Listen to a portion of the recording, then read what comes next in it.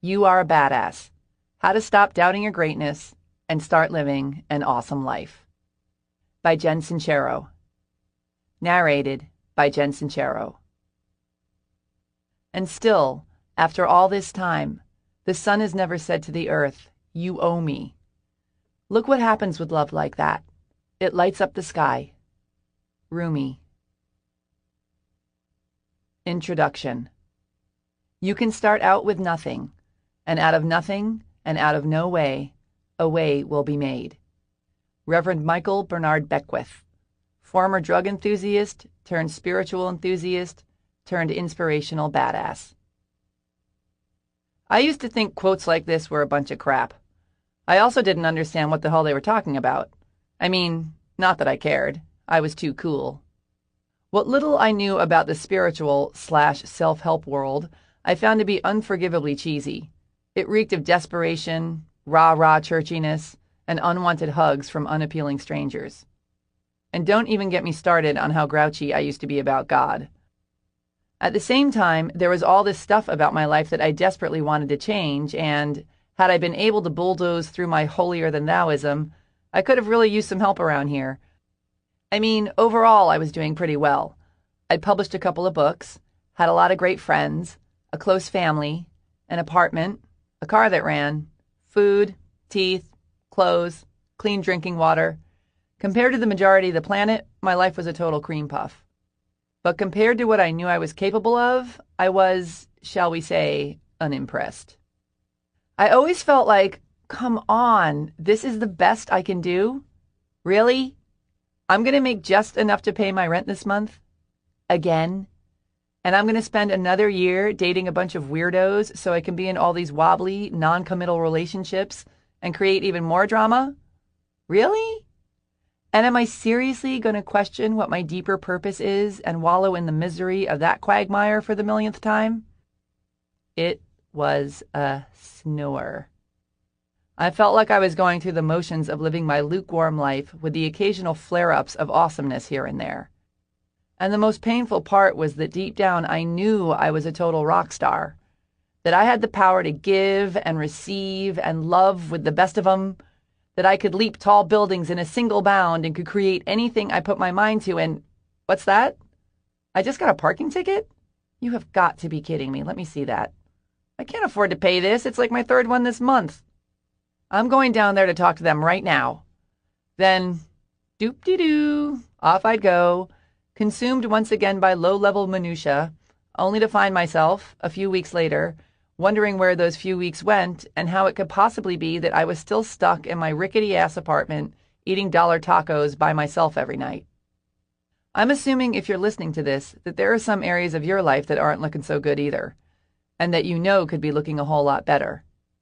Maybe you're living with your soulmate and are joyfully sharing your gifts with the world, but are so broke that your dog is on his own if he wants to get fed. Maybe you're doing great financially and you have a deep connection to your higher purpose, but you can't remember the last time you wet your pants laughing.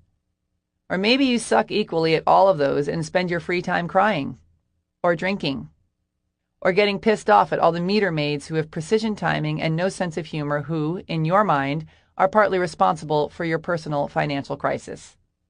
Or maybe you have everything you've ever wanted, but for some reason you still feel unfulfilled. This isn't necessarily about making millions of dollars or helping solve the world's problems or getting your own TV show, unless that's your thing. Your calling could simply be to take care of your family or to grow the perfect tulip. This is about getting mighty clear about what makes you happy and what makes you feel the most alive, and then creating it instead of pretending you can't have it, or that you don't deserve it, or that you're a greedy, egomaniacal fathead for wanting more than you already have, or listening to what Dad and Aunt Mary think you should be doing. It's about having the cojones to show up as the brightest, happiest, badassiest version of yourself, whatever that looks like to you. The good news is that in order to do this, all you need to do is make one simple shift. You need to go from wanting to change your life to deciding to change your life. Wanting can be done sitting on the couch with a bong in your hand and a travel magazine in your lap. Deciding means jumping in all the way, doing whatever it takes, and going after your dreams with the tenacity of a dateless cheerleader a week before prom night. You'll probably have to do things you never imagined you'd do because if any of your friends saw you doing it or spending money on it, you'd never live it down. Or they'd be concerned about you.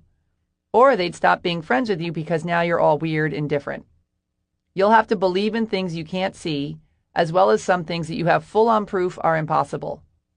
You're going to have to push past your fears, fail over and over again, and make a habit out of doing things you're not so comfy doing. You're going to have to let go of old, limiting beliefs and cling to your decision to create the life you desire like your life depends on it. Because guess what? Your life does depend on it.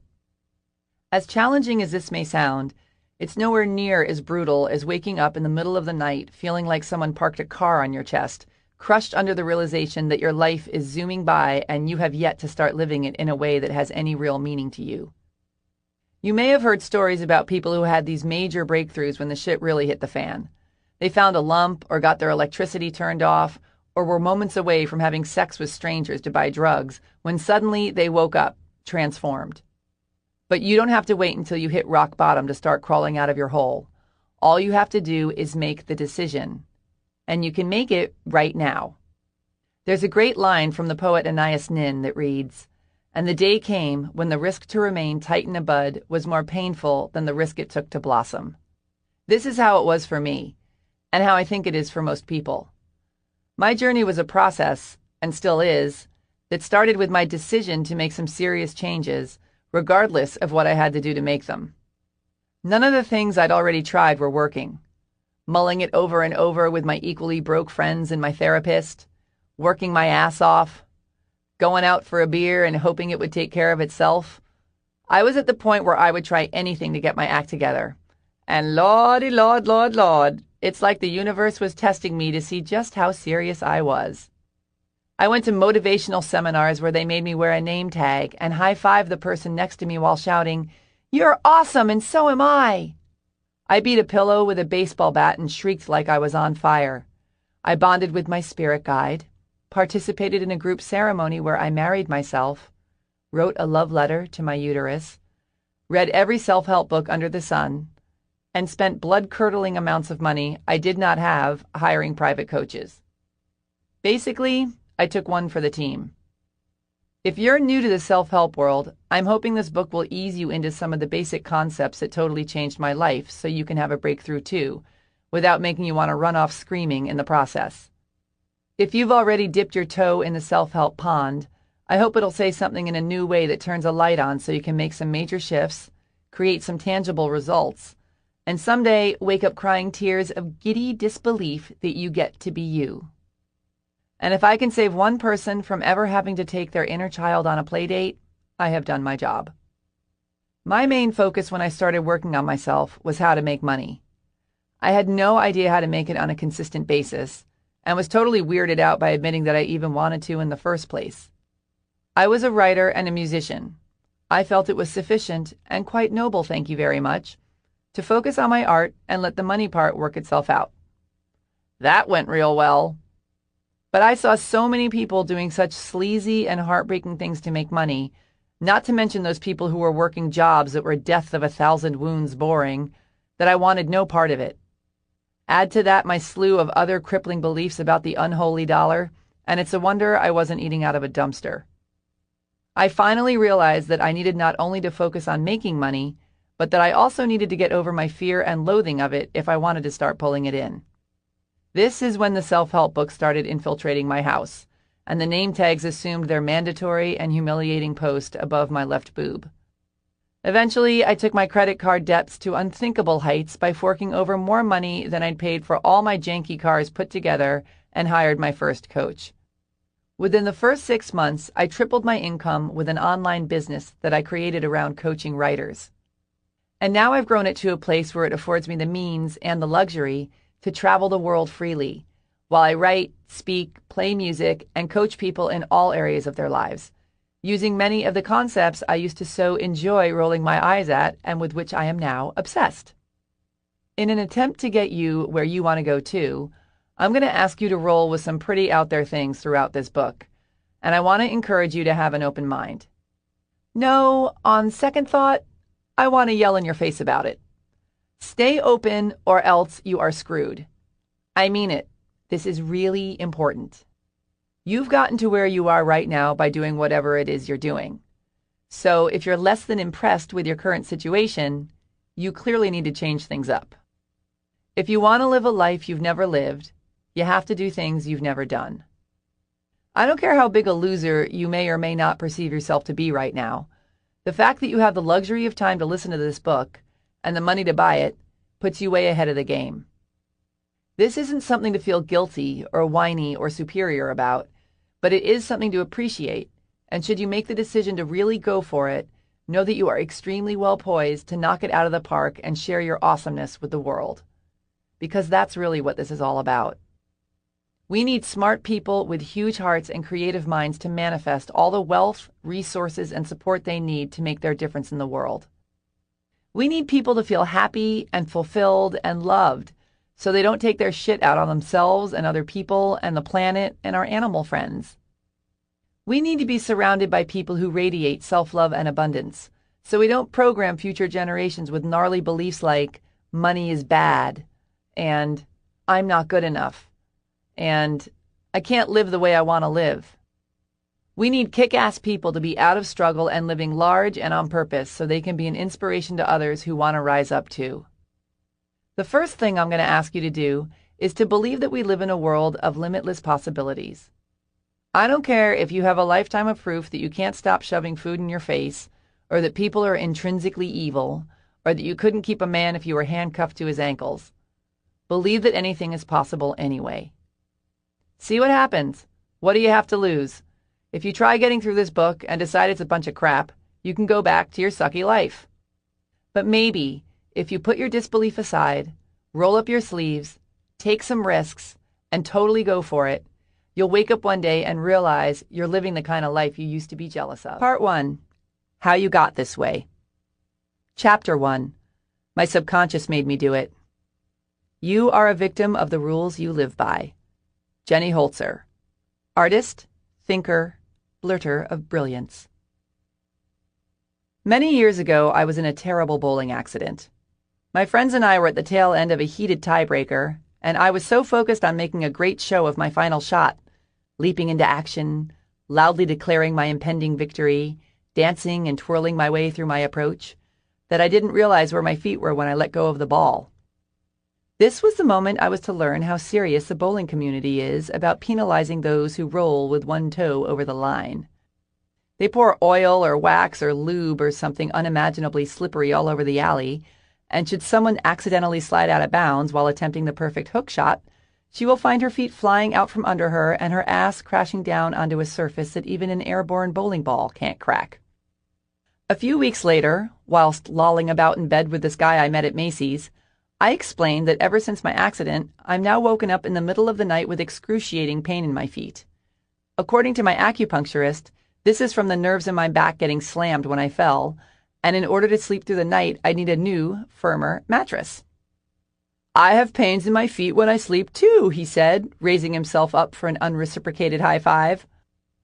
It's not just because I'm not into the whole high five thing that I left him hanging, but also because I was annoyed with him. I already find mattress shopping to be totally bizarre and embarrassing, lying on your side with a pillow between your thighs for all to see like it's anyone's business. But the fact that I had to do it with my salesman lying next to me, begging for a high fiver, was more than I could handle. I couldn't help but notice that all the other salesmen simply stood at the end of the bed, rattling off mattress facts while their clients tested out a myriad of positions, but not mine. He'd lower down next to me on his back, arms crossed over his chest, and thoughtfully chat away, staring at the ceiling like we were at summer camp. I mean, he was nice enough and incredibly knowledgeable about coils and latex and memory foam, but I was scared to roll over for fear he'd start spooning me. Was I too friendly? Should I not have asked him where he was from? Did he think I meant something else when I patted the empty space next to me to test the pillow top? I obviously should have asked Freak Show Bob to get off the damn bed, or found someone else to help me, instead of sneaking out the door and blowing my only opportunity that week to go mattress shopping, but I didn't want to embarrass him. I didn't want to embarrass him. This is pretty much how my family was trained to deal with any sort of potentially uncomfortable interaction. Along with the fail-safe method of running in the opposite direction, other tools in our confrontation toolbox also included freeze, talk about the weather, go blank, and burst into tears the moment you're out of earshot. Our lack of confrontation management skills was no great surprise considering the fact that my mother comes from a long lineage of wasps. Her parents were the type who believed that children were to be seen and not heard, and who looked upon any sort of emotional display with the same horrified disdain usually reserved for cheap Scotch and non-Ivy League educations. And even though my mother went on to create a household for us that was as warm, loving, and laughter-filled as they come, it took years for me to finally learn how to form a sentence when presented with the blood-chilling phrase, "We need to talk." All of this is to say that it's not your fault that you're fucked up. It's your fault if you stay fucked up, but the foundation of your fucked upness is something that's been passed down through generations of your family, like a coat of arms or a killer cornbread recipe, or in my case, equating confrontation with heart failure. When you came screaming onto this planet, you were truly a bundle of joy, a wide-eyed creature incapable of doing anything but being in the moment. You had no idea that you had a body, let alone that you should be ashamed of it. When you looked around, everything just was. There was nothing about your world that was scary or too expensive or so last year as far as you were concerned. If something came near your mouth, you stuck it in. If it came near your hand, you grabbed it. You were simply a human being. While you explored and expanded into your new world, you also received messages from the people around you about the way things are. From the moment you could take it in, they started filling you up with a lifetime's worth of beliefs, many of which have nothing to do with who you actually are or what is necessarily true. For example, the world is a dangerous place. You're too fat. Homosexuality is a curse. Size matters. Hair shouldn't grow there. Going to college is important.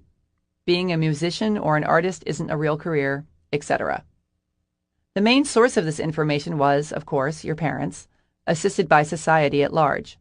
When they were raising you, your parents, in a genuine effort to protect and educate and love you with all their hearts, hopefully, passed on the beliefs they learned from their parents, who learned them from their parents, who learned them from their parents. Most people are living in an illusion based on someone else's beliefs.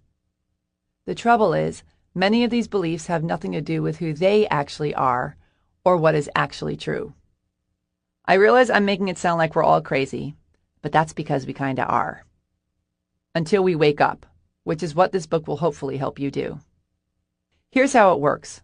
We as humans have a conscious mind and a subconscious mind. Most of us are only aware of our conscious minds, however, because that's where we process all of our information.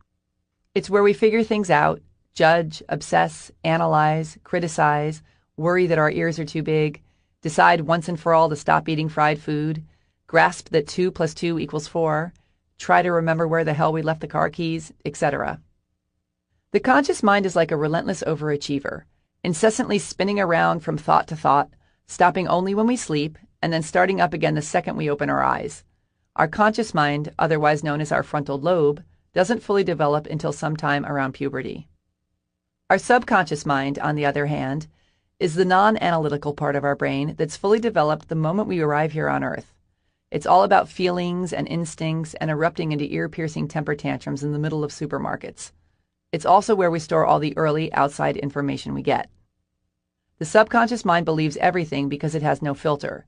It doesn't know the difference between what's true and what's not true. If our parents tell us that nobody in our family knows how to make money, we believe them. If they show us that marriage means punching each other in the face, we believe them. We believe them when they tell us that some fat guy in a red suit is going to climb down the chimney and bring us presents. Why wouldn't we believe any of the other garbage they feed us? Our subconscious mind is like a little kid who doesn't know any better and, not coincidentally, receives most of its information when we're little kids and don't know any better, because our frontal lobes, the conscious part of our brain, hasn't fully formed yet. We take in information via the words, smiles, frowns, heavy sighs, raised eyebrows, tears, laughter, etc. of the people surrounding us with zero ability to filter any of it, and it all gets lodged in our squishy little subconscious minds as the truth, otherwise known as our beliefs, where it lives, undisturbed and unanalyzed, until we're on the therapy couch decades later or checking ourselves into rehab again. I can pretty much guarantee that every time you tearfully ask yourself the question, What the fuck is my problem? The answer lies in some lame, limiting, and false subconscious belief that you've been dragging around without even realizing it, which means that understanding this is majorly important. So let's review, shall we? Number 1, our subconscious mind contains the blueprint for our lives. It's running the show based on the unfiltered information it gathered when we were kids, otherwise known as our beliefs. Number 2, we are, for the most part, completely oblivious to these subconscious beliefs that run our lives. Number 3, when our conscious minds finally develop and show up for work, no matter how big and smart and highfalutin they grow to be, they're still being controlled by the beliefs we're carrying around in our subconscious minds. Our conscious mind thinks it's in control, but it isn't. Our subconscious mind doesn't think about anything, but is in control. This is why so many of us stumble through life doing everything we know in our conscious minds to do, yet remain mystified by what's keeping us from creating the excellent lives we want. For example, let's say you were raised by a father who was constantly struggling financially, who walked around kicking the furniture and grumbling about how money doesn't grow on trees, and who neglected you because he was always off trying, and for the most part failing, to make a living. Your subconscious took this in at face value and might have developed beliefs such as, money equals struggle. Money is unavailable. It's money's fault that I was abandoned by my father. Money sucks and causes pain. Cut to you who, as an adult, in your conscious mind, would love nothing more than to be raking in the dough, but who is subconsciously mistrusting of money, believes it's unavailable to you, and who worries that if you make it, you'll be abandoned by someone you love. You may then manifest these subconscious beliefs by staying broke no matter how hard you consciously try to make money, or by repeatedly making tons of money and then losing it in order to avoid being abandoned, or in a plethora of other frustrating ways. No matter what you say you want, if you've got an underlying subconscious belief that it's going to cause you pain or isn't available to you, you either A, won't let yourself have it, or B, you will let yourself have it, but you'll be real fucked up about it, and then you'll go off and lose it anyway. We don't realize that by eating that fourth donut or by ignoring our intuition and marrying that guy who's an awful lot like our low-down cheatin' daddy, that we're being driven by our subconscious minds, not our conscious minds. And that when our subconscious beliefs are out of alignment with the things and experiences we want in our conscious minds and hearts, it creates confusing conflicts between what we're trying to create and what we're actually creating. It's like we're driving with one foot on the gas and one foot on the brake. Obviously, we all have awesome subconscious beliefs as well, but we're not talking about those right now. Here are some other scenarios that may or may not ring a bell. Conscious mind. I long to find and marry my soulmate. Subconscious mind. Intimacy leads to pain and suffering. Finger. Ringless. Conscious mind. I want to lose 25 pounds. Subconscious mind. People aren't safe. I must build a shield to protect myself. Body. A fortress of flab. Conscious mind. I'm hot and sexy and want to get it on. Subconscious mind. Physical pleasure is shameful. Sex life. Yawn. Conscious mind. I want to travel the world. Subconscious mind. Fun equals irresponsible equals I won't be loved. Passport. Blank. It's sort of like not being able to enjoy sitting on your front porch anymore because it totally reeks of something foul out there. You can come up with all these brilliant ways to deal with the problem. Light incense, set up fans, blame it on the dog. But until you realize that something has crawled under your house and died, your problems will linger on, stinking up your life. The first key to ridding yourself of limiting subconscious beliefs is to become aware of them. Because until you're aware of what's really going on, you'll keep working with your conscious mind, think you need to paint the porch, to solve a problem that's buried far beneath it, dead skunk removal, in your subconscious, which is an exercise in futility. Take a minute to look at some of the less than impressive areas of your life and think about the underlying beliefs that could have created them. Let's take the old crowd pleaser, lack of money, for example. Are you making far less money than you know you're capable of earning? Have you reached a certain income level that, no matter what you do, you can't seem to go above? Does generating an abundance of money consistently seem like something you're not even physically capable of? If so, write down the first 5 things that come to your mind when you think about money. Is your list full of hope and bravado or fear and loathing? What are your parents' beliefs about money? What are the beliefs of the other people you grew up around? What was their relationship with money like? Do you see any connection between their money beliefs and yours? Later on in this book, I'm going to give you tools to go much deeper with your subconscious beliefs and fix whatever's blocking you from living the kind of life you'd love to live. But for now, practice stepping aside, notice what's happening in the dysfunctional areas of your life, and strengthen your almighty awareness muscle. Start waking up to the stories you're working with in your subconscious, such as, I'll have to do things I hate in order to make money. I'll feel trapped if I get into an intimate relationship. If I go on a diet, I'll never get to eat anything fun again. If I enjoy sex, I'll burn in hell with the rest of the dirty sinners, etc. Because once you see what's really going on, you can start to drag out the stinky carcasses of your limiting subconscious beliefs and give them the heave-ho, thereby opening up the space to invite the fresh, new, awesome beliefs and experiences that you'd love to have into your life. Chapter 2, the G word. If you want to find the secrets of the universe, think in terms of energy, frequency, and vibration. Nikola Tesla, inventor, physicist, super genius. When I lived in Albuquerque, New Mexico, my friends and I used to hang out at this Western bar called Midnight Rodeo. It was the kind of place that had curling irons and hairspray in the women's bathroom, Bud Light on permanent special for $2 a can, and a solid oak dance floor the size of a cornfield. We were all from New York and were way too cool for country music, so at first we'd just go to snootily make fun of it all, taking great pride in being the first to spot a particularly gigantic belt buckle or a cowboy sporting one of them handlebar mustaches big enough to cover 5 upper lips. But our favorite part was the line dancing. We'd stare mesmerized by the giant choreographed mass of Garth Brooks fans, stomping around in synchronized woo-hooery with their thumbs purposefully tucked into the front pockets of their jeans. It was so hilarious that we started joining in ourselves, waving from the middle of the sea of cowboy hats to our friends, "Watch this!" Then, we'd stay on the dance floor for the next song just to try and get that part down where you click your heels right before the spin. Then we found ourselves sneaking off every weekend to merrily line dance our little achy-breaky hearts out. This is sort of the same way the God thing happened for me. It started out with much snarkiness and eye-rolling, but I was so broke and clueless and sick of being such a weenie about really going for it in my life that I was open for suggestions. Which is why, when I started reading books on finding your calling and making money and getting over yourself already, and they all had this spiritual side to them, I didn't toss them in the goodwill pile with my usual, this God spirituality crap is for suckers attitude.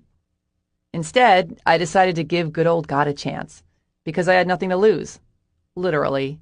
And lo and behold, some of it wasn't totally idiotic. So I started reading more about it. Then I started studying it. Then I started putting it into practice. Then I noticed how much better it made me feel. Then I started believing it. Then I noticed all these awesome shifts starting to happen in my life.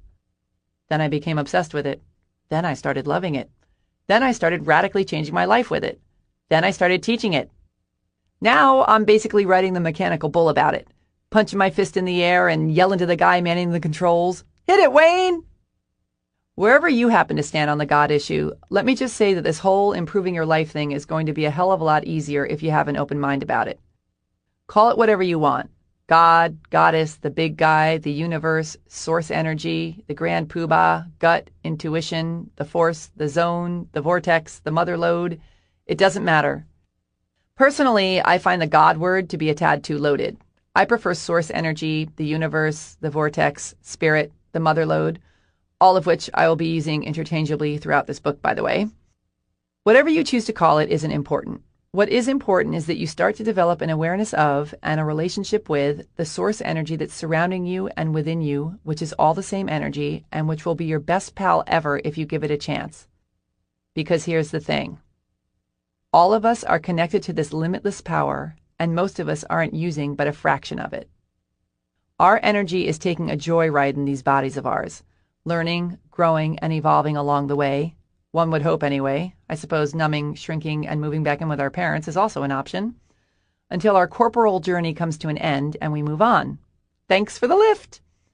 This realization that we're made up of and connected to source energy made me want to have a deeper understanding of spirituality so I could make my physical experience as awesome as possible.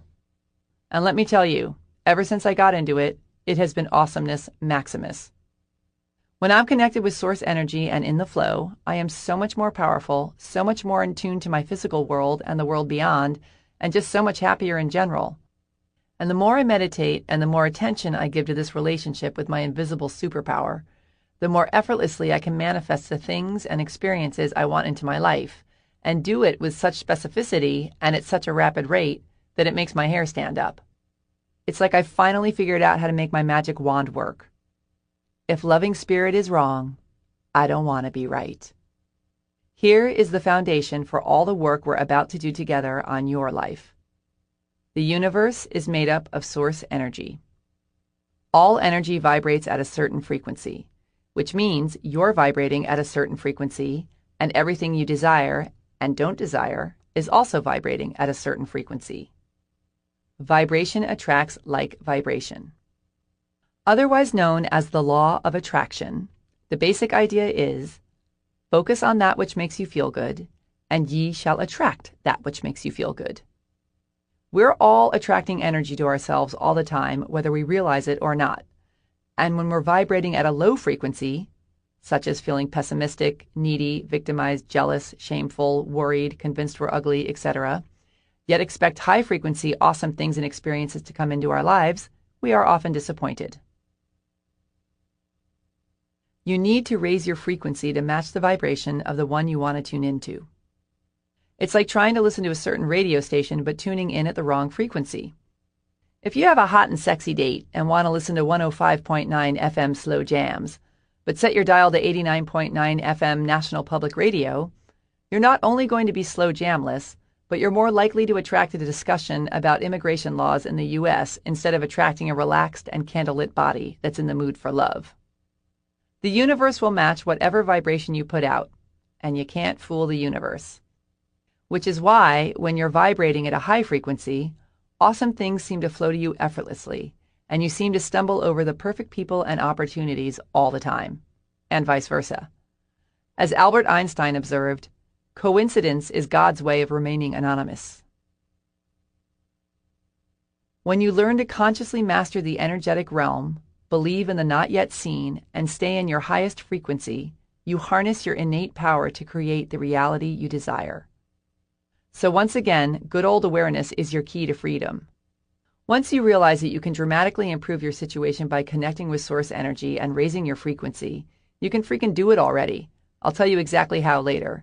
Instead of opting to stay in the suckhole and feeling like a victim of pathetic circumstances, such as microwaving ramen in its styrofoam cup for dinner, or working for someone who makes your flesh crawl.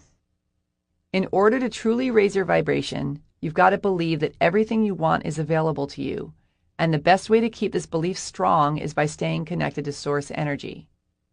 It's like we're surrounded by this big, all-you-can-eat buffet of incredible experiences and insights and feelings and opportunities and things and people and ways to share our gifts with the world. And all we have to do is align our energy with what we want and take decisive action to allow this good into our lives. And this decisive action part is key. Sadly, we can't just float around our neighbor's pool on a raft with cup holders, sipping cocktails and being all high frequency while waiting for unicorns to fly down from the sky. We have to take action. Hell-bent for glory kind of action. The trick is to have both parts, energy and action, working in unison. Unless your energy is lined up properly with that which you desire, really desire, any action you take is going to require way more effort to get you where you want to go, if it gets you there at all. Once in a while, you may get lucky doing one without the other, but if you get very clear on what you truly want, rather than what you think you should want, believe that it's available to you regardless of your present circumstances. And remember, the best way to do this is by staying connected to source energy and keeping your frequency high. And then take decisive action, you will eventually succeed. Have you ever had a dream where you're flying and you're having such a blast, but then you realize, hey, wait a minute, I'm flying, I can't fly. And then you come crashing back down to the ground and you can't get yourself back up again? No matter what you try? This is the way beliefs work. Even if it seems impossible, you have to have faith anyway. And the second you stop believing, you pop the bubble and stop attracting the magic into your life. The force really is with you. This isn't just about believing and being all high vibe when the sun is out and the bunnies are hopping around either. This is about believing, even when things are at their most uncertain or absolute crappiest, that there is a bright, shiny flip side within your reach. As French author and fearless truth seeker André Gide so aptly put it, one does not discover new lands without consenting to lose sight of the shore for a very long time.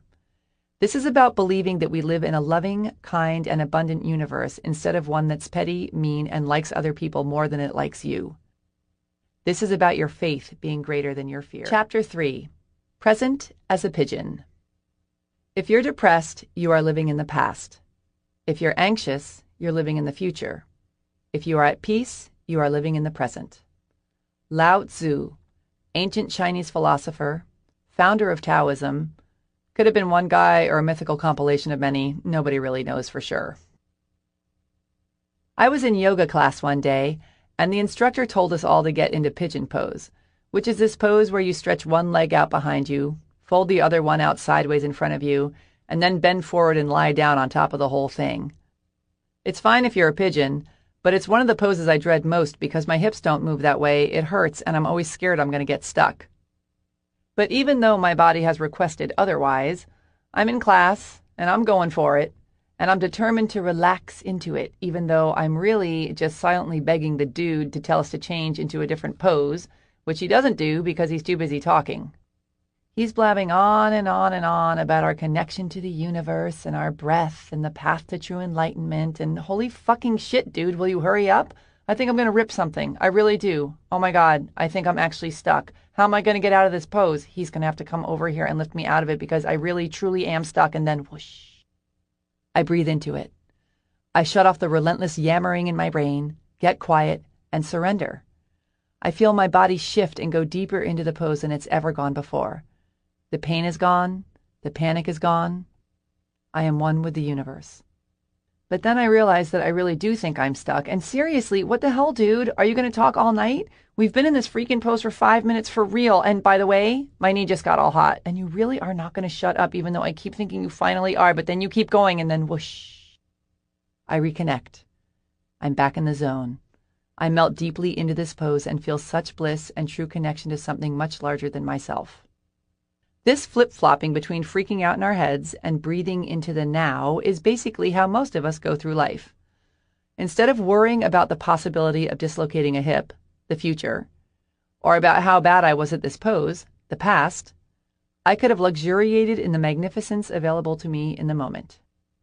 It never ceases to amaze me the precious time we spend chasing the squirrels around our brains, playing out our dramas, worrying about unwanted facial hair, seeking adoration, justifying our actions, complaining about slow internet connections, dissecting the lives of idiots, when we are sitting in the middle of a full-blown miracle that is happening right here, right now. We're on a planet that somehow knows how to rotate on its axis and follow a defined path while it hurtles through space. Our hearts beat. We can see. We have love, laughter, language, living rooms, computers, compassion, cars, fire, fingernails, flowers, music, medicine, mountains, muffins. We live in a limitless universe overflowing with miracles. The fact that we aren't stumbling around in an inconsolable state of sobbing awe is appalling. The universe must be like, what more do I have to do to wake these bitches up? Make water, their most precious resource, rain down from the sky? The universe loves us so much and wants us to partake in the miraculous so badly that sometimes she delivers little wake-up calls. Like in the movies, when someone narrowly escapes death and is so overjoyed and grateful that they take to the streets, skipping and laughing and madly hugging everyone in sight. Suddenly, all their quote-unquote problems fall away, and the miracle of being alive, today, in this moment, takes over the screen. I know someone who got sucked through a dam and almost died, who now speaks about it as one of his most profound and life-changing experiences. Not that I'd wish that on anyone, but take heart in the fact that should you require some sort of catastrophe for your transformation, it can be cosmically arranged. The universe has also surrounded us with the perfect teachers. Animals, for example. Animals are in the present all the time, and their secret power is to pull us in with them. My friend's dog is so happy to see her every single time she walks in the door. It's like she's about to free him from 40 years of imprisonment, even if she's only been gone for an hour. You're here. I'm here. I love you. I'm going to pee all over the floor about it. Little kids are also excellent guides. Kids get so wrapped up in the joy of drawing or pretending or discovering that they'd rarely eat or bathe or sleep if we didn't make them. They're constantly creating in a state of free-flowing, concentrated bliss. They haven't yet learned to worry about what other people think of them, or that perhaps they're not as talented at finger painting as Lucy next door is. They are in the moment. There is fun in the moment. End of story. We would be wise to take more of our cues from the beasts and babies. All of the stuff we're so worried about creating and fixated on becoming is already right here, right now. The money you want already exists. The person you want to meet is already alive. The experience you want to have is available now. The idea for that brilliant song you want to write is here, now, waiting for you to download the information. The knowledge and insight and joy and connection and love are all wagging their hands in your face, trying to get your attention. The life you want is right here, right now. What the hell am I talking about? If it's all here, where is it? Think of it like electricity. Before the invention of the light bulb, most people weren't aware of electricity's existence. It was still here, exactly the same way it is right now, but we hadn't yet woken up to it. It took the invention of the light bulb to bring it to our attention. We had to understand how to manifest it into our reality. It's not that the things and opportunities that we want in life don't yet exist. It's that we're not yet aware of their existence, or the fact that we can really have them. The more practiced you become at being present and connected to source energy, the more available you are to download ideas and seize opportunities that you might miss out on if you're all wrapped up in the endless chatter in your head. There's a great Hindu story about a lady who wanted to meet the god Krishna. So she went into the forest, closed her eyes, and prayed and meditated on making the god appear, and lo and behold, Krishna came wandering down the forest path towards her. But when Krishna tapped the lady on the shoulder, she, without opening her eyes, told him to get lost because she was busy meditating on a very important goal. When we get so wrapped up in our heads, we miss out on what's available to us right now in the moment. Stop and notice how you feel right now. Feel your breath moving in and out of your body. Feel the air on your skin. Feel your heart beating, your eyes seeing, your ears hearing. Notice the energy inside and outside of you buzzing. Shut off your thoughts and feel your connection to source. Breathe. Even if you've got bone-chilling credit card debts or you haven't spoken to your mother in 6 years, right now, in this moment, you can find peace and joy in that which simply is. As adults with responsibilities like bodies to care for and mortgages to pay, there's some value in taking a side trip away from the present moment every once in a while. Sometimes we need to think about and plan for the future, as well as study the past in order to learn from it, or laugh about it, or bury it out back and let it go forever. And if we just stop by for the occasional visits to the future and the past, that would be one thing. But the amount of time we spend chewing on junk food thoughts about what ifs and how comes, Lord help us. The more time you spend in the moment, the richer your life will be. Being present gets you out of your head and connects you to source energy, which raises your frequency, which attracts things of like frequency to you. And all of those high-frequency things and experiences are already here, just waiting for you to join the party. All you have to do is shut up, show up, and usher them in. Chapter 4. The Big Snooze. Wanting to be someone else is a waste of the person you are. Kurt Cobain. You know who this one is, right? When I first started getting into self-helpery, there was lots of talk about something called the ego that confused the hell out of me. I always thought the ego was about being conceited and braggy and all. I'm going to talk on and on and on about how great I am, and then I'm going to show you my muscles. Meanwhile, even though arrogance and conceit, which are different from self-love and confidence, by the way, are part of the ego, they're not, as I later learned, the whole dealio. In the self-help/spiritual community, ego is used to refer to the shadow self, or the false self, or the self that's acting like a weenie. It's the part of us that's driving the bus when we do things like sabotage our happiness by cheating on our husbands or wives because deep down we don't feel worthy of being loved, or that refuses to follow our hearts and pursue an acting career because we're terrified to be seen for who we really are, or that goes on and on and on and on about how great we are and shows off our muscles because we're insecure and need lots of outside validation that we're good enough. In other words, there's more than one way to go on an ego trip. From here on out, I'm going to refer to the ego as the big snooze, or BS for short. I think it'll be less confusing. Plus, I think it's more appropriate since the leading cause of sucking, i.e., staying broke, dating morons, uncontrollably crying in public because we hate our lives, is that we haven't yet woken up to how truly powerful we are or to how massively abundant our universe is. Alrighty, so moving forward. The big snooze operates according to your limiting false beliefs. This is the garbage that was stuffed into your subconscious as a kid that doesn't ring true for you, as well as the decisions you've made about yourself that are less than flattering or empowering.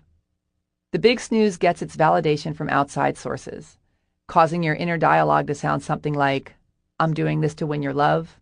Your opinion of me is more important than my opinion of me. The big snooze is reactive. My circumstances control my life. I am a victim. It's also fear-based and extremely committed to keeping you safely confined within the reality you've created based on these limiting false beliefs, otherwise known as your comfort zone. The big snooze lives in the past and in the future and believes you are separate from everything around you. Your true self, or your higher self, or your superhero self, your non-BS self, on the other hand, is the part of you that operates according to your connection to source energy. Your higher self gets validation from within, making your inner dialogue sound something along the lines of, I love and trust myself. This feels right to me. I have a purpose. I am loved. Your higher self is proactive. I'm in control of my life. I think I'll head on out and kick me some ass. It's also love-based, and it's committed to creating a reality based on your limitless potential, as soon as you wake up from the big snooze. Your true self lives in the present, not stuck in your head, totally believes in miracles, and is one with the universe. We all experience life in varying degrees from both perspectives, and while I seriously doubt there's anyone who's totally snooze-free, most people are so wrapped up in the BS that they're settling for realities that are way beneath what's available to them. Very few people are even aware of what's available, however, because we live in a fear-based society that loves to get all uppity towards people who wake up from the big snooze, blast out of their comfort zones, and follow their hearts into the great unknown.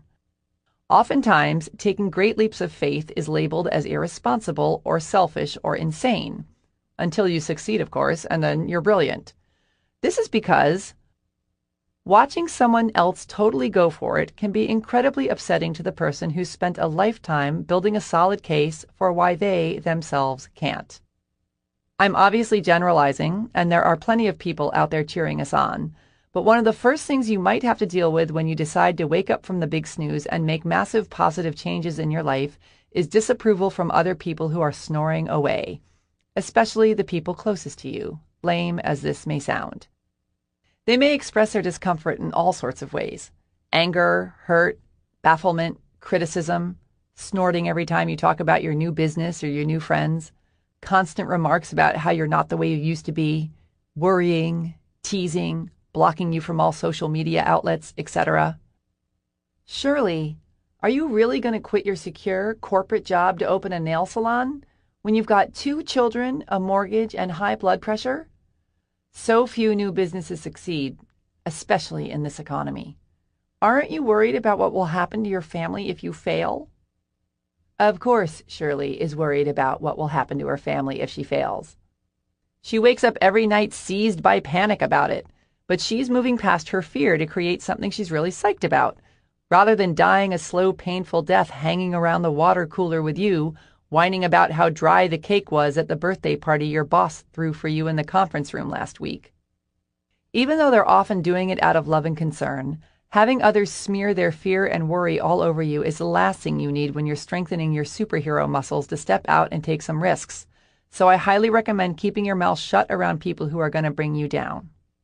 Instead, seek out those who are already totally kicking butt, or who are lifting up their foot to do so, or people who you know will be supportive and confide in them. Because you'll have your own internal freak show to deal with as you try to overcome the objections from your own BS. The big snooze is like an overprotective Italian mother who not only doesn't want you to ever go outside, but who wants you to live with her forever. Her intentions are good, but fully fear-based. As long as you stay inside the familiar, risk-free zone of your present reality, the big snooze is content. But should you try and sneak past her to attend the rockin' party outside, your overprotective, controlling mother is going to claw, scratch, scream, bite, hurl her body in front of your rapidly approaching new life. Basically, she's going to do whatever she can to stop you. And it ain't going to be pretty. It's like when you quit smoking or doing drugs and go into withdrawal. Finally, you've taken a leap and done something that's going to massively improve your life. And for days, sometimes weeks, you feel worse than you did when you were a wild child. You're hacking up all this nasty crap, ridding your body of toxins, shaking, sweating, puking, wondering why on earth you thought this was a good idea. It's really fun. Same goes for when we rid ourselves of limiting subconscious beliefs that have been holding us back and take a giant leap outside our comfort zone. It's a detox of such staggering proportions that sometimes it can feel like the universe is conspiring against us. Trees fall on our cars, our computers crash, we find our significant others in bed with our best friends, we get our identities stolen, we get the flu, our roofs cave in, we sit and gum. When in reality, the big snooze is creating chaos in an attempt to self-sabotage and keep everything as is, instead of moving forward into unknown yet desperately wanted new territory. Every successful person knows this and has been through this. When taking great leaps forward, life often turns to shit before it turns to shinola. I realize this might seem a bit far-fetched, but remember, you create your reality, and you've spent a lifetime creating the reality you presently exist in based largely on your limiting false beliefs. When you decide to rewire these beliefs, go for what's truly in your heart and do a massive overhaul on yourself and your world, you're basically murdering the big snooze. And she is going to come at you, rolling pin raised high over her head, to beat you back into your old life. We are very powerful creatures who create our realities through focused energy, and should our subconscious mind decide to focus that energy at stopping ourselves from taking a risk because it's freaking out and terrified, things can get a little crazy around here. The big snooze will do everything it can to stop you from changing and growing, especially since you're attempting to obliterate the very identity that you and everyone else has come to know as you. Never underestimate the power of the big snooze scorned. Sometimes the big snooze sets up emotional blocks to try and stop us. Other times she gets physical. I have a client who decided to quit his ho-hum yet high-paying job to start his dream company from scratch. He had no idea where to start, what he wanted to do, or how he was going to pull it off. And regardless of the fact that he had a family that was counting on him, no guarantees, and even fewer leads, he quit his secure job and went for it because he was determined to create a life he loved. That's when the BS hit the fan. He got not one, but 2 flat tires after leaving a coaching session with me. His babysitter ran into his wife's car while driving his car. The water main under his kitchen exploded, and right before his first big deal went through, he got hit by a freaking bus. I'm pleased to report he's fine now. But even with all those extremely convincing excuses to say, okay, fine, screw it, you win, he never gave up. Today he finds himself being his own boss, doing what he loves, traveling the world, negotiating multi-million-dollar business deals, making a huge difference in his clients' lives, being creative, and setting an excellent example for his kids about living a life on purpose. A record producer I worked with decided to build her own recording studio. She put all her money and effort into buying all the recording equipment, instruments, amps, soundproofing, etc., only to have the entire thing burned to the ground almost immediately after it was completed. Instead of closing the shades, getting into bed, and sucking her thumb for the next 2 years, she raised the money she needed to rebuild an even better studio, and is now rocking so hard that she gets to handpick the musicians she works with and basically live out her fantasy life. So if you finally decide to quit your soul-crushing job and start the pastry shop of your dreams, be not upset if a truck drives through your front window into your scones.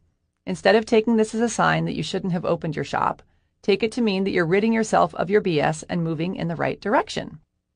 Growth ain't for weenies, but it's nowhere near as painful as living the life you're living right now if you're not really going for it. If you want to take control of your life and turn it into something as magnificently you as have the people I described before, stop at nothing. Have faith. Trust that your new life is already here and is far better than the old. Hang tight if the big snooze pitches a fit. Whatever happens, stay the course, because there's nothing cooler than watching your entire reality shift into one that is the perfect expression of you. Chapter 5. Self-Perception is a Zoo. I'm okay, I'm not okay. The title of my friend Cynthia's yet-to-be-written autobiography. I have a friend who's a professional speaker. She's the kind of person who is so articulate, so powerful and bright and naturally captivating that she could be standing at the counter ordering a burrito and I'd get all teary-eyed. That's right. No refried beans. You heard the woman. So imagine my surprise when, after one of her talks, she plunked herself down next to me and demanded to know how boring it was. I also have gorgeous friends who think they're hideous looking, brilliant clients who one moment think they're God's gift to mankind and the next need to be talked off the ledge of self-proclaimed ineptitude, and an entrepreneurial neighbor who can't decide if she's a financial powerhouse or if she's about to cause her family to start living underneath a bridge. Self-perception is a zoo. We spend our lives drifting between glimpses of our own infinite glory and the fear that not only are we totally incapable, unworthy, lazy, and horrible, but that it's only a matter of time before someone blows the whistle on us. We torture ourselves incessantly, and for what purpose? If we can glimpse the glory, and I know you can, why do we waste our precious time giving any energy to the other options? Wouldn't life be so much more fun, productive, and sexy if we fully embraced our magnificently delightful selves? It's just as easy to believe we're awesome as it is to believe we're giant sucking things. Takes the same amount of energy, the same amount of focus. So why do we choose all the drama? Have you ever noticed how when someone you admire goes out and does something phenomenal, you're happy for her or him, but you're not surprised? Of course they did something phenomenal. They're a phenomenal person. But to get yourself to see how amazing you are is like pushing a giant marshmallow up a hill. Yes, there we go. We are up. We are awesome. Oop, we're sagging. We are sagging on the left. Push it up. There we go. We're all good. Wait, now we're sagging on the right. We run around, taking one step forward and 14 steps back when it's so unnecessary. Instead, try seeing yourself through the eyes of someone who admires you. They get it. They believe in you leaps and bounds. They aren't connected to your insecurities and negative beliefs about yourself. All they see is your true glory and potential. Become one of your own diehard fans, look at yourself from the outside, where all your self-doubts can't crawl all over you, and behold what shines through. You get to choose how you perceive your reality. So why, when it comes to perceiving yourself, would you choose to see anything other than a super huge rock star of a creature? You are a badass. You were one when you came screaming onto this planet, and you are one now. The universe wouldn't have bothered with you otherwise. You can't screw up so majorly that your badassery disappears. It is who you are. It's who you always will be. It's not up for negotiation. You are loved, massively, ferociously, unconditionally. The universe is totally freaking out about how awesome you are. It's got you wrapped in a warm gorilla hug of adoration. It wants to give you everything you desire. It wants you to be happy. It wants you to see what it sees in you. You are perfect. To think anything less is as pointless as a river thinking that it's got too many curves or that it moves too slowly or that its rapids are too rapid. Says who? You're on a journey with no defined beginning, middle, or end. There are no wrong twists and turns. There is just being. And your job is to be as you can be. This is why you're here. To shy away from who you truly are would leave the world you-less. You are the only you there is, and you are the only you that ever will be. I repeat, you are the only you there is, and you are the only you that ever will be. Do not deny the world its one and only chance to bask in your brilliance. We are all perfect in our own magnificent, fucked up ways. Laugh at yourself. Love yourself and others. Rejoice in the cosmic ridiculousness. Part 2. How to embrace your inner badass. Chapter 6. Love the one you is. If we really love ourselves, everything in our life works. Louise Hay, author, publisher, the godmother of self-help who was doing it way back when it still wasn't cool. I was hanging out at my brother Bobby's house one day, lying on the couch, watching his then 2-year-old son waddle around. At one point, someone knocked something off the coffee table, and my little nephew bent down to pick it up. Bobby turned to me and said, "Did you see that? The guy knows exactly how it's done. He bends at the knees, keeps his back straight, hips squared, stomach tight, flawless." Thrilled to have such a willing and skilled Exhibit A, Bobby then proceeded to spend the next couple of minutes dropping more things on the floor. A spoon, a TV remote, an empty can of beer, and my nephew, in perfect form, continued to pick it all up as my brother kept up a running commentary on his posture, muscle usage, seriousness of manner, and the fact that my nephew was pulling it all off with great dignity even though his diaper was sagging. "It's incredible. The kid could flip over a car without straining his back. I can barely pull up my pants without having to be rushed to the hospital." When we're born, we have an instinctual understanding of some of the most important basics of life that includes and goes way beyond bending at our knees instead of our lower backs to pick a beer can up off the floor. We're born knowing how to trust our instincts, how to breathe deeply, how to eat only when we're hungry, how to not care about what anyone else thinks of our singing voices, dance moves, or hairdos. We know how to play, create, and love without holding back. Then, as we grow and learn from the people around us, we replace many of these primal understandings with negative false beliefs, fear, shame, and self-doubt. Then we wind up in emotional and physical pain. Then we either numb our pain with drugs, sex, booze, TV, Cheetos, etc., or we settle for mediocrity. Or we rise to the occasion, remember how truly mighty we are, and we set out to relearn everything we knew at the beginning all over again. It's like we're born with a big bag of money, more than enough to fund any dream of ours, and instead of following our instincts and our hearts, we invest in what other people believe we should invest in. Some people invest in believing they're too old to go out clubbing, when they love nothing more than the boogie. Some invest in being tough and too cool for school, when all they want is love and connection. Some invest in being ashamed of their sexuality instead of being their gloriously gay selves. As we continue to buy into these things that aren't even true for us, our inner fortunes dwindle away, and it isn't until we reconnect with who we truly are and start investing in what's true for us that we start to live rich, full, authentic lives. And while there are countless ways that we rip ourselves off, there's one way in particular that is, without a doubt, the most rampant and the most devastating of all. We invest everything we've got in believing that we're not good enough. We arrive here as perfect little bundles of joy and then set about the task of learning to unlove ourselves. How unbelievably ridiculous is that? Self-love, the simplest yet most powerful thing ever, flies right out the window when we start taking in outside information. I'm not talking about conceit or narcissism, because those things also come from fear and lack of self-love. I'm talking about a deep connection with our highest selves and an unshakable ability to forgive our lowest. I'm talking about loving ourselves enough to let go of guilt, resentment, and criticism and embrace compassion, joy, and gratitude. When we're happy and all in love with ourselves, we can't be bothered with the bullshit, our own or other people's. Imagine what our world would be like if everyone loved themselves so much that they weren't threatened by other people's opinions or skin colors or sexual preferences or talents or education or possessions or lack of possessions or religious beliefs or customs or their general tendency to just be whoever the hell they are. Imagine how different your reality would be and the reality of everyone surrounding you if you woke up every morning certain of your own lovability and your critically important role on this planet. And if you poo-pooed shame, guilt, self-doubt, and self-loathing and allowed yourself to be, do, and have everything your little heart desired.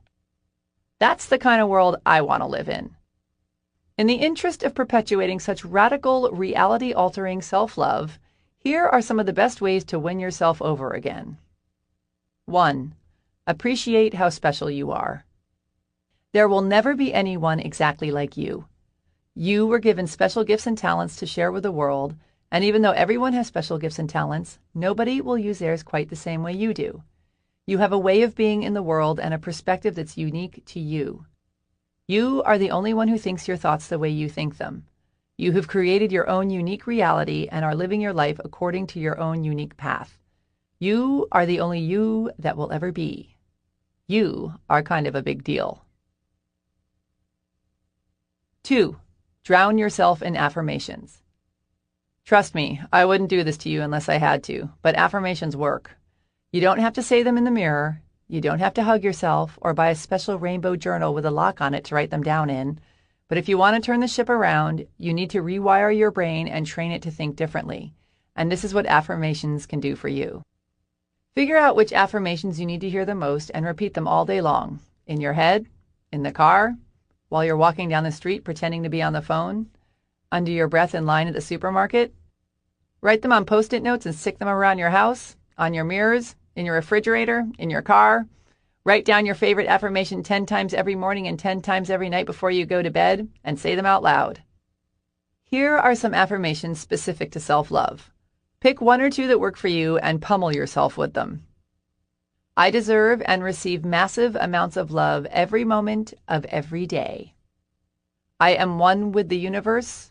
The universe is awesome, and so am I. My heart is open. Love pours in and out. I receive all the good that life has to offer me. I am brilliant, bright, and beautiful. I love how tall I am, and I love the size of my ass. Or, whatever. If none of these work for you, come up with some that don't make you gag, but that still strike a nerve with you. The more emotion you feel around what you're saying, the more power it will have to bring about positive change. And yes, at the beginning, it may feel like you're lying to yourself, but the truth is, you're living the lie, so the affirmations get you back to truth. This can't just be rattling off nonsense. You have to feel it and want it and get worked up by it in order for it to work. 3. Do things you love. When you constantly deny yourself the people, food, things, and experiences that make you feel the most alive, that sends a pretty lousy message home. Look at your life and see where you're letting yourself down. If you hear yourself saying things like, I love going out to see live music. I can't remember the last time I did it. Make time. We're all busy, but it's the people who make enjoying their lives a priority who enjoy their lives. Right now, there are thousands of people all over the world at yoga retreats overlooking the ocean, dancing their asses off at outdoor music festivals, or whooping it up on the Disney cruise of their dreams. Really listen to how you speak and pay attention to what you do, and make a conscious effort to increase your joy in whatever capacity you can. It can be anything from spending a weekday afternoon with a great friend, to quitting your hateful job, to buying a pair of completely impractical but completely awesome new shoes, to going on a surf vacation in Costa Rica. It's about being proactive about creating the life you love, instead of meekly living out the one you're pretending you're stuck with. Give yourself the gift of a joyous life while you're still among the living. Also, if you're the kind of person who puts everyone else's needs first, start putting yours up front.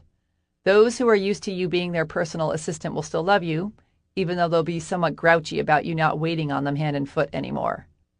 Buy a new pair of jeans, open a savings account, hire someone to do your dishes, make your kids clean out the cat box.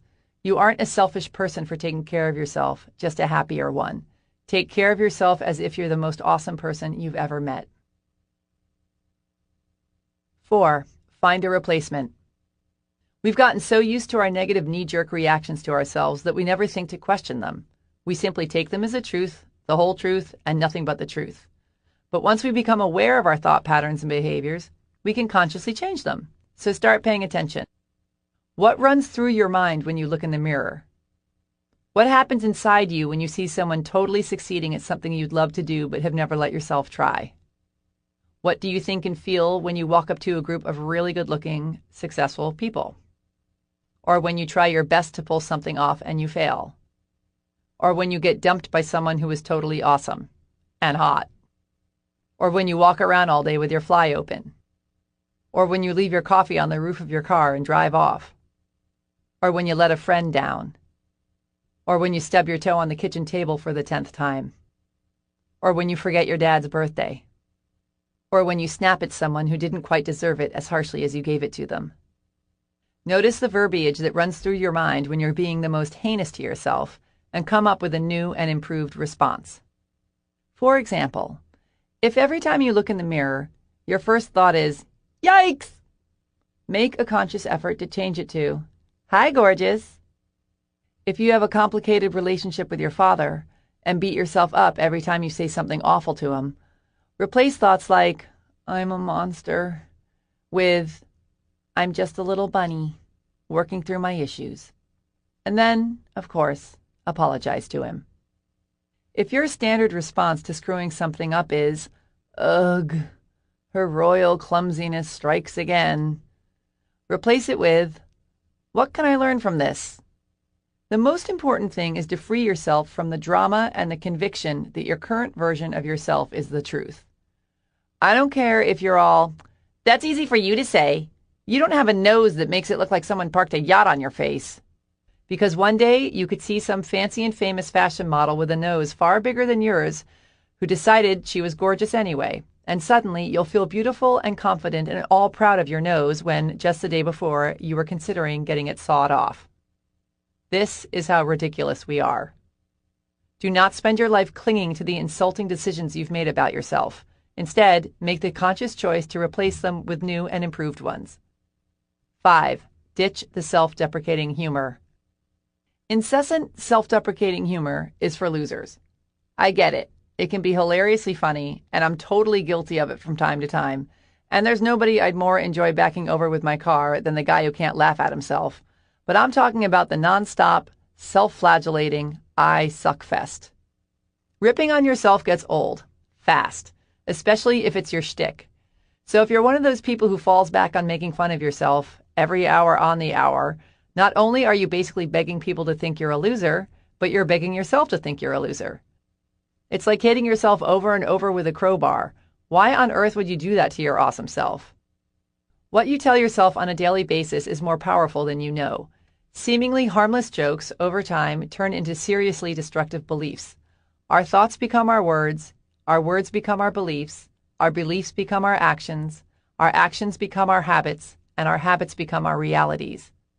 So if your favorite joke is that you couldn't get a date if you demanded one at gunpoint, and you spend every Saturday night alone, perhaps you should come up with a new one-liner. And most importantly, constantly making fun of yourself is such a cheap way to be funny. Anyone can do it. So push yourself to come up with a new script. Your confidence and we humor snobs will thank you. 6. Let the love in. Receive compliments gracefully, instead of countering with a disclaimer such as, oh, this ratty old thing? Try this instead. Thank you. Period.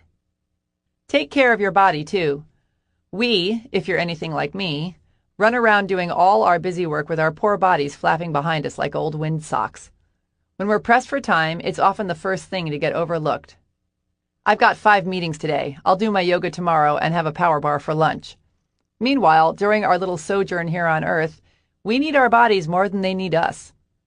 Say nice things about your body. Dress it up and take it out. Give it hot sex, luxurious baths, and massages.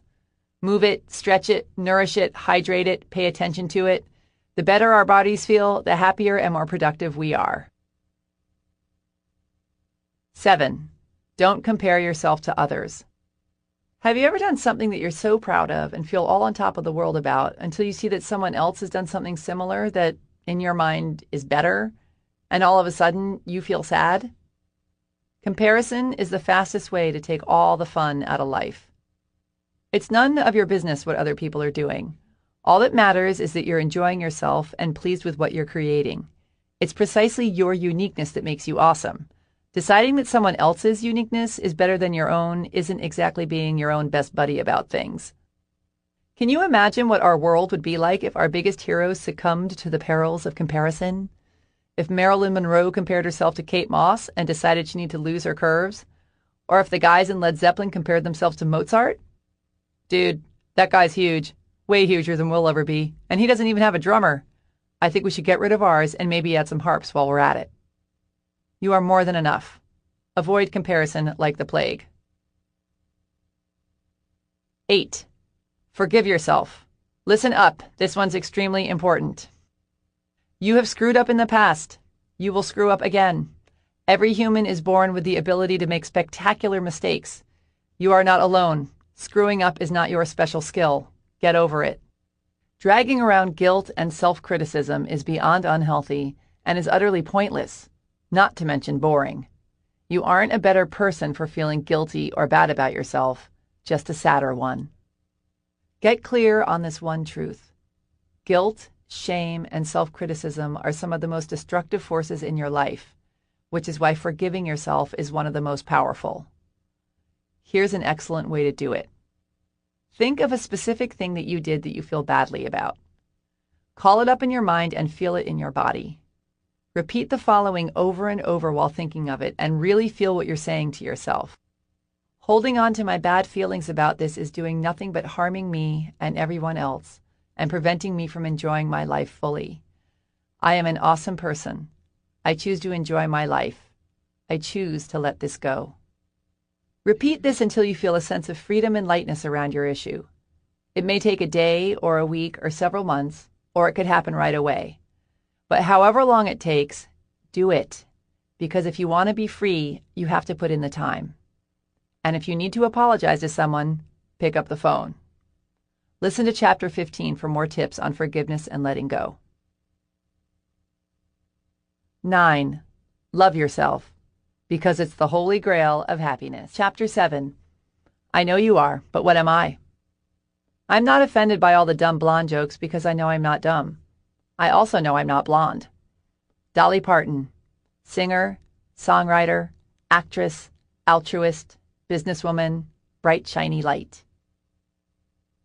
A friend of mine, a brilliant writer, once called me in a panic when she suddenly became frozen with fear over the subject matter of the book she was working on and could no longer bring herself to write it.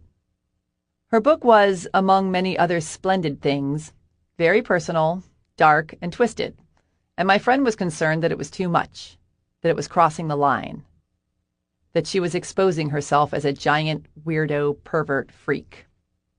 This brings up something that's so important to have a firm grasp on if you're going to get anywhere near reaching your full potential in this life as a writer, an artist, a business person, a parent, a butcher, a baker, a candlestick maker, or as a fully realized and evolved human being in general.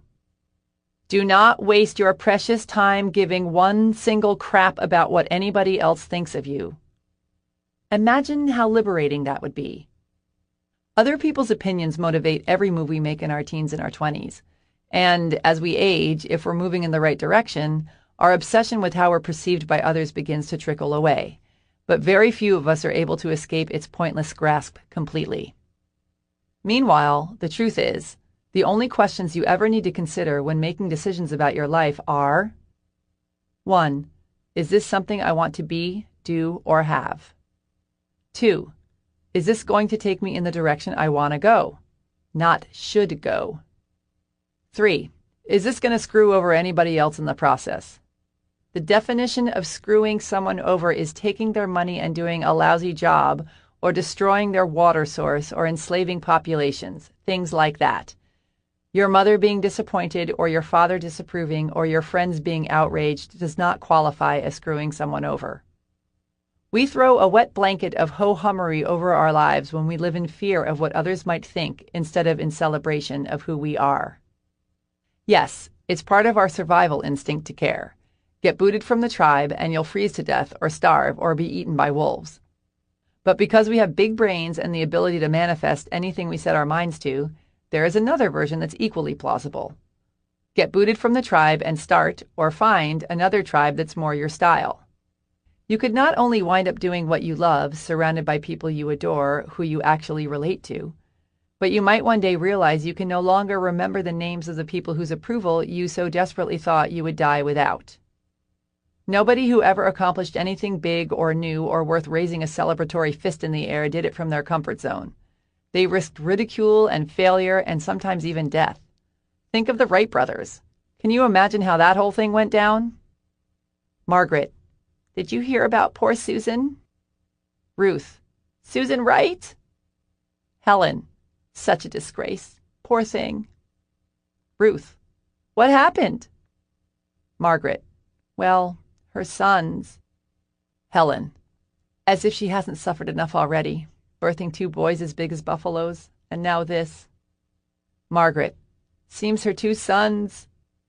Helen: You going to eat the rest of your tapioca pudding? Mind if I help myself? Ruth: Tell me already, Margaret. Margaret. Well, this is going to sound as crazy as it is, but they... Helen. And now her sons think they can fly. Such a shame. Margaret. Her sons think... They think they can fly. Ruth. Think they can fly? Margaret. Yes, they think they can fly. They talk of nothing else. Helen. She just had the house painted, too. They'll probably have to move out of town now. Once you step away from the herd and let your true self shine, you'll probably find yourself in front of the opinion firing squad, especially if you want to do is extraordinary and outside of everyone's comfort zones, which is why so many people run screaming from the lives they'd so love to live. Merely allowing yourself to be seen is a risk. I mean, look at how we treat celebrities. Their every move is picked apart and passed around and discussed and judged and photographed without makeup on. It's a wonder that only half of them spend time in rehab. You are responsible for what you say and do. You are not responsible for whether or not people freak out about it. Two people can walk out of the same movie, one person clinging to the walls, bloodshot and devastated, leaving a trail of tissues, more moved by this film than any other film in the history of cinema, while the other person goes marching up to the ticket counter and demands her money back because she thought it was the worst piece of garbage to ever be projected onto a screen. One movie, two very different experiences. Why? Because it's not about the movie. It's about the moviegoers. What other people think about you has nothing to do with you and everything to do with them. The trick is to not only deny the criticism any power over you, but even more challenging, to not get caught up in the praise. There's nothing wrong with blushingly accepting a compliment, but if you find yourself always seeking outside approval that you're good enough, or cool enough, or talented enough, or worthy enough, you're screwed. Because if you base your self-worth on what everyone else thinks of you, you hand all your power over to other people and become dependent on a source outside of yourself for validation. Then you wind up chasing after something you have no control over. And should that something suddenly place its focus somewhere else, or change its mind and decide you're no longer very interesting, you end up with a full-blown identity crisis. All that matters is what's true for you, and if you can stay connected to that without straying, you will be a mighty superhero. Everything else is just other people's perception of reality, and that is none of your business. So how can you truly not care what other people think and be your most powerful self? 1. Ask yourself why. Why are you about to do or say something? Is it to be liked? To put someone down because you feel insecure? To get someone back because they made a fat joke about your mother? Or is it coming from a place of strength and truth? Are you doing it because it'll be fun? Because you feel called to do it? Because it'll change someone else's life in a positive, martyr-free way? Pay attention to your motivations and be honest. Practice coming from a place of integrity and you will be victorious. 2. Always do your best. There's no faster way to fall prey to outside input than when you're feeling insecure. And there's no better way to feel insecure than knowing you half-assed something or don't really believe in what you're doing. No matter what it is, raising your prices or raising your children, if you do the absolute best you possibly can and come from a place of integrity, then you can be proud of yourself and not give a damn what anyone else thinks. 3. Trust your intuition. Birds use their intuition to navigate their way to breeding grounds halfway around the world. Deer and rabbits and other prey-type beasts use their intuition to avoid running into predators. The average human, on the other hand, will take the advice of their drunk-before-noon neighbor across the street instead of doing what deep down we know is best. How many times have you thought in hindsight, I knew I should have listened to my gut? You have an incredible inner guidance tool that you can use whenever you need it. Tell everyone to shut up and go away. Get quiet. Give yourself room to feel and think. You have all the answers inside of you. Practice sharpening your intuition, take the time to strengthen your connection to source energy, and trust that you know what's best for you. The more centered and tuned in you are, the mightier you will be. Listen for more tips on how to do this later in the book. 4. Find a temporary role model. Find a mentor or a hero or a role model. Get clear on why this person is impressive and inspiring to you, and when faced with a challenge that leaves you guessing how to react, ask yourself, what would my hero do? Not caring what others think is a muscle that can take some time to build up. So use this trick while you're still getting strong, and before you know it, you'll be able to ditch your hero and start asking yourself, what would I do? 5. Love yourself, no matter what anyone else thinks. Important note about outside opinions. While you are unauthorized to base your self-worth on what other people think, it doesn't mean you should miss out on the opportunity to benefit from outside input altogether, especially input from those who know you well. There is such a thing as constructive criticism and constructive complimenting, but whether or not they are constructive depends on you. For example, if people have been telling you for years that you're a hothead, that they feel they can't be open with you because the second you disagree with them you blow up in their faces, ask yourself, is this true? Be honest. Can I use this information to better myself and the lives of others? If the answer is yes, commit to making the necessary changes. If the answer is no, let it go. Same goes for compliments. If people constantly tell you that you're a good listener, ask yourself, is this compliment true for me? Can I use this information to better myself and the lives of others? Again, if the answer is yes, figure out how you can capitalize on it. If the answer is no, let it go. Sometimes it's easier for other people to see what we can't see ourselves. So if they can help us connect with our truths and live happier, more authentic lives, then it's worth taking the time to listen. It still ultimately comes down to what's true for you, however. So the more connected to your inner truth you are, the easier it'll be to use outside opinions to your advantage, rather than let them rule your life. Chapter 8. What are you doing here? The big question is whether you're going to be able to say a hearty yes to your adventure.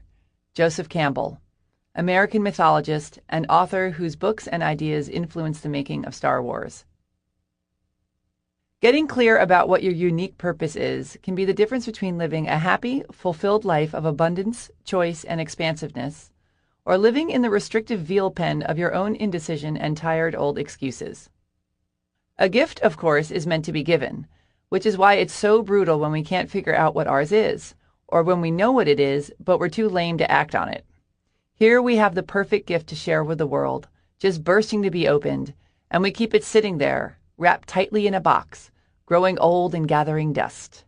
Oh, the waste, the agony.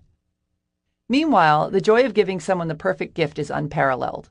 We all know how it feels, hopping back and forth from foot to foot, wringing our hands, practically peeing in our pants, begging them to open it. Open it already! Jesus H. Christ. Here, let me freaking do it. The power of giving is so strong that the excitement and the good feelings are often greater for the giver than for the receiver.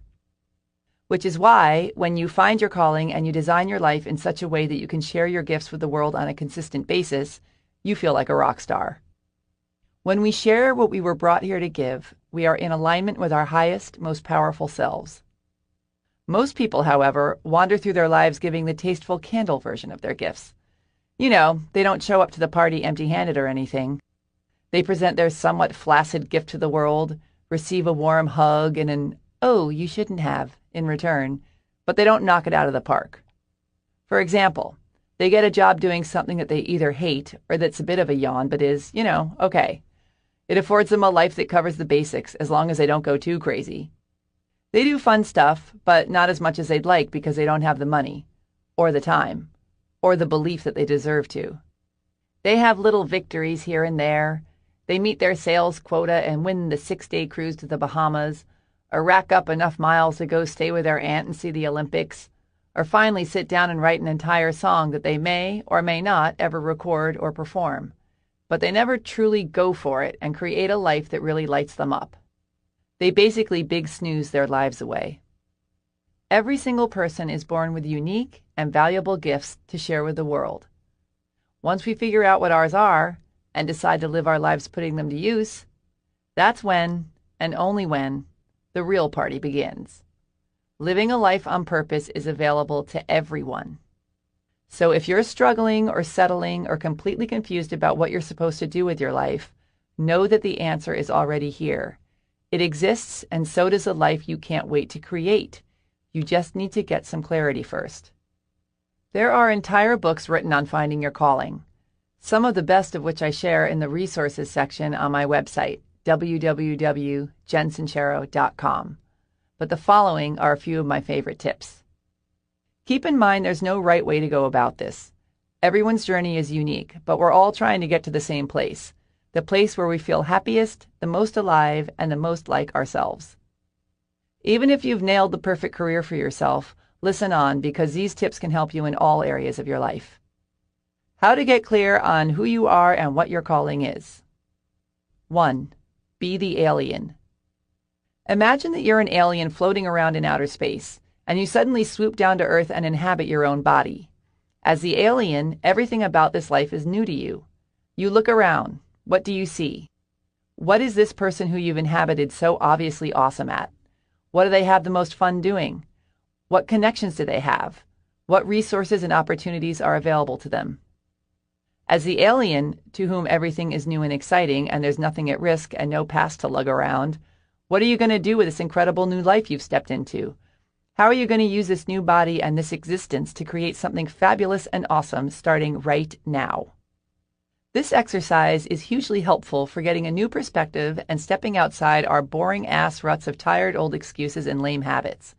It can also be very useful in making you aware of all the staggering possibilities and resources that you have at your fingertips and take for granted or do not see. Sometimes it's as simple as looking at things with new eyes to see how astoundingly fortunate we are. Be the alien for 24 hours and see what you come up with. 2. Take the first right step. Instead of wasting hours and days and years trying to figure out your perfect next move, just do something already. Oh, the time we waste rolling ideas around in our heads, imagining what-ifs, coming up with the perfect reasons why and then the perfect reasons why not, tearing at our cuticles, making our friends and family carefully screen their calls in case it's us again, wanting to go over some ideas. Get out of your head and take action. You don't have to know exactly where it's going to take you. You just need to start with one thing that feels right and keep following right-feeling things and see where they lead. Most answers reveal themselves through doing, not thinking. When I discovered my calling as a coach, I was, ironically, in the midst of a lifelong obsession with figuring out what the hell my purpose was. While I always knew writing was part of it, I also knew I wasn't meant to spend my life locked away in a silent room, alone and half-crazed, wrestling words into submission. I wanted something that A, involved interacting with other people, B, helped people in some sort of direct way, C, was really fun, and D, forced me to bathe, dress, and leave my house. That's about all I had to go on. That and my intense desire to figure it out. So when a friend told me I should check out a women's entrepreneurial think tank group that had just started up, I figured I'd go. We were all supposed to bring a project to work on, but I had nothing, just the hope that I'd get some ideas from something someone else brought to the table. After sitting there for 4 weeks watching this room full of women figure out what they love to do and turn their brilliant ideas into businesses, or grow the businesses they already had, I still had no project of my own. But I did know what I wanted to do. I went up and asked the facilitator if she needed any help, which she did. She hired me, and I started leading these groups, which, after a few years, led to me starting my own coaching practice, which led to me working with clients all over the world, which led to me sitting in the studio recording this book. No matter how clueless you may feel right now, pay attention to suggestions and opportunities that suddenly present themselves, and notice how you feel. Is there something for you that, for whatever reason, feels like it might be good to check out? What have you been saying forever that you'd love to do? Has somebody mentioned a course or a teacher or a book that keeps sticking in your mind? Take the first step in the direction towards something that feels right and see where it leads you. And do it now.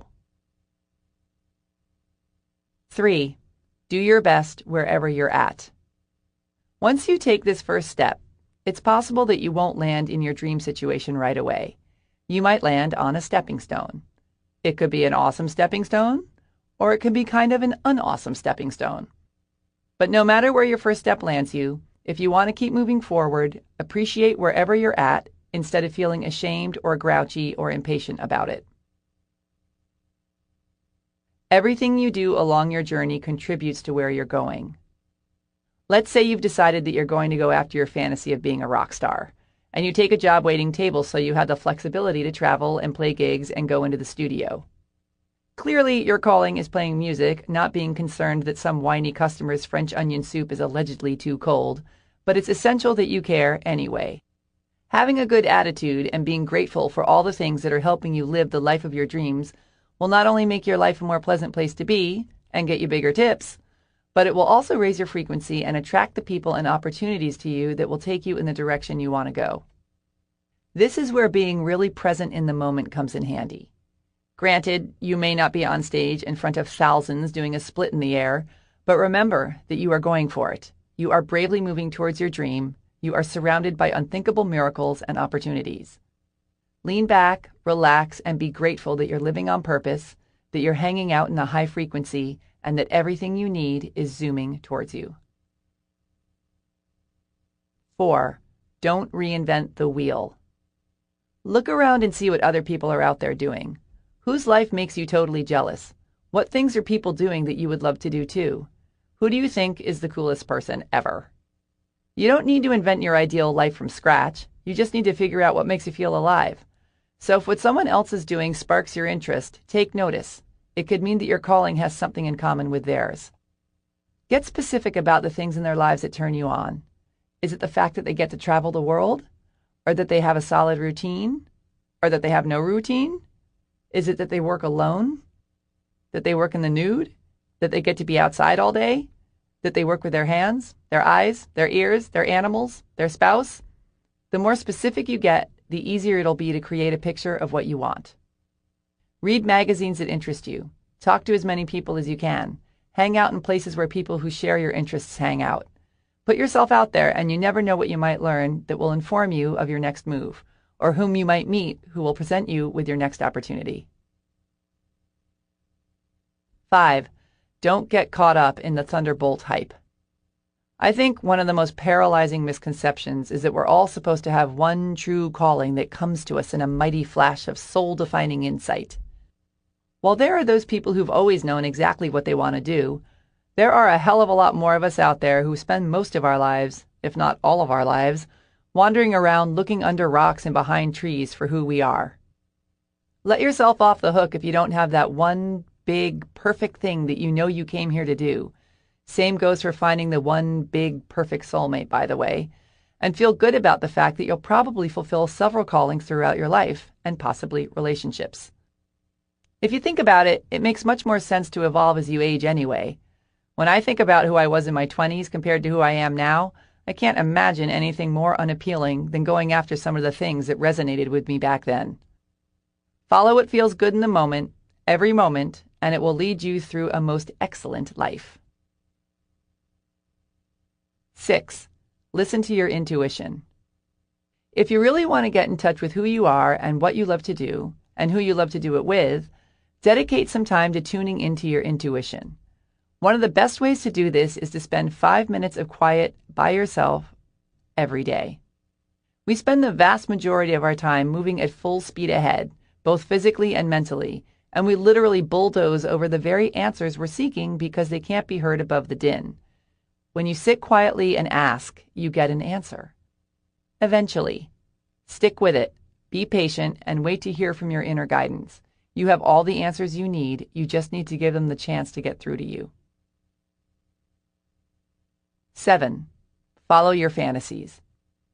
Now that I've given you all the kinder, gentler ways to figure yourself out, I'm going to suggest something you're probably not going to like so much. Jump into the deep end and follow your fantasies. What do you fantasize about when you're staring out the window of a train, or before you go to sleep at night, or when you're pretending to listen to someone really boring talk your ear off? Are you on stage doing stand-up comedy in front of thousands of hysterical fans? Are you surrounded by your beautiful children in the coziest, happiest home ever? Are you being celebrated for building orphanages around the world? Do this exercise as if money weren't an issue. Tap into what brings you great joy instead of what you think you need to do to survive. If you had an unlimited supply of cash, what would you spend your life doing?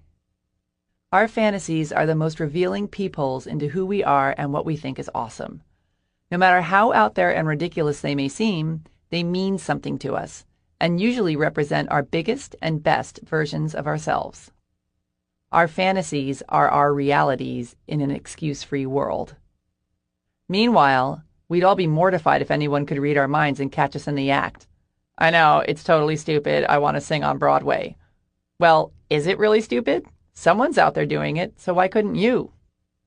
Much of the time, we pretend we aren't clear on what our calling is when what's really going on is that we're horrified to face it because it seems too big or too impossible to make a living at or completely out of the question for us. But what if you had the audacity to leave your excuses and your shame about wanting to be huge and fabulous behind and really went for it full on anyway? What if you decided to do the most outrageous, most exciting thing you ever dared fantasize about, regardless of what anyone, including your terrified self, thought?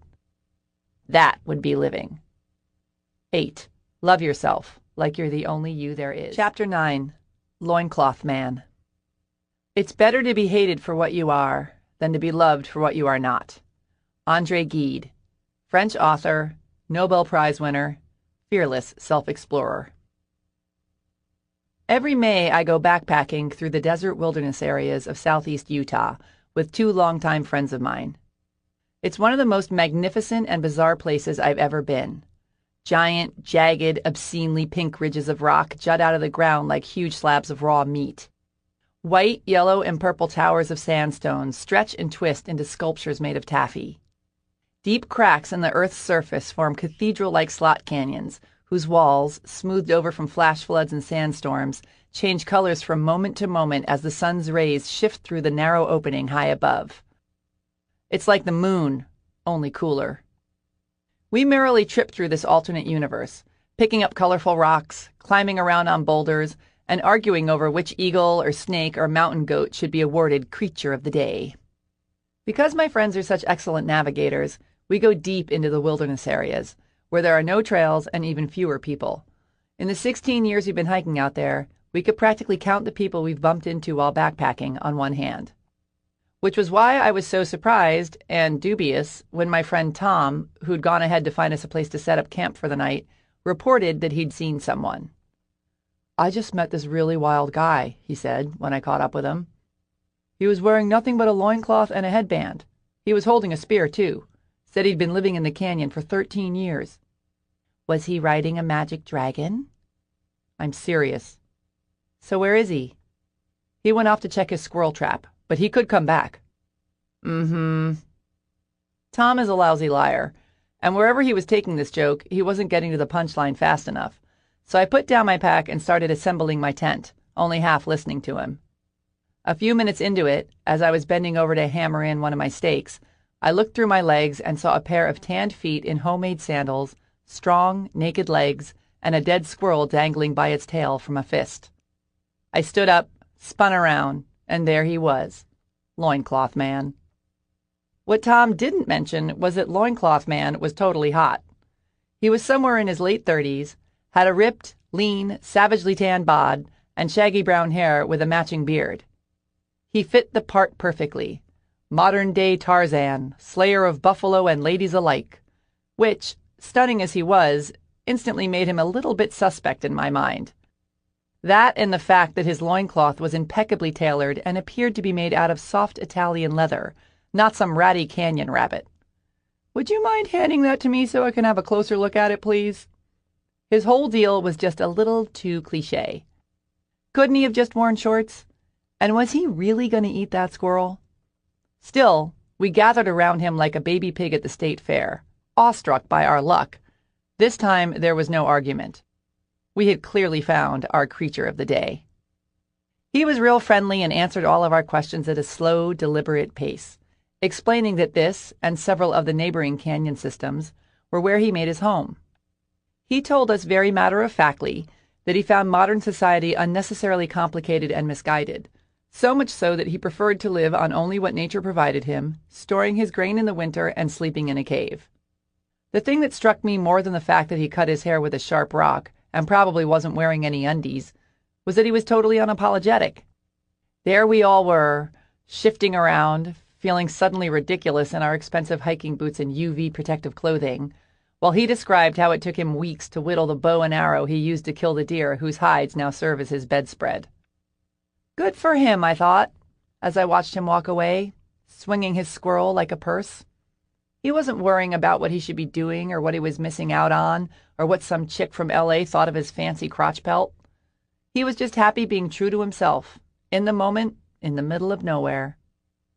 I want to be like Loincloth Man. Love yourself, no matter who you really are. Part 3. How to Tap into the Motherlode. Chapter 10. Meditation 101. You are never alone or helpless. The force that guides the stars guides you too. Sri Sri Anandamurti, Indian philosopher, social revolutionary, author, composer. Meditation, otherwise known as sitting still and thinking about nothing, is one of those things that can be just as stupidly simple as it is surprisingly hard. It reminds me of those contests where a bunch of people stand around a brand new car or truck, and whoever leaves their hands on it the longest gets to take it home. The winner winds up on the front page of her local paper, victorious and sleepy, smiling from behind the wheel of her newly won ride with a thumbs up for the camera. Tarrytown's very own Jill Boonder was the proud winner of the 2012 Chevy Standoff, held in Green Bay, Wisconsin this past weekend. Jill beat out 68 other contestants from around the country by standing for 173 hours and 9 minutes in the Home Depot parking lot with her hands placed with unyielding determination on the hood of what would soon be her new Chevy Silverado. "I'm so excited I won," she said. "There was some stiff competition, some folks who I thought would never back down, but I really brought my A game." With meditation, the simplicity is equally misleading. That's all I have to do to connect with source energy? Sit there and do nothing? It can't be that easy. Well, it is. And it's not. Which is why it's called a meditation practice. When you shut up and meditate for even 5 minutes and start to really notice the thoughts that are swirling around in your brain, it's rather illuminating. If you're like most people, the majority of your thoughts are about as valuable and interesting as a bunch of 2-year-olds fighting over a sippy cup. The goal is to quiet your mind of the chatter so you can connect to source energy and listen to your inner guidance. I'm going to give you the breakdown on how to meditate, but first I want to recommend that you start small and work your way up. Try meditating for 5 to 10 minutes each day at first and add on time as you get less squirmy. There's no right way or wrong way to do this. No set amount of time, no correct things to feel, no rules about how you have to sit or where you have to do it. All that matters is that you do it if you want to massively improve your life. It's like drinking lots of water or exercising regularly or not bad-mouthing other people. You don't have to do it, and the temptation to blow it off is extremely large. But if you make a habit of it, not only will you start to crave it, but your entire life will change. Because when we meditate, we practice getting into the vortex and connecting to source energy, which automatically brings us into the present moment, raises our frequency, opens us up to receive unlimited information and ideas, relaxes us, relieves stress, strengthens our intuition and ability to focus, allows us to hear our inner voice more clearly, fills us with light and love, puts us in a good mood, helps us love ourselves. Meditating and being in the vortex is like riding the airstream of awesomeness. Here are the extremely short and simple steps of some different ways to meditate. Basic meditation. Sit in a comfortable cross-legged position on the floor or in a chair with your hands on your knees or in your lap. Sit up straight and relax your entire face, especially your jaw and your forehead. Close your eyes, or, if it helps you focus and not fall asleep, keep them open and gaze softly at a spot on the ground a couple feet in front of you. Focus on your breathing. Notice it moving in and out of your body. You don't have to breathe in any special way, just focus on it. Gently release any thoughts that come into your brain and refocus on your breathing. Keep your mind as clear and empty as possible and listen for intuitive hits that may or may not come through. Ta-da! That's it. Options and suggestions. 1. Set a timer. You've got enough distracting thoughts without checking the clock to see how long you've been at it every 30 seconds. 2. Light a candle and focus on it.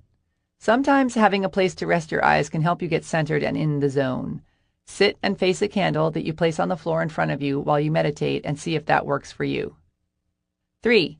Imagine a bright beam of light shooting down from the sky, shining in through the top of your head, running through your entire body, out your bottom, and up to the sky again, so that it makes a complete circle. I sometimes find this easier to focus on than the ever-popular breath method, plus it fills me up with energy and light and makes me feel more deeply connected to source energy. 4. Use a mantra. Sometimes when the squirrels in my head are particularly active, I bring in a mantra to chase them out. I repeat a word or a phrase in my mind like love, or thank you, or yes please, or om. Something that makes me feel good and is fairly neutral. But you could use a mantra like meatloaf, I guess, if that's your thing. 5. Try and meditate first thing in the morning so you're not distracted by whatever the day brings. Your conscious mind will also be more quiet, having just woken up from sleeping. 6. If there's something in your life that you're working on or through, you can set an intention or ask for help during your meditation practice. Meditating is about receiving information from the universe. Setting intentions and praying are about sending information out to the universe. There are 2 ways you can do this. A. Start with a question, something like, how do I deal with my pain-in-the-ass teenage son? And see what, if any, answers download while you meditate.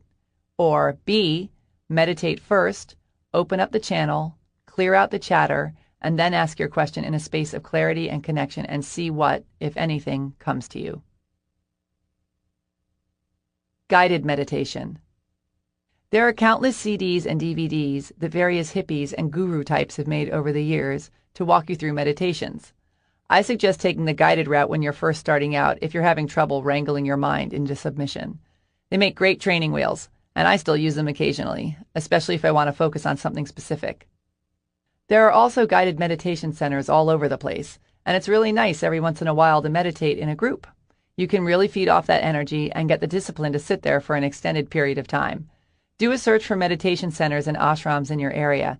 Sometimes yoga studios hold guided meditations too. Chanting. Chanting is also a great way to get into a meditative state. You can repeat a mantra over and over out loud on your own, or, if you prefer to avoid getting busted and very possibly ridiculed, you can do it in a group by attending a kirtan meditation class. Kirtan meditation involves call and response chanting of Sanskrit mantras or devotional songs, and you can attend classes at a yoga studio or a meditation center. Also check out Transcendental Meditation Instruction, a form that involves repeating mantras and sitting twice a day for around 20 minutes at a time. I've had some pretty profound experiences while meditating. I've seen the walls melt around me, felt like I was levitating, and have experienced such a state of euphoria that it almost hurt. I've also had extremely unprofound experiences. I've fallen asleep, spent the entire time squirming and thinking about what to make for lunch, and have been totally in the zone, and then realized I was in the zone and thought, awesome, I'm in the zone, thereby pulling myself out of the zone. The important thing is that you keep showing up. Even if you're only in the zone for one collective minute out of the 30 minutes you've been sitting there, it will eventually start making a notable difference in your life. I think meditation is even more essential now that we have all this technology at our fingertips, and distraction has become a way of life. While I truly believe that we, as a species, are becoming more and more conscious, I'm amazed by how, at the same time, our attention spans are rapidly shrinking. I was playing tennis the other day with someone who got a text, pulled out his phone, and checked it in the middle of a point. It's astonishing that we can still speak in full sentences. Aside from being one of the most powerful tools in our consciousness-raising toolbox, meditation is a much-needed respite from the madness and will help us from becoming a bunch of scatterbrained ding-dongs as we zoom around our brave and extremely exciting new world. Chapter 11. Your brain is your bitch. Mind is the master power that molds and makes, and man is mind, and evermore he takes. The tool of thought, and shaping what he wills, brings forth 1,000 joys, 1,000 ills. He thinks in secret, and it comes to pass. Environment is but his looking glass. James Allen, old-timey author, self-help pontificator. How often do you stop and notice how genius our universe is? With all its moving parts and mathematical perfection and chemical reactions and food chains and gravity and all the magnificent efficiency and complexity that makes it up? This display of astonishing brilliance didn't just splat down into beingness by random, dumb luck. It was thought up. Nature is a smoothly running machine, created by a universal intelligence, where nothing goes to waste. It all has a place and a purpose, and it all works together in its intricately interwoven and compatible way to create the flabbergasting isness of it all. In other words, source energy is a smarty pants. As British philosophical writer and self-help pioneer James Allen states in the quote that opens this chapter, "Mind is the master power that molds and makes, and man is mind. We are the very thinking substance that was used to create us." Hello? How major is that? This is why positive thinking is all the rage and negative subconscious beliefs are so gnarly, and why meditation and learning to guide your thoughts and love yourself can change your life. Our thoughts are the most powerful tools we've got. I think, therefore I can create awesomeness or horrendousness. But the bottom line is that it's through our thoughts that we create our realities. It's also why buying into whatever illusion you're living in the present moment is selling yourself so short if it's anything less than what you truly desire. You created the reality you now exist in with your thoughts, which means you can use the very same power of thought to change it. As Wallace Wattles, author of The Science of Getting Rich, so brilliantly states, "To think what you want to think is to think the truth, regardless of appearances." To think what you want to think is to think the truth. Is that not the best news ever? It doesn't matter what your reality looks like at the moment, because where you desire to be is the truth, the whole truth, and nothing but the truth. And if you fixate your mind on this truth, believe that it is real and already here, and take decisive action, it will manifest itself. This is where most people dig in their heels and say something like, "I am sitting in my ghetto-ass kitchen eating tuna out of a can with a plastic spoon, and you're telling me this isn't the truth? You're saying that the truth is that I'm hanging poolside with the President of the United States of America?" If you truly desire to hang poolside with the President of the United States of America and are hell-bent in your mind and your actions to create it, it's the truth. Have you ever noticed how a bunch of people can go through the same course? Let's say a class on how to start your own coaching business, and they all get the same exact information and tools, but some will come out of there and totally rock it, and others will fall flat on their faces. Even if they all have the same desire to succeed, create beautiful marketing materials, and do similar things, it's the ones with the proper mindsets who will succeed. The ones who kick ass are the ones who can see themselves kicking ass, who truly believe in themselves and what they're selling, who remind themselves how much they want to better people's lives with their coaching, who are excited to get compensated for selling it, and have no limiting subconscious beliefs holding them back. The ones who feel weird or who worry that they're being pushy and annoying, or who subconsciously believe that they don't deserve to or can't succeed, they're not going to do so good. Your thoughts and beliefs dictate your reality. So if you want to change your reality, you have to change your beliefs. The problem is that most people are real protective of their beliefs and are usually fairly crotchety should you suggest that perhaps there's another version of the truth. I'm bad at sales. I have terrible luck. I'm scared of flying. Marriages don't last. I have ugly feet. I'm broke. Are you calling me a liar? Do you see a hot boyfriend on my arm? No, you don't. You see a cat on my lap next to my needlepoint project because I stink at relationships. That is the truth, and that has always been the truth. And that will be your truth as long as you choose to think it. As long as you feed the beast, it shall live. The moment you have the audacity to start believing in the not yet seen, your reality will begin to shift. The following is hugely important, so please pay very close attention. You have to change your thinking first, and then the evidence appears. Our big mistake is that we do it the other way around. We demand to see the evidence before we believe it to be true. Remember, everything you desire is right here, right now. You just have to shift your perception in order to see it made manifest. Okay, fine. I believe that I'm hanging poolside with the President of the United States of America. Now what? Do I just call? Or show up at the White House in my flip-flops with a towel around my neck? When you take the leap and believe in the not yet seen, you aren't supposed to know how to make it happen, because if you knew how, you probably would have done it already.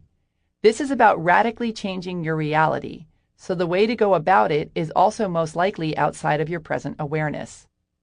Your job isn't to know the how, It's to know the what and to be open to discovering and receiving the how.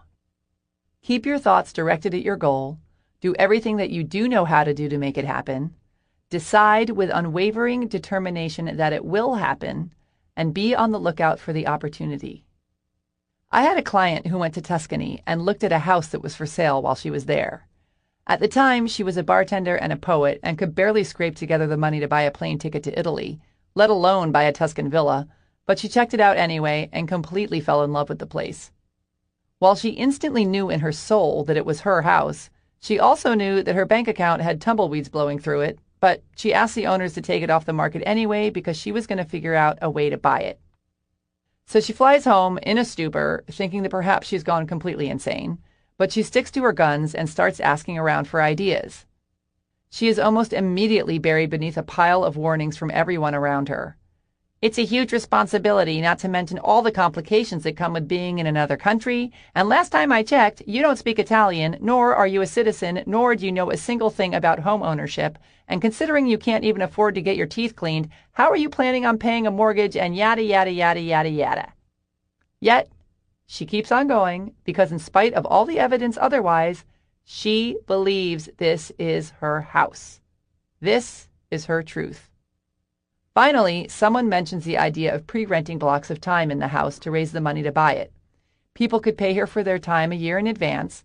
She would just need to sell enough blocks of time to pay for the house, and voila! Cut to her discovering this sort of thing is illegal, going back to the drawing board, trying a million other things, discovering that it's actually not illegal, then pre-selling enough rental slots and borrowing some money, and to make a very long and upsy-downsy story short, she's owned the villa for several years and is thinking about buying another. You have got to get a handle on your thoughts if you want to change your life. As Albert Einstein so aptly noted, the world as we have created it is a process of our thinking. It cannot be changed without changing our thinking. Here are some tried and true ways to show your brain who's driving the bus. 1. Ask and it is given. Get quiet, get in the zone, and get in touch with source energy. Clear out the chatter in your brain and create a clean, uncluttered space to impress the thoughts of what you want into the giant thinking substance that is source energy. Ask for what you want, send out a nice, clear message in a nice, clear space, and begin the manifestation process. 2. Act as if. If you want something badly, even if you don't have any evidence that it's possible for you to attain, believe it is anyway. Fake it until you make it. Do it in spite of yourself. Act as if.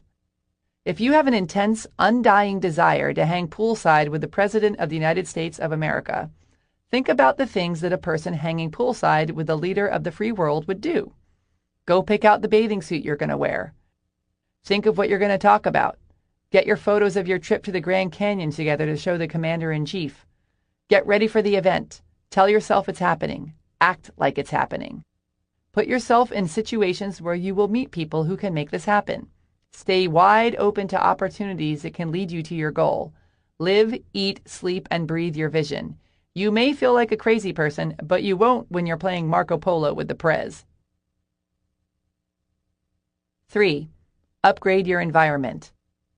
If you aspire to have a more up-leveled and inspiring lifestyle than you presently have, and you're actively visualizing this for yourself, it's going to be quite the struggle to keep your thoughts large and in charge if every time you pull up to your rickety-ass home, you hear the Sanford & Son theme song start up in your head. So even though you're going to be thinking and imagining the change before it happens, do what you can to make some upgrades to where you're at now. Give the place a paint job and clean it up. Get new furniture or fix up what you already have. Throw out the clutter, let some air in, hang inspiring art on the walls. This will not only help you to keep your frequency high, but it will alert the universe that you're not screwing around, that you're doing everything you can and are waiting for further instruction on the how. 4. Make a vision board. Our minds think in images. If someone says, a horse wearing red lipstick, you instantly create a picture in your mind of a horse wearing red lipstick. Feeding your mind full of images of the things and experiences that you want to manifest. Your dream house with the infinity pool in Mexico, rolling around on the beach with your red-hot lava, volunteering to help little kids learn how to read at your local library, laughing your face off surrounded by dear friends, is hugely powerful because your mind sends that image out to source energy, which begins the process of pulling it in. Cut out pictures of places, people, things, and experiences that you want in your life.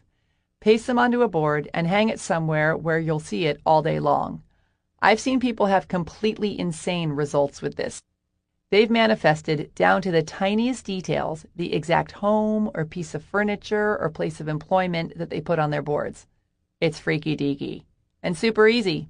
It's like having a craft day with God. Give it a shot. 5. Surround yourself with people who think the way you want to think. When you hang out with whiners, pessimists, tweakers, bleakers, freaker-outers, and life is so unfairers, it's an uphill climb to keep yourself in a positive headspace. Stay away from people with tiny minds and tiny thoughts and start hanging out with people who see limitless possibility as the reality. Surround yourself with people who act on their big ideas, who take action on making positive change in the world, and who see nothing as out of their reach. Make a conscious choice to do this, and if you don't know anyone who's got a big fat mind, go out and make some new friends. If you stop at, "There's no one like that around here," that will be the truth, and that will set the wimpy tone for how you go about trying to manifest everything else into your life. How you do one thing is how you do everything. Get out there and find some people who make you feel like you can leap tall buildings in a single bound. Be clear on whom you want to meet and make a concerted effort to go meet them. Demand of the universe to connect you with them. Think of places where they might hang out or things they would do and insert yourself there. Being around inspired, visionary, enthusiastic people who are living their truths is one of the fastest ways to massively transform your life. 6. Love yourself, unless you have a better idea. Chapter 12. Lead with your crotch. In the beginner's mind, there are many possibilities, but in the expert's, there are few. Shunryu Suzuki, Japanese Zen monk, author, teacher also lovingly known as the crooked cucumber. I know the big saying is, youth is wasted on the young, but I think, in certain respects anyway, we've really got it going on in our late teens and early 20s. Aside from all the angst and drama and escorts home from the police, we've still got our little kid-like ability to create just because still firmly intact, but we've also got this newly hatched adult ability to make big things happen in our lives. Add to this the fact that we're not yet jaded by a long list of failures and are still under the vague impression that death is something that happens to other people.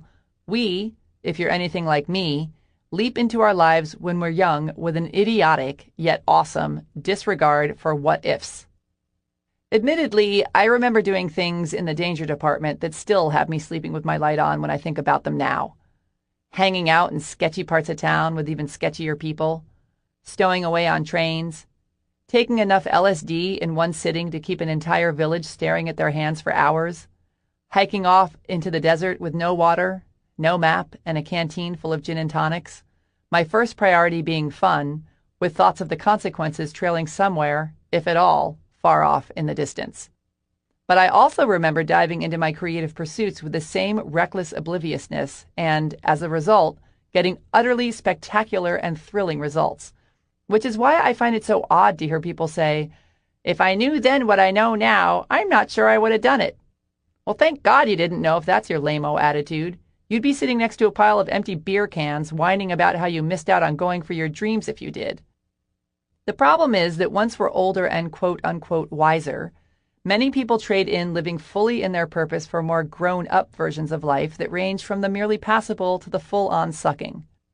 They've bought into this idea that being responsible equals not having fun anymore, that waking up feeling excited about life is for the young, and once we're older, we need to trade that in, settle down, and be more realistic. Yawn. I'm not talking about being an irresponsible jerk or doing the same things we did when we were younger, but I am talking about continuously living our dreams, no matter what stage of life we're in, instead of settling for mediocrity because we don't believe anything else is available or appropriate. We only get to be in our bodies for a limited time. Why not celebrate the journey instead of merely writing it out until it's over? We're still allowed to dream, and our dreams are still available to us, but as we move through life, we must make the conscious effort to overcome whatever judgments we have, as well as kick all our fears from past experiences in the head and participate in our own badassery. Whatever that looks like for us, we must focus on the positive instead of the list of negatives we've collected over time and keep that focus regardless of what flies in our faces. And one of the best ways to do this is by reconnecting with our inner kids. I know how unacceptably dorky this may sound, but just stay with me here. Even though you're now most likely turned on by different things than you were as a youngster, you can still learn a lot from how you went about life in the old days. So think back. Was there ever a time where you felt totally in your groove? Where you created and did stuff just because it was fun without worrying about the outcome? Where you couldn't wait to wake up in the morning and go do your thing? This could mean anything from when you were a little kid running around with a maxi pad stuck to your eye pretending to be a pirate, to your senior year in high school when you got voted class clown for repeatedly charming your way past the ladies in the front office to make fake announcements over the loudspeaker, to that summer you learned to play the guitar without looking at your hands. When were you most turned on by life? And if you have yet to feel this way, stay tuned. And what can you learn from those experiences? For me, one of the most exciting and on-purpose times in my life was when I was a singer and guitarist in a band called Crotch. I use the terms singer, guitarist, and band all very loosely because we in Crotch weren't concerned with things like learning to play our instruments or practicing or any of that snooty musicianship crap. We had bigger fish to fry, like talking in loud voices about our band and checking ourselves out in plate glass windows as we walked by with guitars strapped to our backs. Electric ones. I started Crotch with this chick from work named Paula who'd never picked up a guitar in her life either, and who was as incapable of embracing her feminine side as I was. Paula and I were the kind of young ladies who prided ourselves on the wattage of our stereo equipment, our firm handshakes, and our ability to drink anyone in the room under the table. The testosterone-fueled chip on my shoulder came from a high school career spent futilely awaiting a timely puberty while standing a good foot taller than everyone on earth, all the boys at my high school included. None of them ever asked me out, but I could make them laugh and kick their asses at basketball. So rather than fail at seducing them, I simply became one of them. Paula's issues were more homicidal in nature. She was the kind of angry found in highly intelligent women who develop the body of a Playboy bunny by the age of 13 and are forced to grow up in the deep, redneck South. Within the first few months of starting the band, she traded in her long, raven locks for a fire engine red buzz cut and covered her arms and back with tattoos of flames and dragons. We decided that as a tough one, she should play bass, while I, the desperate for attention one, would be on guitar, and that my little brother Stephen, the malleable one, would play drums. Only until we find another drummer, I promised him, as I attempted to plug my guitar into the wrong part of my amp. Stephen has played the drums since he was 5, and is the kind of younger brother every bossy older sister dreams of. Talented and endlessly enthusiastic, with a very high threshold for pain. The great tragedy of Crotch was that underneath our sneers and our bravado, we were two sweet girls who desperately wanted boyfriends. But we had issues that we decided were best worked out while drunk, and sometimes naked, on stage. Paula and I, baffled by our lack of gentleman callers, chose to express our disappointment by writing and singing songs like "Sew Me Up, I've Had Enough," and by yelling things into the microphone between songs that one evening would inspire an audience member to rush the stage holding a chair over his head with intent to beat us with it. In spite of ourselves, we quickly acquired quite the following. In less than a year's time, we also wrote, produced, directed, and starred in a film about the record industry. Wrote, directed, and starred in a music video that got on national television. Recorded an EP, got a demo deal with Columbia Records, and even learned a couple more chords. And we did it all with full-time corporate jobs and no idea what the hell we were doing. It was fun with a capital F. There's nothing as unstoppable as a freight train of fuck yeah.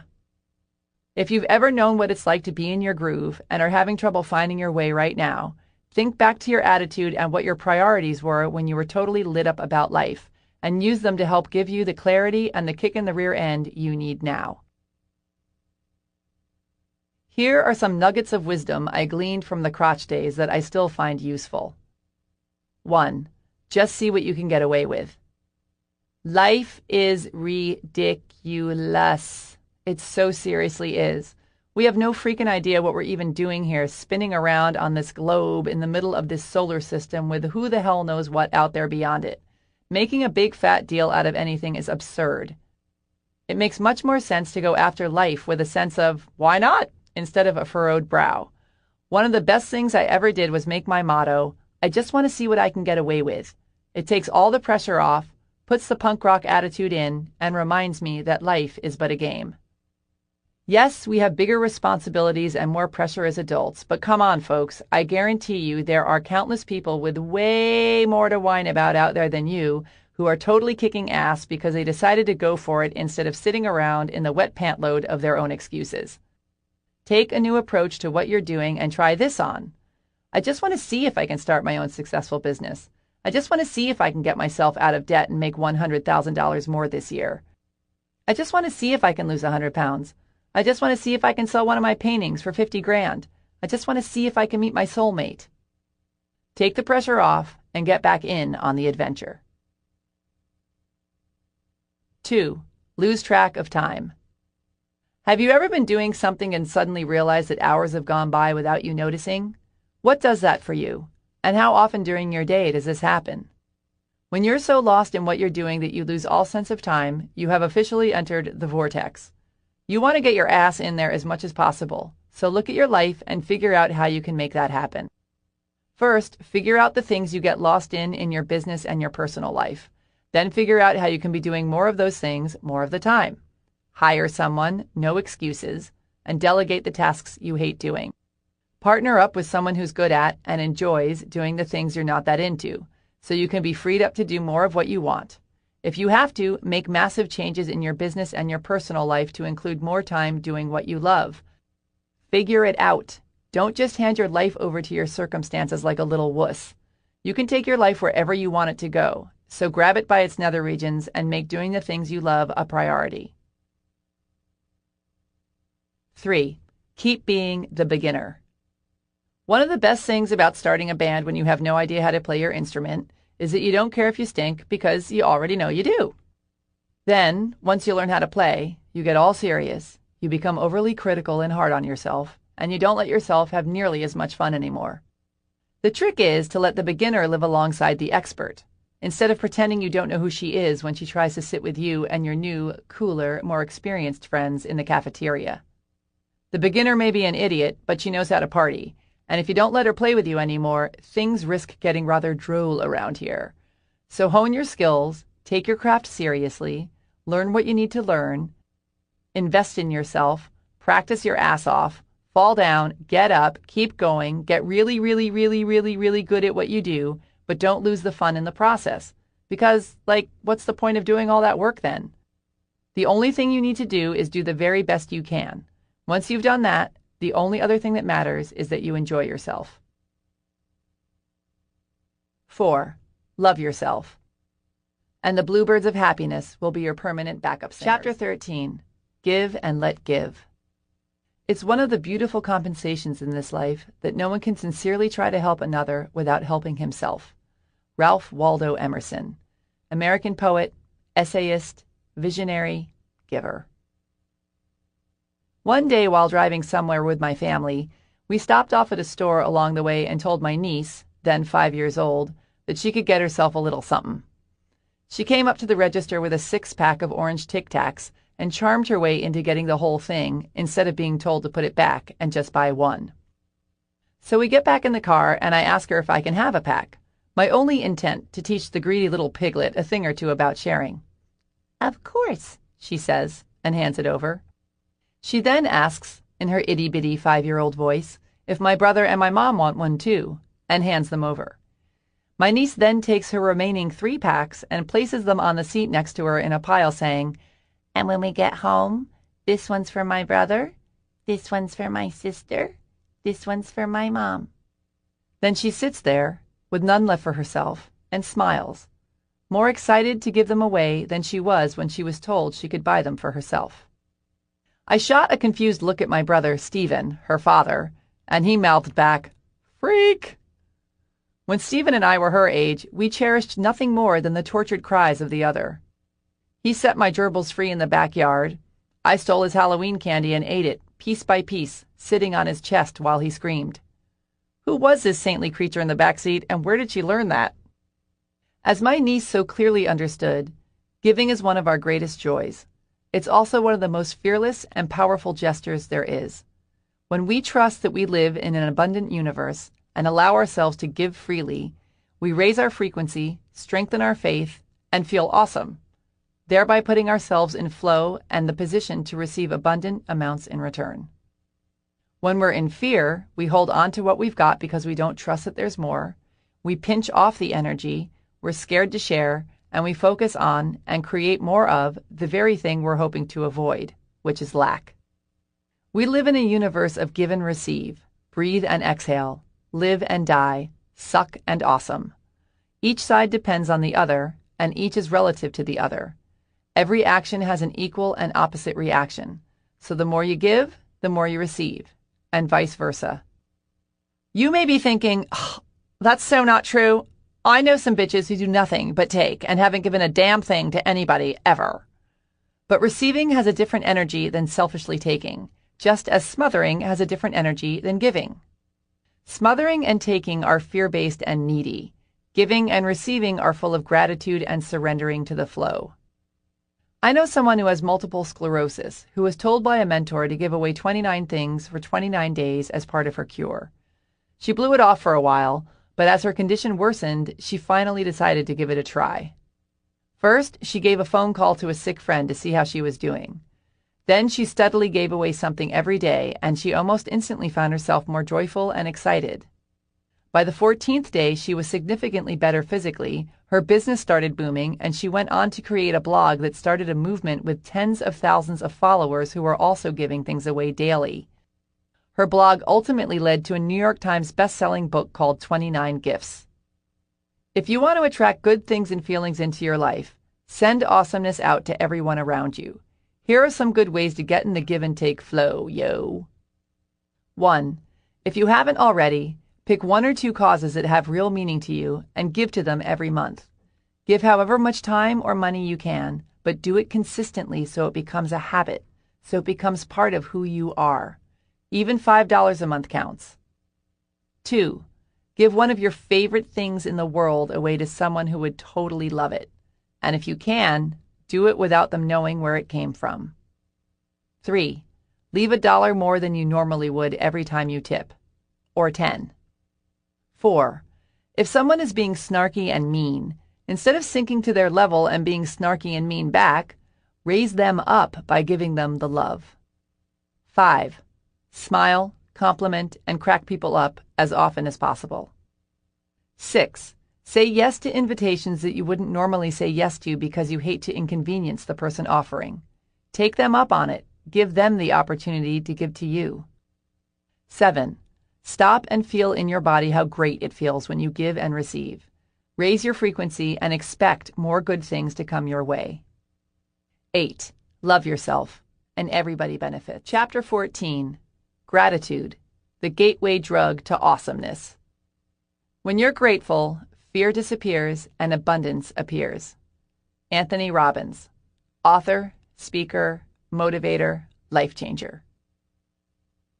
When I was a little kid, my parents made my brothers and sister and I answer the phone in this very formal way. Jennifer Sincero speaking. As if, between fighting over who got to play with the big wheel and stuffing balloons down our pants, we were all running our own private concierge businesses. Their friends would gush on the other end of the phone about what a polite bunch the Sincero kids were. And I thought nothing of it until the day I made my very first phone call to a friend and, upon hearing her answer, gripped the phone in wide-eyed disbelief. You get to say hello? Do your parents know? It was as unthinkable to me at the time as saying the F word or sitting down to join my parents for a glass of scotch. My amazement quickly turned to horror when I realized it wasn't just that one renegade friend who could answer the phone in such a carefree manner, but everyone, and that my parents were clearly playing some big practical joke on us. Our objections were met with the standard, "When you pay your own phone bill, you can answer it any way you like." So the years passed, our indignation slowly getting watered down by habit. I don't remember exactly when the mutiny happened, but eventually we all started answering the phone like normal human beings. I'm going to assume it was around the time of their divorce, when Mom had all four of us mostly to herself, either in or hovering around high school, and phone rules got bulldozed in her switch to combat mode. The demand for manners in general, however, was left firmly standing, and no matter how wild and wasted we got, we always remained those polite Sincero kids. "Can I help you, officer?" "Thank you, officer." "Yes, sir, that is my marijuana." Not only are the words please and thank you ingrained in me like the recipe for my Italian father's red sauce, or the knowledge that it's not cool to kill people, but being polite just always seemed to be such a no-brainer. Aside from the fact that it makes you feel like a good person, people will usually do what you ask them to do if you're nice about it, and if you're not, they won't. Hello? Which is why it completely baffles me when anyone over the age of 5 is rude, and especially when they refrain from the thank you part of the conversation when a gesture is made on their behalf, either by me or other people or the universe in general. I don't know about you, but when someone doesn't say thank you after I've hooked them up, it's as glaring an omission to me as if they've shown up without their pants on. And the universe feels the same way. You cut yourself off from the supply of awesomeness when you are not in a state of gratitude. Having gratitude goes way beyond just having good manners, however. Manners are a form of custom. Gratitude is a state of being. Anyone can whip out their P's and Q's whether they're feeling it or not, but truly being in a state of gratitude is about having an awareness of and a deep appreciation for the many miracles in your life. Think about how good it feels when you get to really thank someone for doing something for you. You feel great for receiving whatever it is you received and for sending thanks out to them, and they feel great for giving you whatever they gave and for being appreciated. Which makes you feel great again, which makes them feel great again. You could basically spend the rest of your lives passing thank you notes back and forth. And because it makes you feel good to be in such a state of gratitude, it puts you at a very high frequency and connects you to source energy, which puts you in a more powerful state to manifest more good-feeling things and experiences into your life. Conversely, when you show up disappointed or angry or guilty or oblivious, instead of being grateful, you're at a lower frequency and thereby less connected to source energy and in a less powerful state to manifest good-feeling things and experiences into your life. So that's all fabulous and great, but here's where the whole gratitude thing gets really cool. There are lots of ways to feel good and raise your frequency and get closer to source energy. But with gratitude, you're actually expending positive energy by sending out thanks, which makes positive energy reflect back to you. Every action has an equal and opposite reaction. This makes the manifesting process even more powerful. It's like the difference between seeing someone fall apart laughing and seeing them fall apart laughing at something you said. The first usually makes you feel as good and laugh as hard as they do, which raises your frequency. But with the second situation, you're not just meeting them at a high frequency, you're exchanging energy at a high frequency. Their laughter is like their way of thanking you for saying something hilarious, and it gives off an even more powerful zing and stronger connection. As Wallace Wattles explains in The Science of Getting Rich, you cannot exercise much power without gratitude, for it is gratitude that keeps you connected with power. You are practically powerless without gratitude. Them's is some pretty big words, Wattles. When you actively send this grateful energy out, you receive it back, bringing you closer and closer to source energy and raising your frequency higher and higher with each exchange until you come to the visceral understanding that you are the same stuff as source energy and that you consciously or unconsciously manifested your reality yourself out of the infinite nothingness and everythingness. Gratitude connects you to the truth that you not only have the power to manifest that which you seek, but you are the power, which means, in essence, when you are being grateful to source energy, you are being grateful to yourself. Which brings it back to the most powerful thing of all, self-love. Ta-da! The more consistently you stay in gratitude and focused on that which is good, the stronger your connection to source energy is, and the more quickly and effortlessly you'll be able to manifest that which is unseen into your reality. This is the almighty power of gratitude. But wait, there's more! Gratitude also strengthens your faith. Faith is having the audacity to believe in the not yet seen. Faith is the muscle you use when you decide to blast outside of your comfort zone and transform your life into something that's practically unrecognizable to you in your present reality. Faith smothers your fear of the unknown. Faith allows you to take risks. Faith is the stuff of leap and the net will appear. Faith is your best buddy when you're scared shitless. When you're consistently in a state of gratitude and aware of all the awesomeness that already exists, it, among many other things, makes it much easier for you to believe that there's more awesomeness where that came from, and that the yet-to-be-manifested awesomeness is also available to you. You've received awesomeness before, so, of course, you can receive awesomeness again. This is how gratitude strengthens your faith, and having strong faith is a major key in transforming your life. Which brings me to the grand gratitude finale. If you want to be a real rock star in the manifestation department, get to the point where you have both unwavering faith and unwavering gratitude for that which you desire. This is when the real magic happens, because mixing faith with gratitude is the high holy moly of manifesting. This takes some Jedi mastery, however, because basically what it entails is not only believing in the not yet manifested, having faith, but being grateful for it. In other words, you must be grateful for your imaginary friends and your imaginary life. As ridiculous as this sounds, I'm sure you're already doing it consciously or unconsciously in some capacity in your life. One simple example from my life would be with finding parking spaces. For as long as I can remember, I've always gotten stellar parking spots, right out front of wherever I'm going. I don't care if I'm trying to park in front of the Pope's house on Easter Sunday. If you don't want to walk, you'll be wanting to ride with me. I always approach the hunt for a parking space with the same attitude, a knowing and relaxed certainty that it's a done deal. The perfect spot is mine, it already exists, and I'm genuinely so happy and grateful for it. I really truly believe this. Then, as always, someone pulls out and in I go. Yet as consistently as this happens, I'm still always so excited when it does. I never take it for granted, and I am a gratitude machine before, during, and after my guaranteed excellent parking adventure. Being in gratitude for the not yet manifested informs the universe that you know that what you desire already exists and puts you at the right frequency to receive it.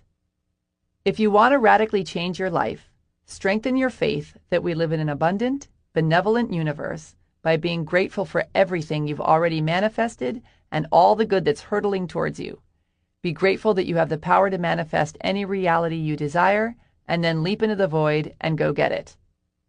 Trade in your drama about how you can't have what you want for the grateful expectation that miracles will walk into your life, and the more commonplace those miracles will become. Here are some good ways you can practice. 1. This is good because. Whenever anything excellent or mediocre or lame or annoying happens to you, meet it with the statement, "This is good because," and fill in the blank. Once you make this a regular practice, you'll see how much easier it is to be in gratitude for much more than you realized. This is good that I got a flat tire on my way home from picking up my kids. I've shown them how to deal with an unexpected situation.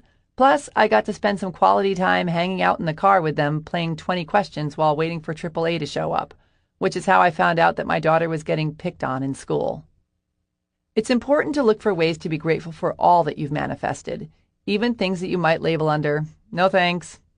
If you focus on the negative aspects of the more challenging things in your life, it'll just lower your frequency, keep you in pain and resentment, attract more negativity to you, very possibly make you sick, and very definitely make you crabby.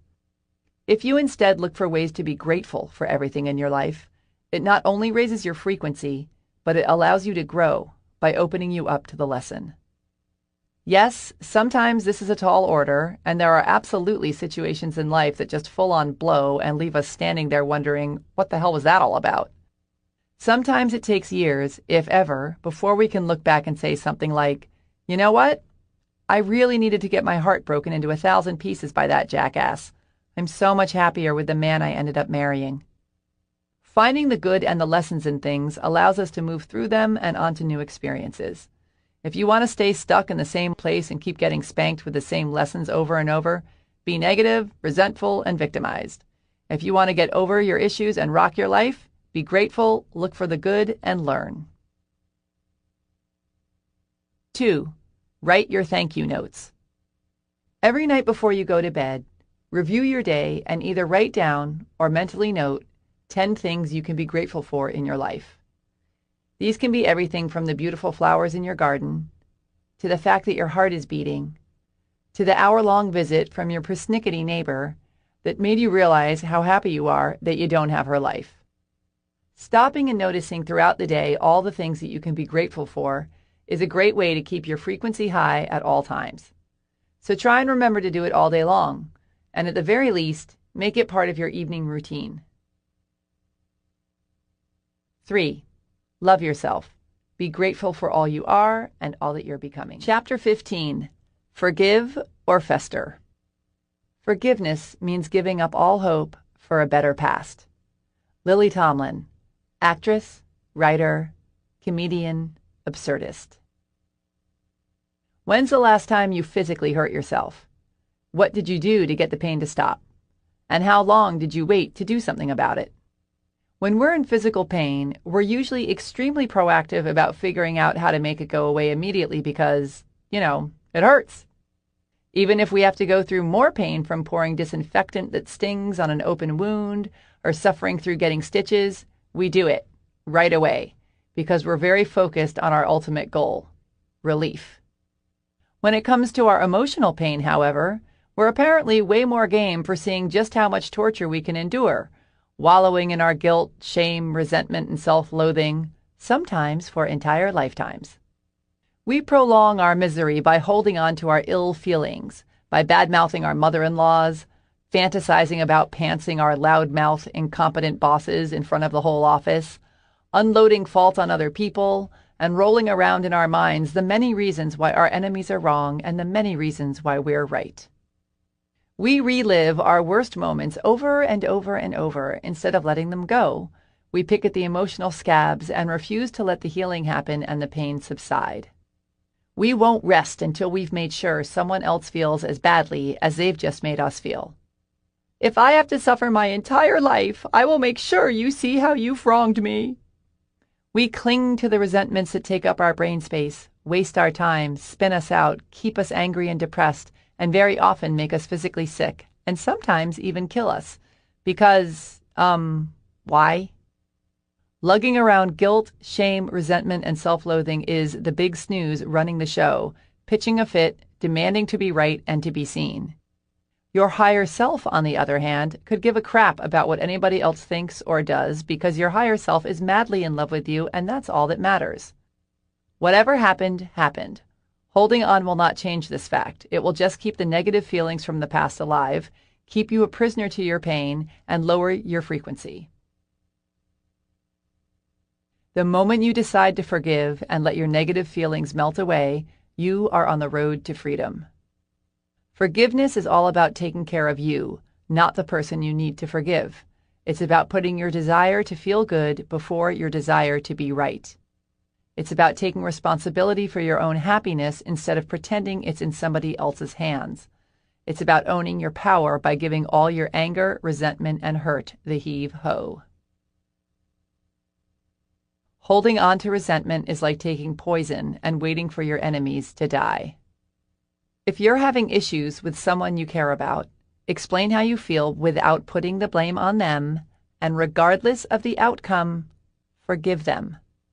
Your talk may bring you closer together, or you may discover that you don't want to hang out with them as much, or at all, but either way, if you want to be free, you have to let it go.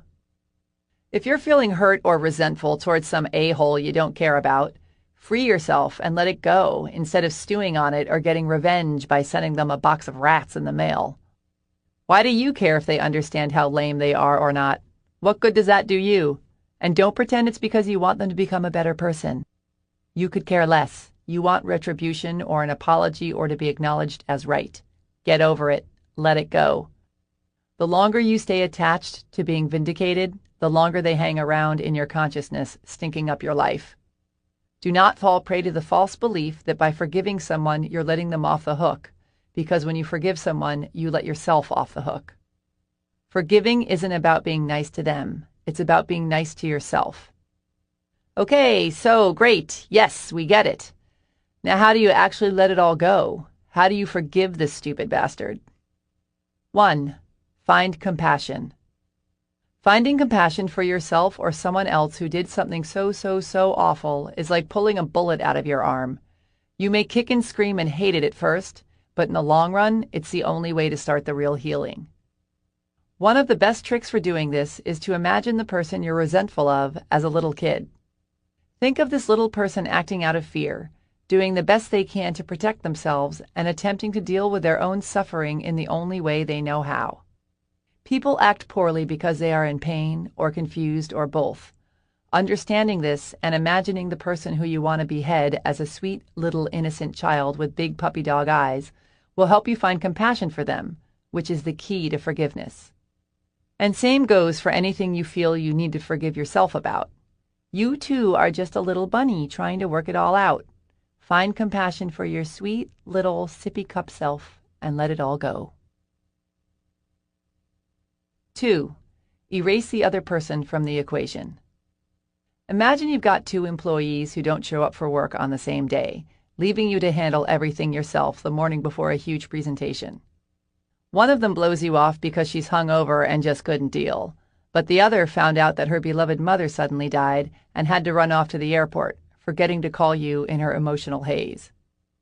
Same exact result. You're ditched and left to do all the work yourself. 2 totally different ways to react, which means you have a choice. One choice puts you at risk of busting an artery out of rage. The other opens your heart.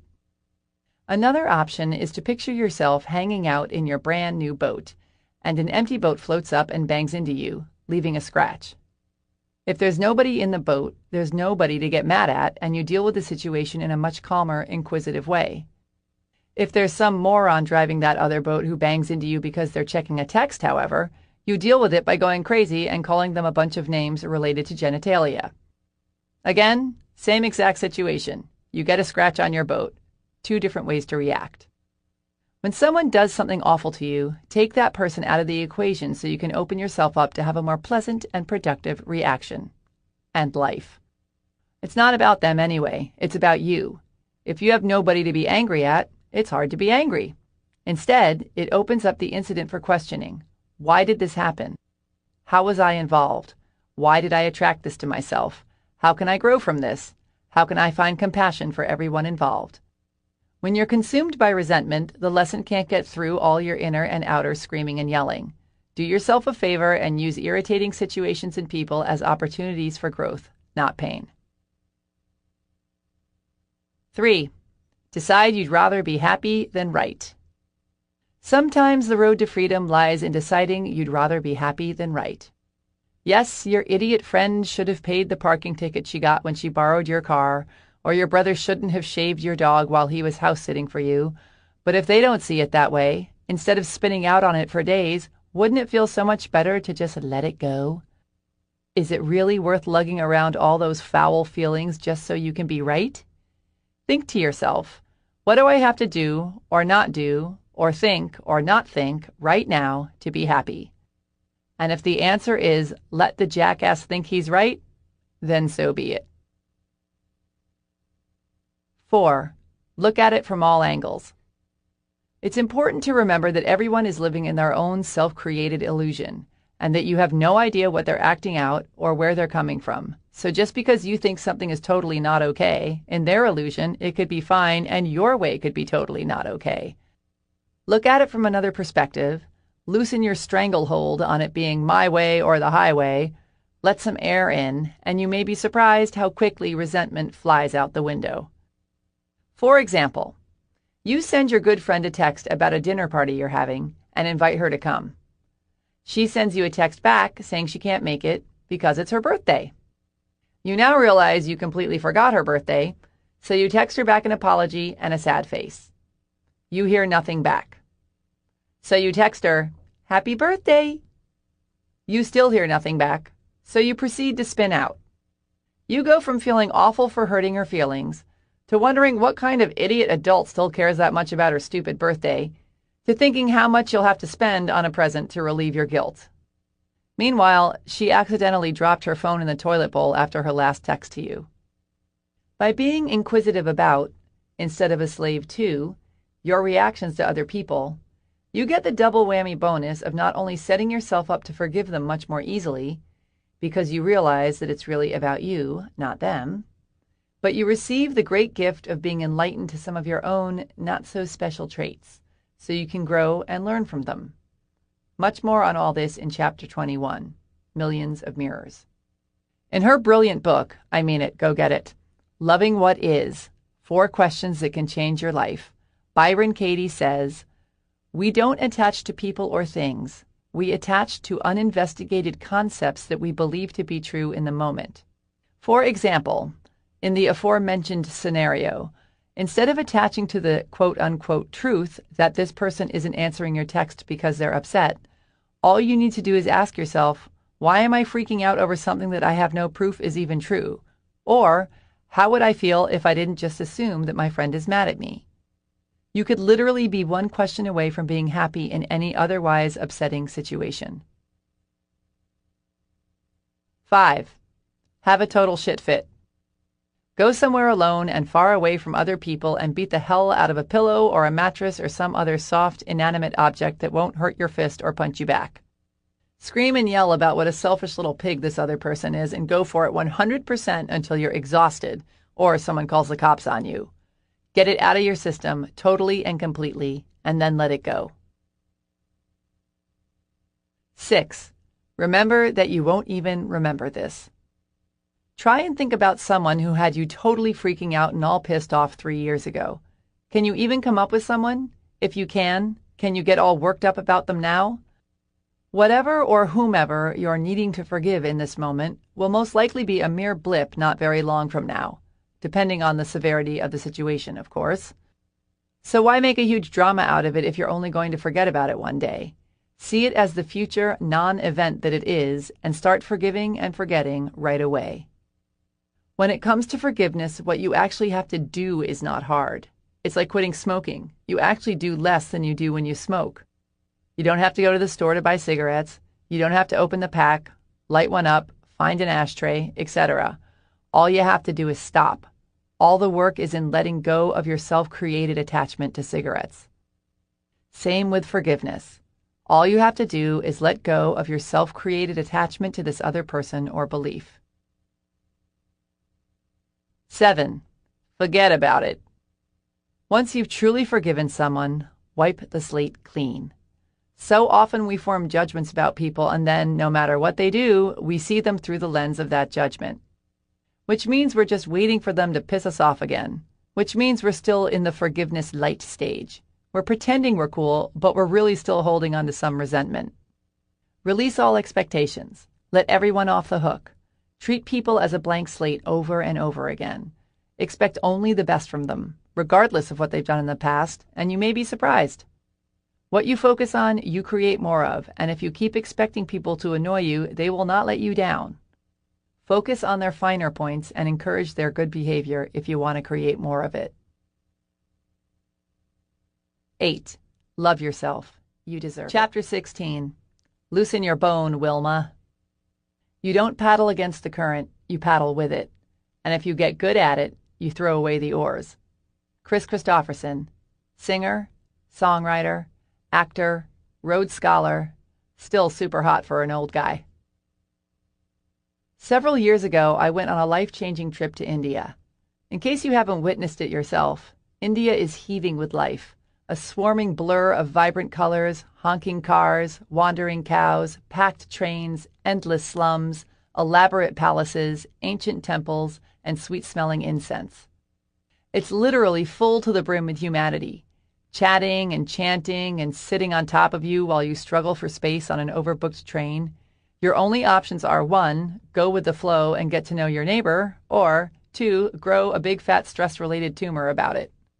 I am extremely impressed to report that the majority of the country went for option number 1.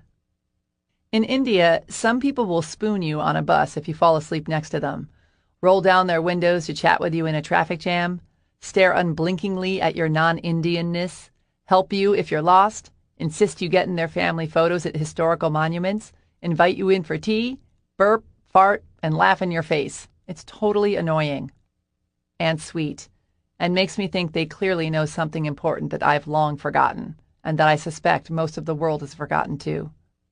I didn't have to darken the doorway of an ashram, or stick a red dot on my forehead, or partake in any of the other thousands of spiritual options the country is famous for offering. Who needs them?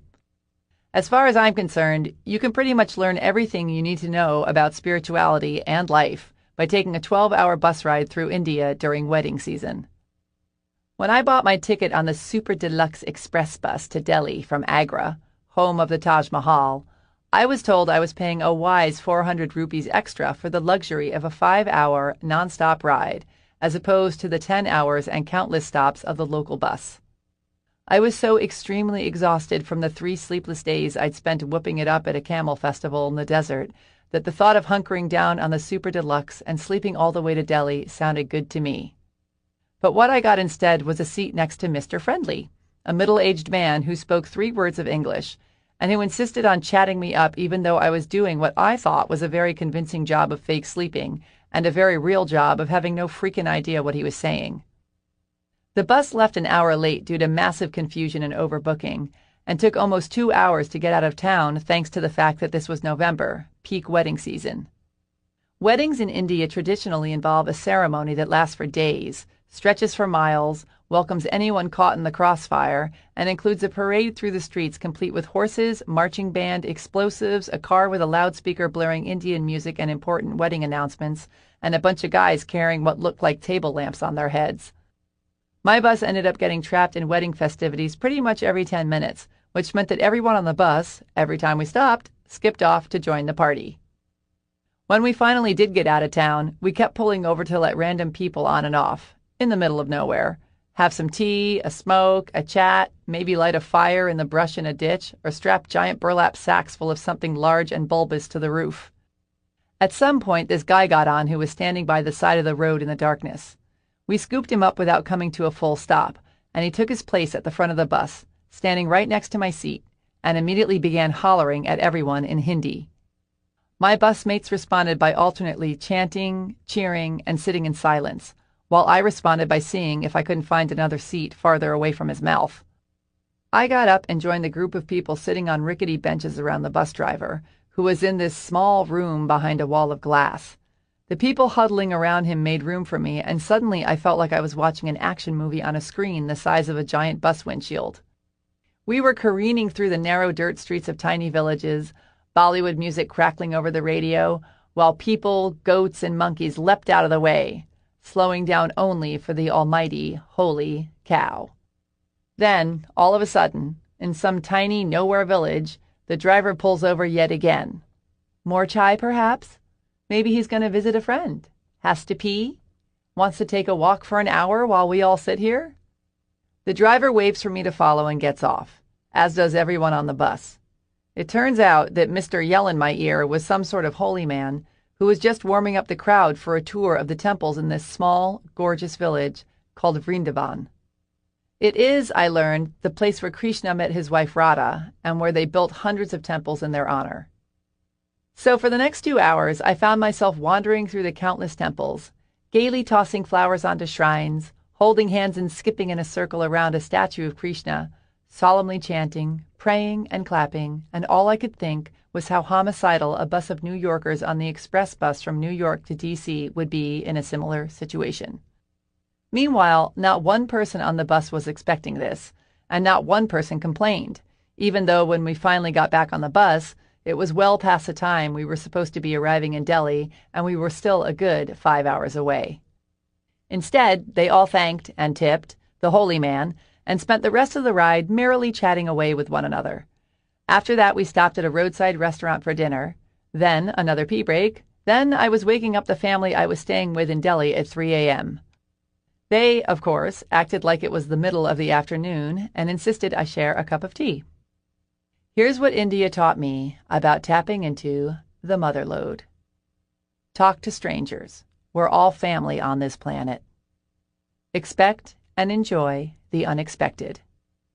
Find the humor. Join the party. Live in the moment. Time spent enjoying yourself is never time wasted. Share your space. Loosen your bone, Wilma. Love yourself, and life becomes a party. Part 4. How to get over your BS already. Chapter 17. It's so easy once you figure out it isn't hard.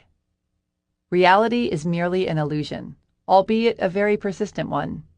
Albert Einstein, scientist, awesomest. I was hanging out in my sunny California home one morning, reading the newspaper with the doors flung open and the stereo blasting, when all of a sudden a bird came tearing into my living room. He was flapping around like a maniac, flying into lamps and plants, spreading leaves, feathers, poop, and panic all over the place. In an attempt to escape, he kept slamming himself into the window while I feebly chased him around with a flip-flop, trying to guide him back towards the open door. It was awful to watch. The poor guy was all panting and wild-eyed, his little birdie heart no doubt about to explode with fear, while he threw himself over and over again into the glass at full speed.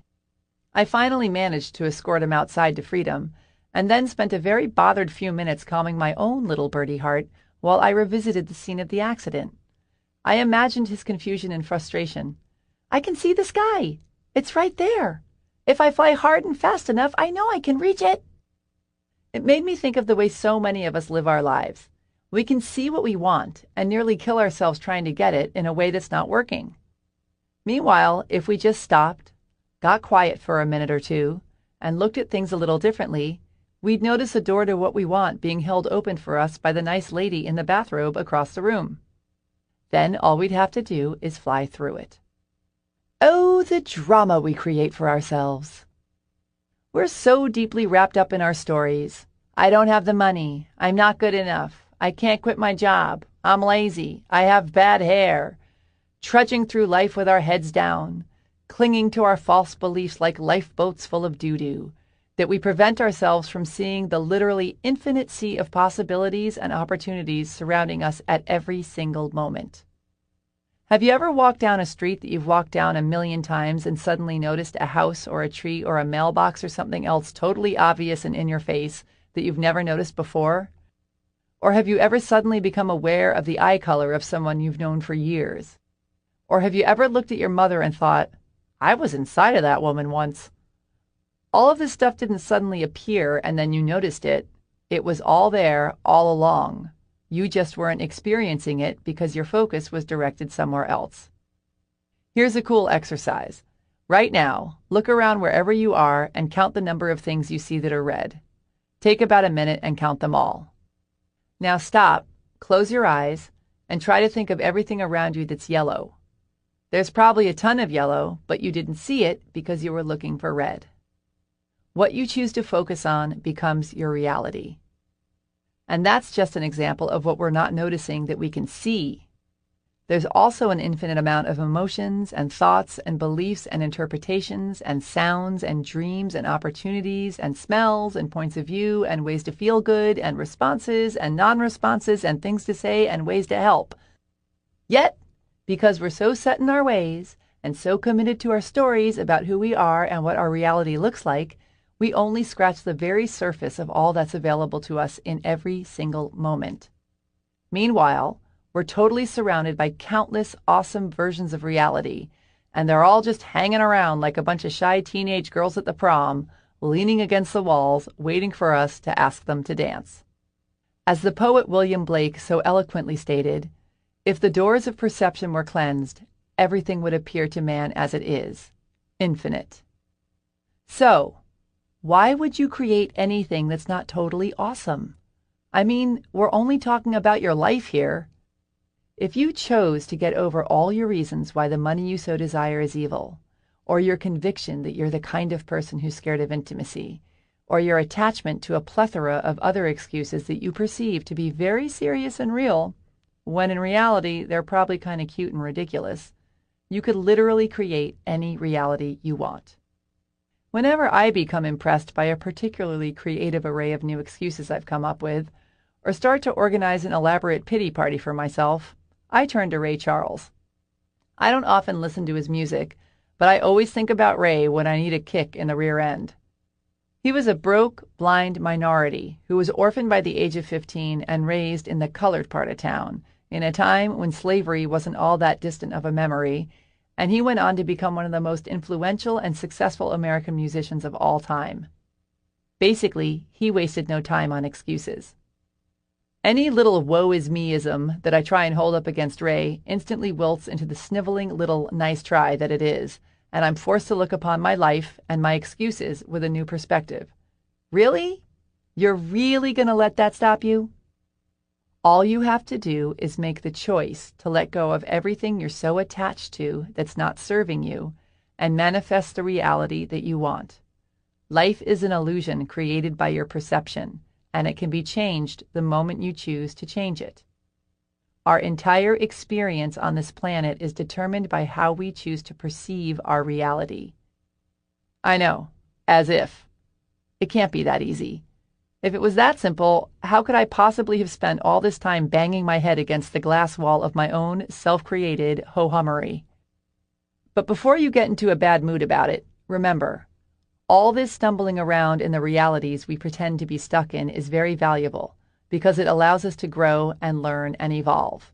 Rough seas make better sailors, but you get to choose how long you want to stay in school and work on the same issues over and over and over. Your graduation cap and gown are cleaned and pressed and waiting for you whenever you want to put them on.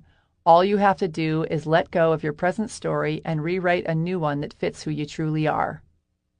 If you want to join the party and shift your perspective, do what I say in this book, and really do it. Don't just half-ass it.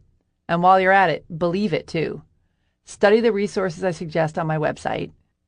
Commit to releasing your attachment to low-frequency thoughts and experiences. Trust that the universe loves the crap out of you. Kick fear in the face and head bravely into the unknown. Also, do the following. 1. Become aware of what your stories are. We call these stories because that's what they are. They are not the truth, and they can be rewritten. You're the author of your own life, not your parents, not society, not your partner, not your friends, not the bullies who called you Fatzilla in junior high. And the sooner you decide to rewrite yourself a better script, the sooner you get to live a more awesome life. Before you can let go of your stories, get clear on what they are. Listen to what you say and what you think about, and start busting yourself in your own lies. We get so used to and so identify with our broken records that we don't even notice they exist or that they're not even real, and yet we'll fight to the death to uphold their non-truths.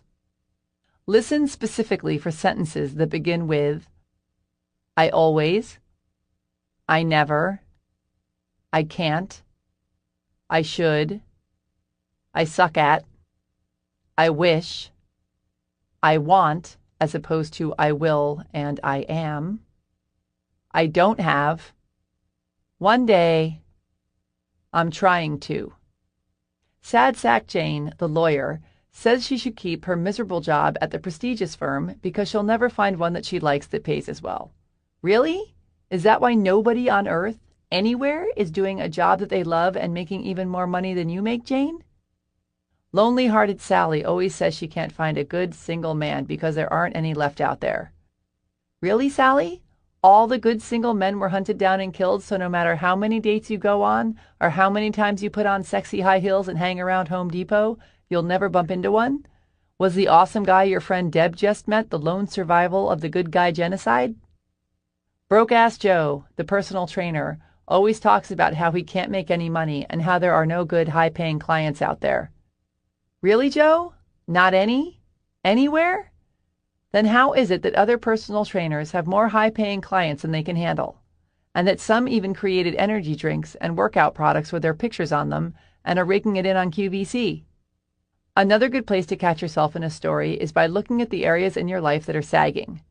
If you're constantly angry, maybe your story is, nobody understands me. If you're always overweight, maybe your story is, I have no self-discipline. If you're uninvited from Thanksgiving dinner because you wouldn't let anyone else talk at the last 3 family gatherings, maybe your story is, nobody pays any attention to me. Remember, As Wallace Wattles said, to think what you want to think is to think the truth, regardless of appearances. Instead of pretending to be stuck in these lame-o realities, use your power of thought to change your attitude and change your life. Start paying attention. What are your favorite self-sabotaging stories? What do you hear yourself think and say over and over again that has become who you are, or rather who you think you are? Bust yourself in your own tired old broken records right now so you can set about rewriting your stories and creating the kind of life you love. 2. Become aware of what you're gaining from your stories. We pretty much don't ever do anything that we don't benefit from in some way, be it in a healthy way or an unhealthy way. If you're perpetuating something dismal in your life because of some dopey story, there's definitely something about it that you're getting off on. Let's say, for example, that your story is that you're depressed. Chances are pretty good that even though it feels awful, when you feel awful, you don't have to work hard, or do the laundry, or go to the gym. It also feels very familiar and cozy and comfortable. It gets you attention. People come in and check on you, and sometimes bring food. It gives you something to talk about. It allows you not to try too hard or move forward and face possible failure. It lets you drink beer for breakfast. Let's say your story is that you can't make money. By staying broke, you get to be right. You get to be a victim, which makes you dependent on other people and gets you attention. Other people will offer to pay. You don't have to take responsibility. You get to give up before you start and avoid possible failure. If things in your life fall far below the mediocre scale, you get to blame other people and circumstances instead of taking risks to change it because you can't afford to take risks. Let's say your story is that you stink at relationships. You get your freedom. You don't have to commit and can keep looking for the greener grass on the other side. You don't have to risk getting hurt by being vulnerable. You get to complain about always being single and get sympathy. You get the whole bed to yourself, never have to compromise, and don't have to shave unless it's summer. We don't realize it, but we're making the perks we get from perpetuating our stories more important than getting the things we really want because it's familiar territory, it's what we're comfy with, and we're scared to let it go. If we've been depressed or victimized or whatever since childhood, we trick ourselves into believing that it's really who we are as adults in order to continue reaping the quote-unquote rewards. It's how we survived as kids, but it doesn't serve us anymore, so we need to get rid of it or we'll just keep creating more of it. For example, let's say you grew up with a violent alcoholic father, and your way to protect yourself from being the target of his rage was to never speak up, to never let yourself or your wants and wishes be visible. Cut to you as an adult who never speaks your truth or who never stands up for yourself. You're still reaping the false rewards. You're playing it safe, not risking getting hurt or yelled at. But this behavior is backfiring on you because by hiding and not taking a stand for yourself, you're living a life that totally makes you want to roll over and go back to sleep every morning instead of getting up and facing your day. Once you identify the false benefits you're reaping from holding onto your stories, you can start the process of letting them go and replace them with new empowered ones that'll serve the adult you. 3. Get rid of your stories. Once you know what the beast looks like, you can slay it. Take your list of can'ts and shoulds and I nevers, etc., and write stream of consciousness in a journal, and really feel in your body what you're getting from these old limiting beliefs, such as, I feel special, I feel safe, I get to live with my parents and never get a job, etc. Make a list of these false rewards. Really push yourself to get them all onto the page. Then feel the attention, the specialness, or the comfort, or the safety, or whatever your trip is, and really become clear on it. Catch yourself fully in the act and feel it all the way through. Now look at your list of false rewards for what they really are. Scared little parts of yourself acting out. Thank them for trying to protect you and for keeping you company, but tell them it's time to run along now. Then replace the feelings you got from these false rewards with the feelings of joy and power and excitement that stepping into who you truly are and who you're now becoming will bring. Imagine that childish version of yourself leaving your body and the powerful adult stepping in. Breathe in the adult, breathe out the kid and the old story. It's like finally taking the keys to the Ferrari back from the 7-year-old version of yourself who's been driving it all this time, nearly getting you killed. See yourself as the adult stepping in to take your place behind the wheel. Keep envisioning or writing down what it looks like and feels like to have the real adult you replace your old childhood story. Feel it. Get excited by it. Then make the decision that you're ready to change and take positive action in the direction you want to go. For example, let's say that lonely-hearted Sally finally got fed up enough to get mighty real with herself and face her issues around relationships. She'd start by getting clear on what her stories are. I can't meet a man because there aren't any good ones left. I suck at flirting. I never know what to say to men. I'm not attractive to men, not the good ones anyway. I scare men away. I don't trust men. I don't believe there really is anyone out there for me. Once she's got her list, which could easily go on for pages, by the way, but for the sake of example, and because I'd like to leave the house today, we'll stick with these. Sally can stream of consciousness journal about the false rewards she's getting. And by stream of consciousness, I mean just let it flow. Don't edit it or overthink it too much. Just write it. In Sally's case, her journaling could look like this. By saying there aren't any good men out there, I don't have to take responsibility for why I'm not meeting any. I get to feel victimized and right for staying single. I get to prove how lame men are by never being with a good one. My pain of feeling unworthy and my mistrust of men get proven right when I stay single. I feel like I know what I'm doing, and I get to stay in control by not letting anyone get close to me. I feel free. I feel safe. I feel special because I get attention for breaking the rules. Again, this could go on for hours, but you get the idea. Once she's gotten all her false rewards on the page, Sally can then focus on them, feel them all the way through, thank them for trying to protect her. We don't want this to turn into a self-loathing exercise, please. And release them by replacing them with new, powerful stories. She can literally take each one and replace it with a new truth. For example, by saying there aren't any good men out there, I don't have to take responsibility for why I'm not meeting any. She could then change this to, the world is filled with awesome, loving men, and I am fully capable of and so excited to find me a good one. I get to feel victimized and right for staying single. She could change this to, I am powerful and in control of my life. I choose to love and be loved. I get to prove how lame men are by never being with a good one. She could then change this to, I love and trust men and am so thrilled to be with an awesome guy who makes me giddy with happiness. These new stories become her new truth, and in order to make them stick, she focuses on them, breathes them in, and feels how happy they make her feel. These stories are her new affirmations. Remember those? That she will not only write down and repeat and bombard herself with over and over and over, but that she will instantly replace her old stories with if they should fly out of her mouth or into her mind out of habit. Let's review, shall we? 1. List off your old stories that you've gotten into the habit of thinking and saying. 2. Journal about the false rewards you get from them. 3. Feel into these false rewards, thank them for their help, and decide to let them go. 4. Take each false reward and write a new, powerful story to replace it with. 5. Repeat this new story or affirmation over and over and over until it becomes your truth. 6. Behold your awesome new life. Nothing in this world is permanent, including our stories. Yet we try to hold on to them for false security, which ultimately leads to sorrow and loss. Be willing to let go. Keep reinventing your story as you continue to grow. 4. Get a move on. Once you've gotten clear on your story and have done the energy work, take action.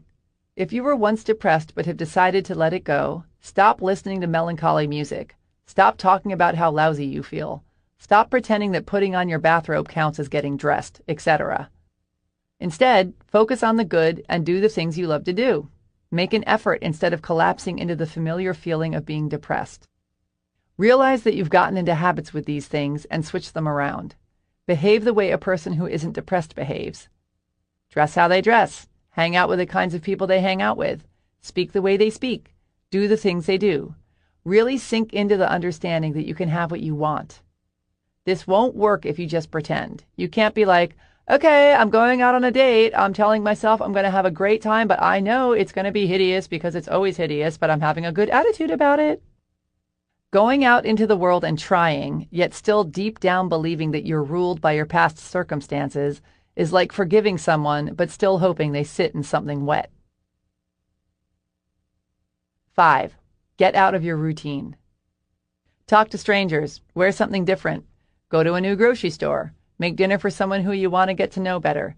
Change toothpastes. Go to a movie at 2 p.m. on a Wednesday. Learn 3 new jokes. Walk taller. Notice 5 awesome things you've never noticed about your home, your beliefs, your mother, your face. Do things that pull you out of your routine, and you'll be amazed by the new realities that were there all along that suddenly present themselves. 6. Sidestep the spiral. There's also the ever-popular spiral into darkness, where you begin by being sad that your dog died, then realize that not only are you now dogless, but you're still single, and you will always be single because everyone, including your dog, leaves you, which probably wouldn't be the case if you didn't have such fat thighs or weren't so overshadowed by your gorgeous sister, who is pretty much the main reason you've had no self-confidence your entire life, and wah. Feel sad, but don't blow it up into some huge drama. If something negative happens in your life, feel it, learn from it, let it go, and get back to focusing on the life you're excited to live. 7. Love yourself more than you love your drama. Chapter 18. Procrastination, Perfection, and a Polish Beer Garden. In order to kick ass, you must first lift up your foot. Jenn Sincero, author, coach, self-quoter. One of my first jobs out of college was production coordinator for the Ethnic Folk Arts Festival, which was put on by a little nonprofit group in New York City. I heard about the position opening up from a friend and decided I had to have the job, even though I'd never produced a thing in my life, and find folk art to be fairly yawnable. It looked like fun anyway. They worked out of a funky loft in Tribeca, knew a lot about music, brought their dogs to work, and the festival I'd be working on gathered musicians, dancers, and artists from around the globe and brought them together in a Polish beer garden in Queens for a big fat party, which meant men in skirts and free sausage and beer. So I put together a resume that listed such achievements as produced plays in college, i.e., demanded my friends show up to watch my boyfriend act, started several organizations in high school, started a sledding team that had no competition and only one meeting where we spent most of our time figuring out how to score some beer, worked at my college radio station, hung around while my friend DJ'd. Then I got all dressed up in some business casuals that I borrowed from my mom that didn't fit, and marched off to my interview. A couple of hours later, me and my big mouth had a new job. That night, I laid awake in wide-eyed horror. My God, what have I done? I'm a monster!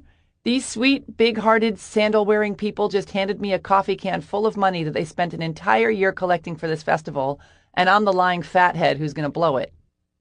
I thought about turning myself in, but, unwilling to turn down a good party, went for it instead and wound up working harder for them than I had ever worked in my life. I decided that I'd rise to the occasion, that I would do whatever it took to make this the best damn festival that Polish beer garden had ever seen, and I pulled it off with flying colors, if I do say so myself. I got all 27 of my unemployed friends to hand out flyers and take tickets in exchange for the aforementioned free sausage and beer, herded the unruly polka dancers into their places on time, got the latke vendors to set up, and saw to it that the bagpipe parade went off without a hitch. If there's something you really want, I'm not necessarily saying you should lie to get it, but I am saying you're probably lying to yourself if you're not going after it. Because so often when we say we're unqualified for something, what we're really saying is that we're too scared to try it, not that we can't do it. Most of the time, it's not lack of experience that's holding us back, but rather the lack of determination to do what we need to do to be successful. We put so much energy into coming up with excuses why we can't be, do, or have the things we want, and designing the perfect distractions to keep us from our dreams. Imagine how far we'd get if we just shut up and used all that energy to go for it instead. Here's the good news. 1. We all know way more than we give ourselves credit for knowing. 2. We're drawn to things we're naturally good at, which counts more than having a graduate degree in the subject, by the way. 3. There's no better teacher than necessity. 4. Passion trumps fear. In hindsight, I realized that I was more qualified for that job than I thought. I'm a big sister, which means I'm naturally bossy. I love throwing parties, and I can talk to anyone, even 76-year-old Russian men who don't speak English and are freaking out because they can't find their tights. I went on to do many more things that I was quote-unquote unqualified for, but I also wasted plenty of time pretending I wasn't ready to do some of the other things I really wanted to do.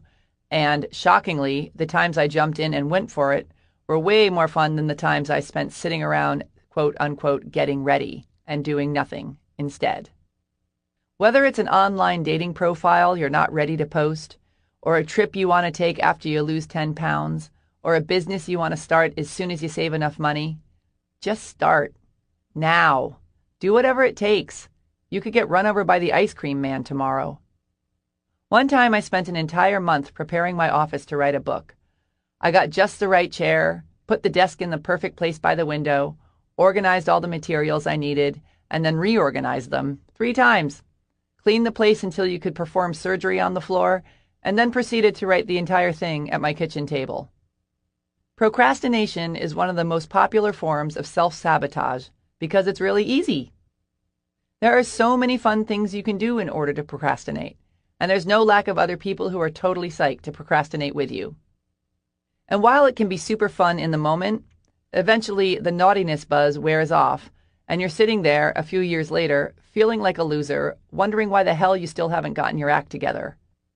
And why other people you know are getting big fat promotions at their jobs, or taking trips around the world, or talking about the latest orphanage they've opened in Cambodia on NPR. If you're serious about changing your life, you'll find a way. If you're not, you'll find an excuse.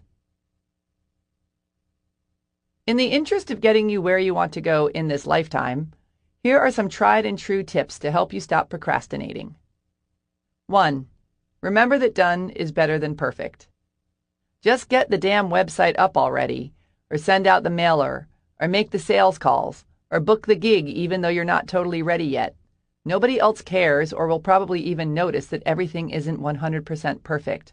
And quite honestly, nothing ever will be 100% perfect anyway, so you might as well start now.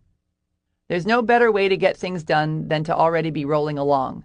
Momentum is a wonderful thing, not to mention highly underrated, so get off your ass and get started now. 2.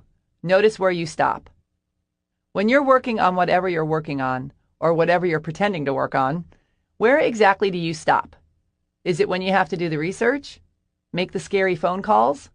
Figure out how to raise the money? Right after you start? When you have to commit? When it starts getting good? Right before it takes off? Before you even get out of bed? If you can pinpoint the precise moment that you say, "Screw it, I'm out of here," you can prepare yourself for hitting the oil slick by hiring coaches or assistants, or by psyching yourself up or delegating that particular part of it out, or by removing known distractions. For example, let's say you discover that every time you sit down to make calls and try and book yourself a speaking gig, you mysteriously find yourself pulled into Facebook for hours. Here's your solution.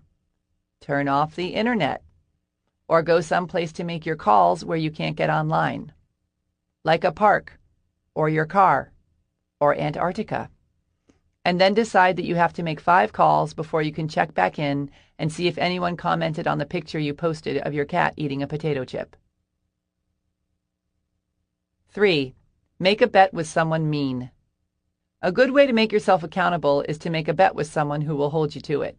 They must have no mercy. They can't coddle you or understand that you tried your best.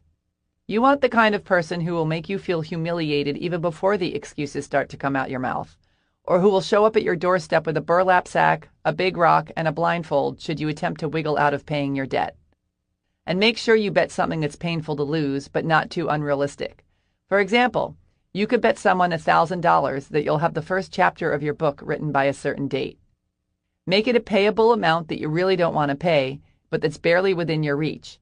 Then write the check out to him, include the payment date, and keep it over your desk to remind you what's in store if you don't get the job done.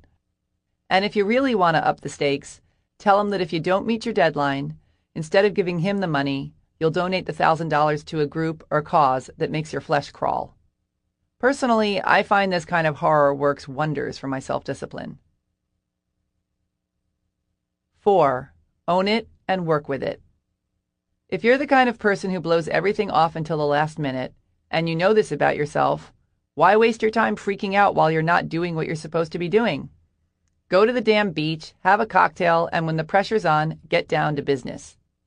There's nothing worse than time wasted pretending to work or stressing out while trying to have fun. No work gets done and no fun is had. It's the worst of both worlds.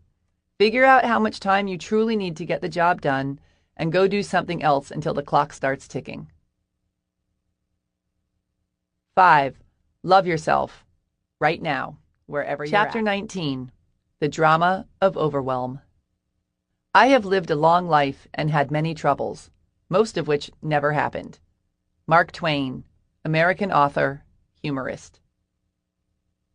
When I set out to write a new book, I find it very helpful to start with a separate index card for each chapter. I put the chapter title at the top of each card, write my notes in the space underneath, and then spread them all out on a table so I can see the whole thing at once. I just did this a few days ago, and it was so exciting. Behold, my glorious new book! About 2 seconds later, however, I was seized by panic. Oh my God, that is a lot of chapters. How the hell am I going to get it all done in time? My deadline is speeding around the corner, and I'm not even entirely sure what I'm putting in each section yet. What was I thinking? How come I didn't start this 8 months ago? Is it too early for wine? Someone help me. I am sinking. I closed my eyes and took a deep breath. Just do one chapter at a time. So I pulled a random card off the table, opened my eyes, and it was, of course, Chapter 19, The Drama of Overwhelm. I'd like to remind you, and me, that the majority of the pain and suffering in our lives is caused by the unnecessary drama that we create. If we happen to find ourselves, for example, in a catatonic state of overwhelm, hugging our knees while rocking back and forth with our mouths hanging open, just like everything else in our lives, all it takes is a shift in perception to create a new reality. Life is but a dream. Don't turn it into a nightmare. We are so unbelievably blessed to have all the things we have, all the opportunities and ideas and people and tasks and interests and experiences and responsibilities. Choosing to freak out about it all, rather than enjoying the living of our lives, is like throwing pearls before swine. Such a waste of such a glorious gift. In the interest of helping you get a more pleasant perspective on your massive to-do list, let's take the 3 most common complaints about overwhelm and pretty them up. 1. There's not enough time. Thanks to the hard work of people with big brains, we now know that time is an illusion. While most people have no idea what the hell that means, there is another angle that's a lot easier to grasp. Not having time is an illusion. For example, I don't have time to find a real parking spot, so I'll park in this loading zone. Oh, look at that. I just spent 3 hours I don't have getting my car out of the tow garage, another 2 getting lost on the way home, and 45 minutes complaining about it to my wife. I don't have time to clean my office. Oh, look at that. I just spent half an hour that I don't have looking for my phone that was buried beneath a pile of crap. Oh, and look at that. My phone is dead, which means I'm about to waste even more time I don't have looking for the damn charger, which might be under this pile of books over here, please, I hope. When we're forced to do something, suddenly the time is there, which means it's there all the time, but we've just chosen to limit ourselves by believing that it isn't. Ever notice how if you've got 6 months to do something, it'll take you 6 months to do it? But if you have a week, it'll take you a week? Once you understand that time, like the rest of your reality, is in your mind, you can make it work for you instead of being its slave. Here are some things you can do right now to start wrangling time into submission. Show some respect.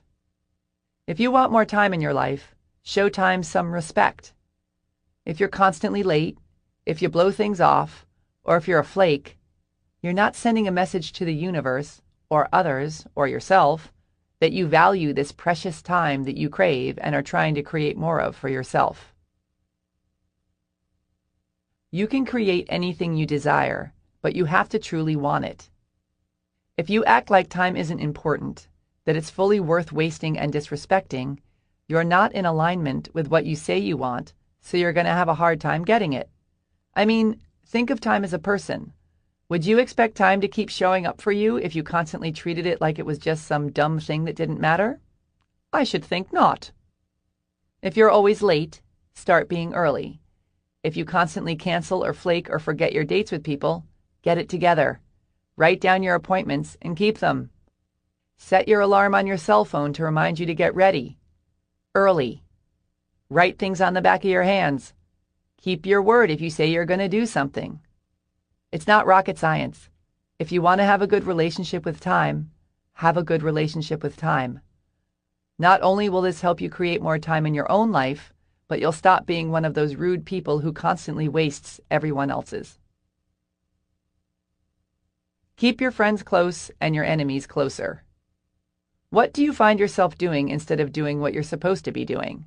Screwing around on Facebook? Answering emails? Eating even though you're not hungry? Once you know what your favorite distractions are, you can build up a good defense against them. Turn off the internet and phone while you're working. Make the kitchen off limits until you're done if you constantly find yourself standing in front of the open refrigerator door in a stupor. We get into such bad habits that half the time we don't even realize what we're doing. Once you become aware of what your weak spots are, you can start to protect yourself against them. Chunk it down.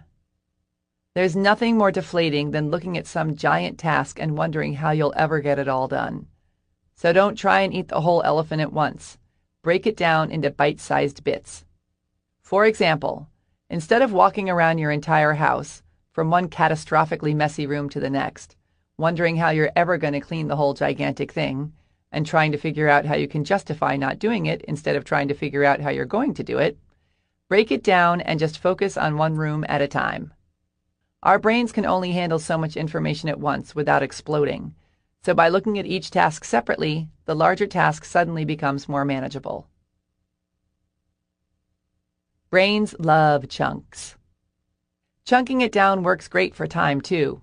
For example, if you're working on designing a new website, instead of setting aside the entire day to work, decide that you'll work in hour-long chunks. During this time, you are unauthorized to get up to use the bathroom, get something to eat, check your texts, go online, etc. Once your 60 minutes is up, you can take a break and do whatever you want until your next 60-minute chunk. We can do anything for 60 minutes. Our brains go into overwhelm when we try to do it all in one big block of time. 2. There's too much to do. Ever notice that whenever you ask someone how they're doing, about 99% of the time they say something like, "Good. Really busy, but good." Busy has become the new "fine, thanks." I mean, where's the fun in that? What kind of message does that send out to the world and ourselves? No wonder we all feel like we're living pinned beneath a giant cement slab of a to-do list. So yes, the first task is to watch your mouth. Stop talking about how busy you are. Focus on what you enjoy about what you do and the spaces in between the doing instead of feeling weighed down by it all.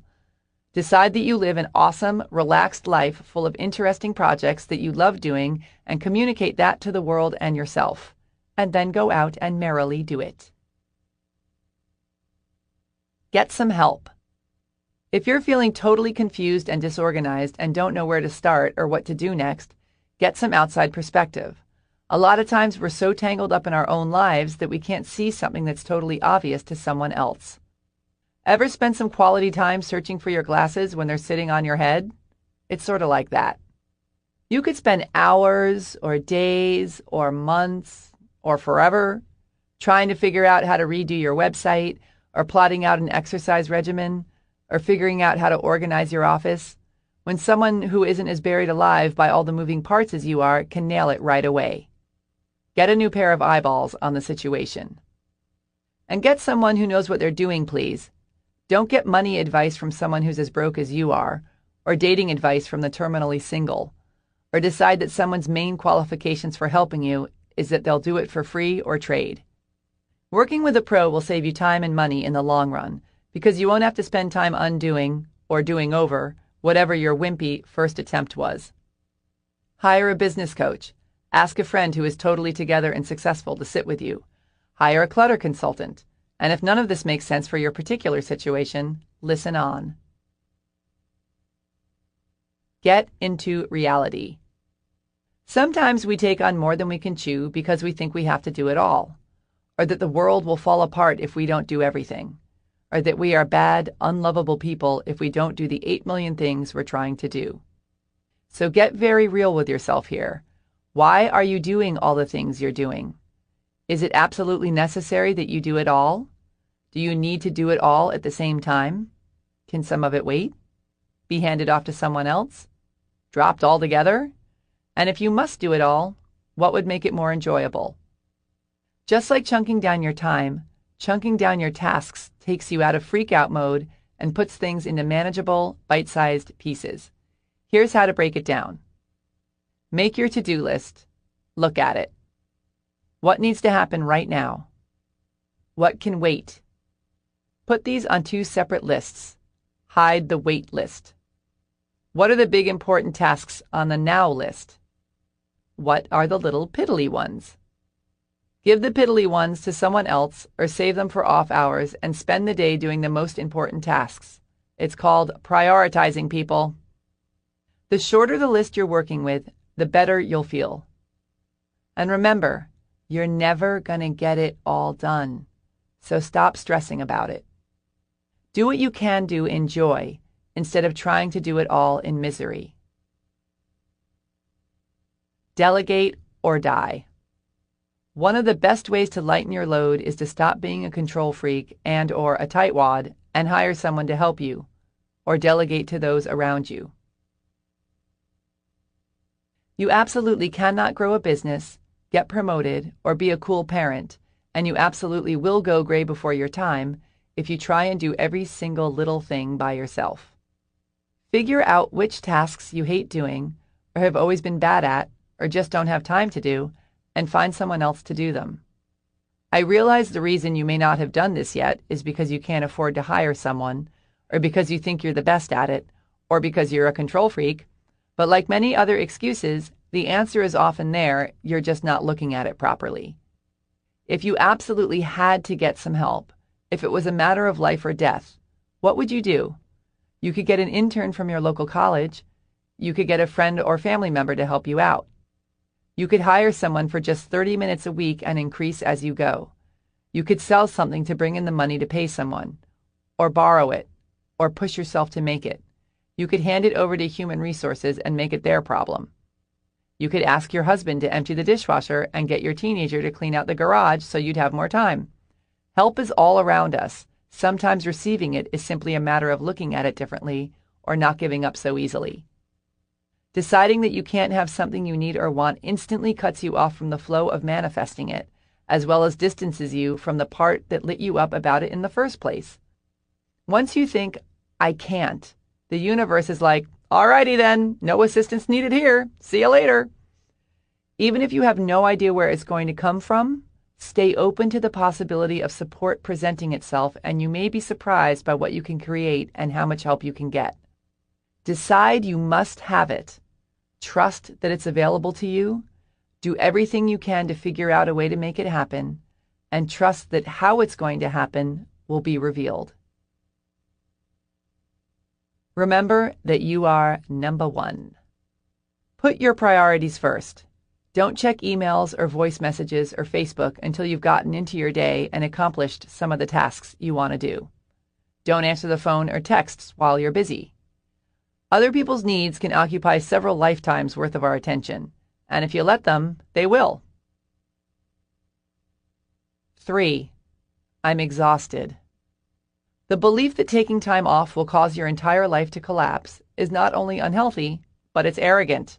The world will go on if you stop working, you see.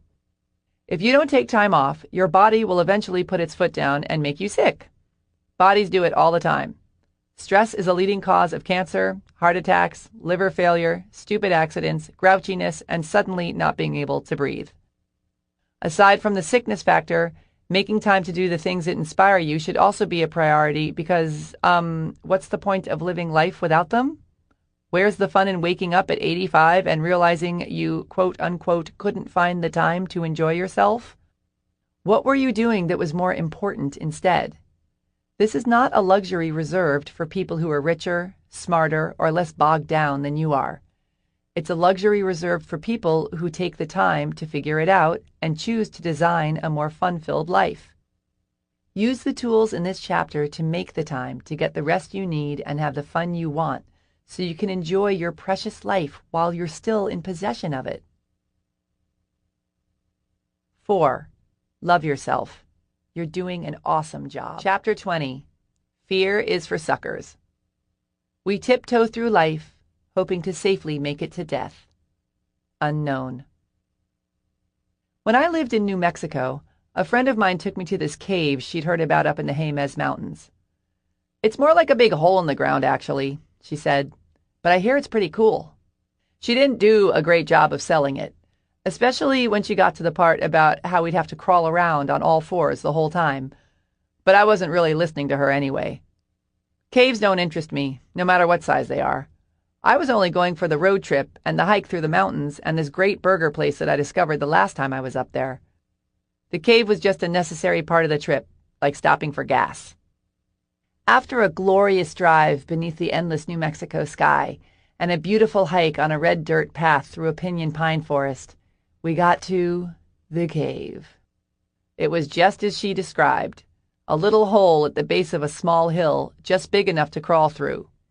My friend tossed me a pair of knee pads and a flashlight and headed in. I followed her on my hands and knees, holding my flashlight with my teeth, and by the time we were about 10 minutes in, I felt like the entrance and my chances of ever seeing another burger again had vanished. If anything came at us from inside that cave, like, say, a monster, or if there was a flash flood, or an earthquake, or a rattlesnake, or a mosquito, we were totally screwed. The craggy white rock tunnel surrounding us had closed in so tightly that when my friend finally stopped crawling and leaned against the wall to sit, she had to do so with her head bent so far forward it looked like she was about to start chewing on her neck. What the hell was I doing there again? "Okay, now for the cool part. You ready?" she asked. "Turn off your light." She clicked off her flashlight after motioning for me to do the same. The instant my light went out, I experienced the absolute darkest darkness of beyond pitch black, holy fucking shit, deepest, darkest blackness ever. I felt the tickling of hysteria begin to worm its way up the back of my neck, and for the first time in my life, I completely understood fear. Because fear was the only thing I could see in that hole. It sat there, omnipresent, gigantic, all-consuming, staring me straight in the face, asking, "So, you gonna let me swallow you up or what?"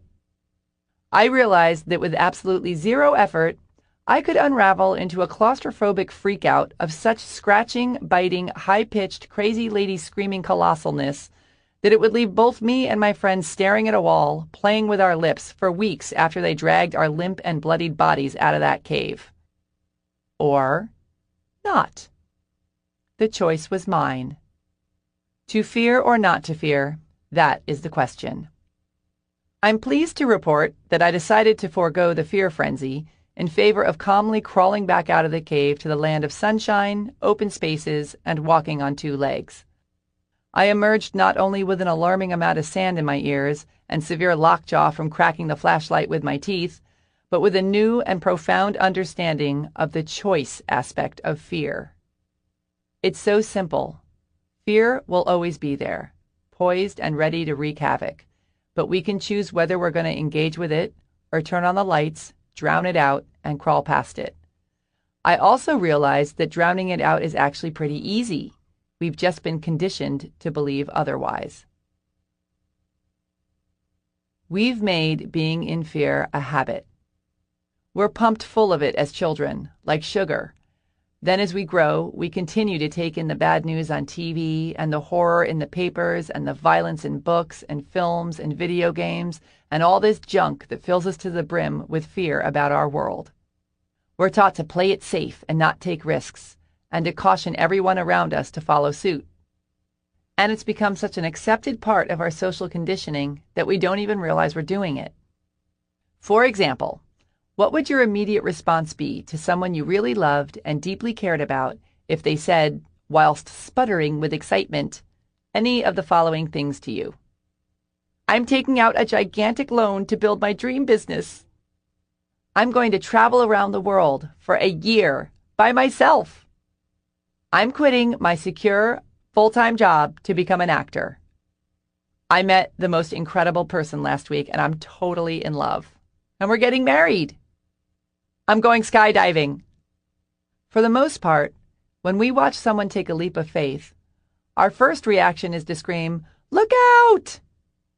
We've not only made a habit out of smearing our fear and worry and doubt all over each other, but we pat ourselves on the backs for it because we believe that it shows how much we care. That's something worth being scared of, if you ask me. There's something called the crab effect.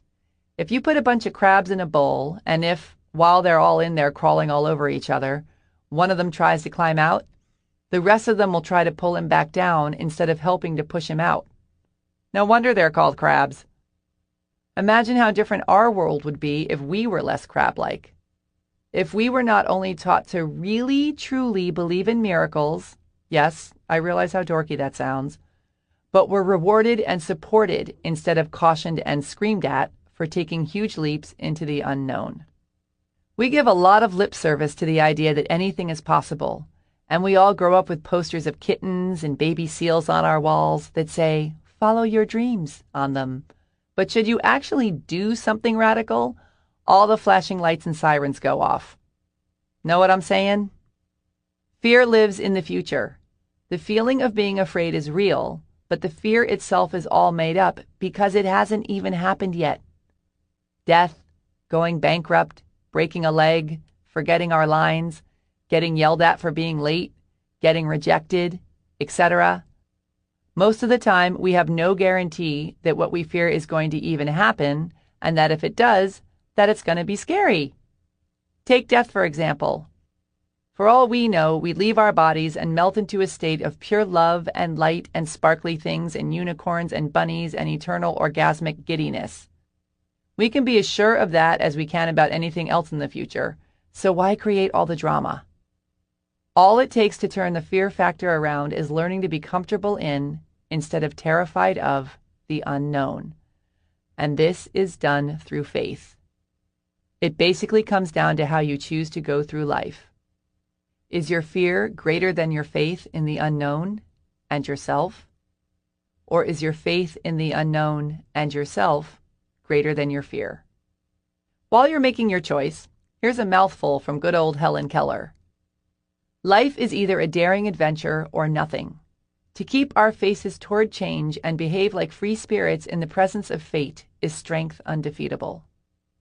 There's that incredible moment when you decide, screw it, I'm going for it, and suddenly the thrill overtakes the fear. And then you're flying on the magic carpet. You're signing on the dotted line to buy the house, confronting your father, sliding the ring onto the finger, stepping onto the stage in front of thousands. I mean, talk about feeling alive. On the other side of your fear is your freedom. Here are some helpful ways to navigate your way through the jungle of fear. 1. View fear from your rearview mirror. Think about some radical thing you did in the past that literally gave you the shakes. It was so big and scary. And now look back on it. How terrifying is it now? Can you conjure up any scary feelings about it? Even a weensy twinge of fear? Keep this in mind as you face each new challenge. No matter how intimidating your next great leap forward seems at the moment, it'll be a pipsqueak when you look back on it someday. So why wait? Why not look at it through pipsqueak-colored glasses right now? Envision your challenges from the future. Look back on them from a place of victory, and they will lose much of their power to paralyze you. I always use my first trip to India as an example when I'm being a weenie about doing something that really scares me. It was one of my very first international solo trips, and even though my experience with anything Indian up to that point pretty much consisted of a couple Ravi Shankar CDs and some chicken tikka masala, I figured it would be such a cool place to see. I wanted to go somewhere totally new and experience a reality that was as different from my own as possible. I thought going to India would be like going through the looking glass. So I buy my ticket, and then it hits me. What the hell am I trying to prove? Why am I doing this? I'd never gone anywhere that far away by myself before, where I knew no one, didn't speak the language, had no idea what to expect, and I swear I built it up to become one of the most terrifying things I ever did in my life.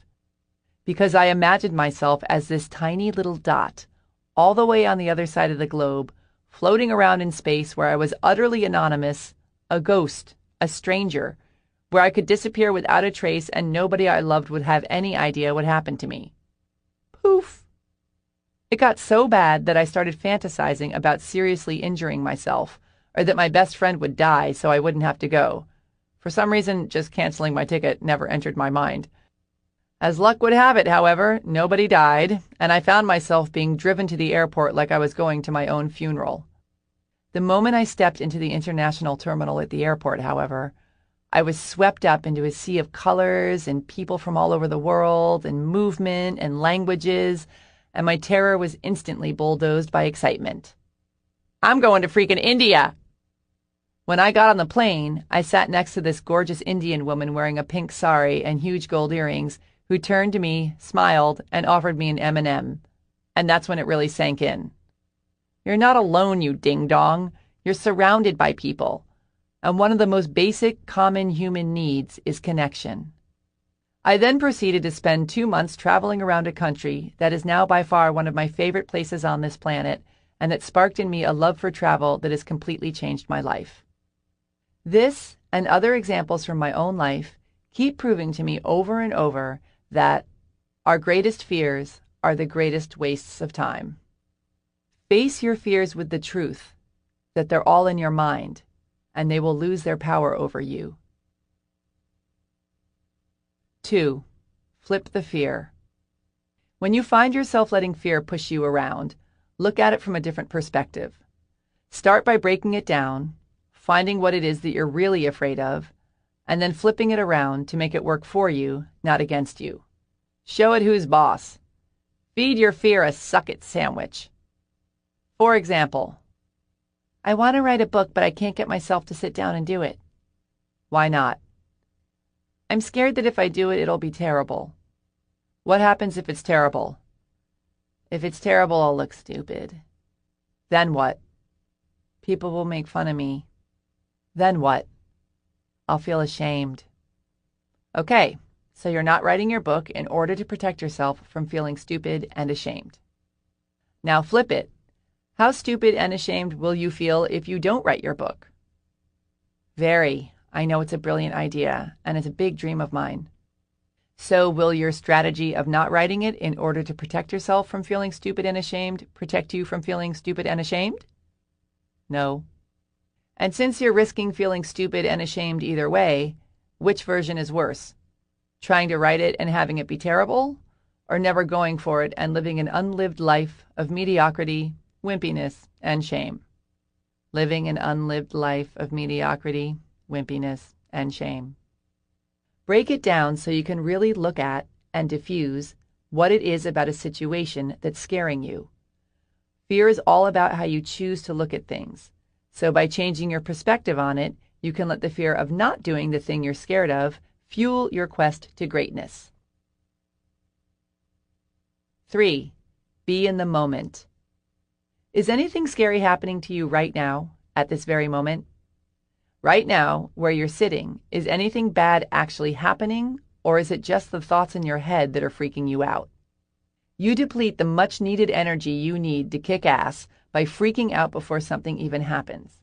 Instead, stay in the moment and connect to your higher self. If you're about to walk into a courtroom or jump out of a plane or ask for a raise, breathe into the moment and stay connected to source energy. Keep your frequency high and your belief in miracles strong instead of falling prey to the fears in your mind, and you'll find that not only are you much better equipped to deal with whatever situation it is that you're headed for, but that, 9 times out of 10, it's much scarier in your mind than it is in reality. 4. Cut off the stream of crap. Be more conscious of the information you absorb. What blogs do you read? What shows do you watch? What books do you read? What stories do you read in the paper? What movies do you go to? Whose opinion do you ask? What do you focus on in your day-to-day life? This isn't about being in denial or out of touch with what's going on in the world. It's about how much of this information you really need. Are you staring at a car accident, or are you gathering information that will allow you to contribute to positive change? Wallowing in the pain and suffering isn't going to help anyone, yourself included, any more than starving yourself will help the hungry. If you want to help the world and yourself, keep your frequency high and do your work from a place of power and joy. 5. Don't think of anything upsetting in bed at night.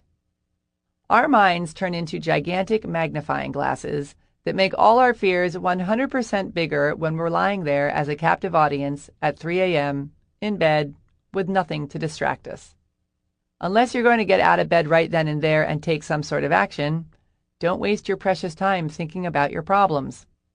Every time you do this, it's never as bad the next morning when you get up. You know this, and yet, use your meditative powers to move troubling thoughts out of your mind. Focus on relaxing every single muscle in your body, one by one, slowly and intentionally, so that it takes up all the room in your brain that you are using to freak out with. Breathe deeply and think about all the incredible things in your life. Listen to a guided meditation. Do whatever you can to get a good night's sleep, and then deal with whatever it is in the morning. Because the only thing worse than staying up all night freaking out about something is then being too exhausted the next day to deal with it either. 6. Love yourself, and you will be invincible. Chapter 21. Millions of Mirrors. No one can make you feel inferior without your consent. Eleanor Roosevelt. Activist, feminist, superhero, longest-serving First Lady of the United States ever.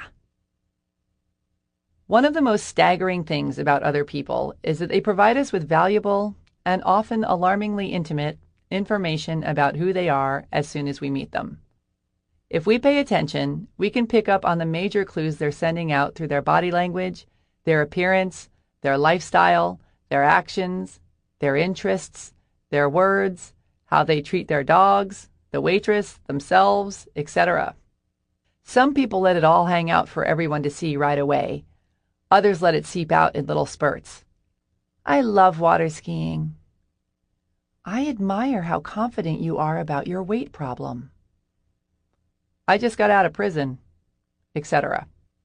With the exception of the sociopath or the skilled pathological liar, the majority of humanity gives us plenty to chew on right out of the gate. All of this information then goes through the filter of who we are, and depending on our perceptions and judgments and hang-ups and number of years spent in therapy, we decide if the person is someone we want to get to know better or not. We're all attracted to, as well as turned off by, various things about other people. And the things that stand out the most to us are the things that remind us the most of ourselves. This is because other people are like mirrors for us.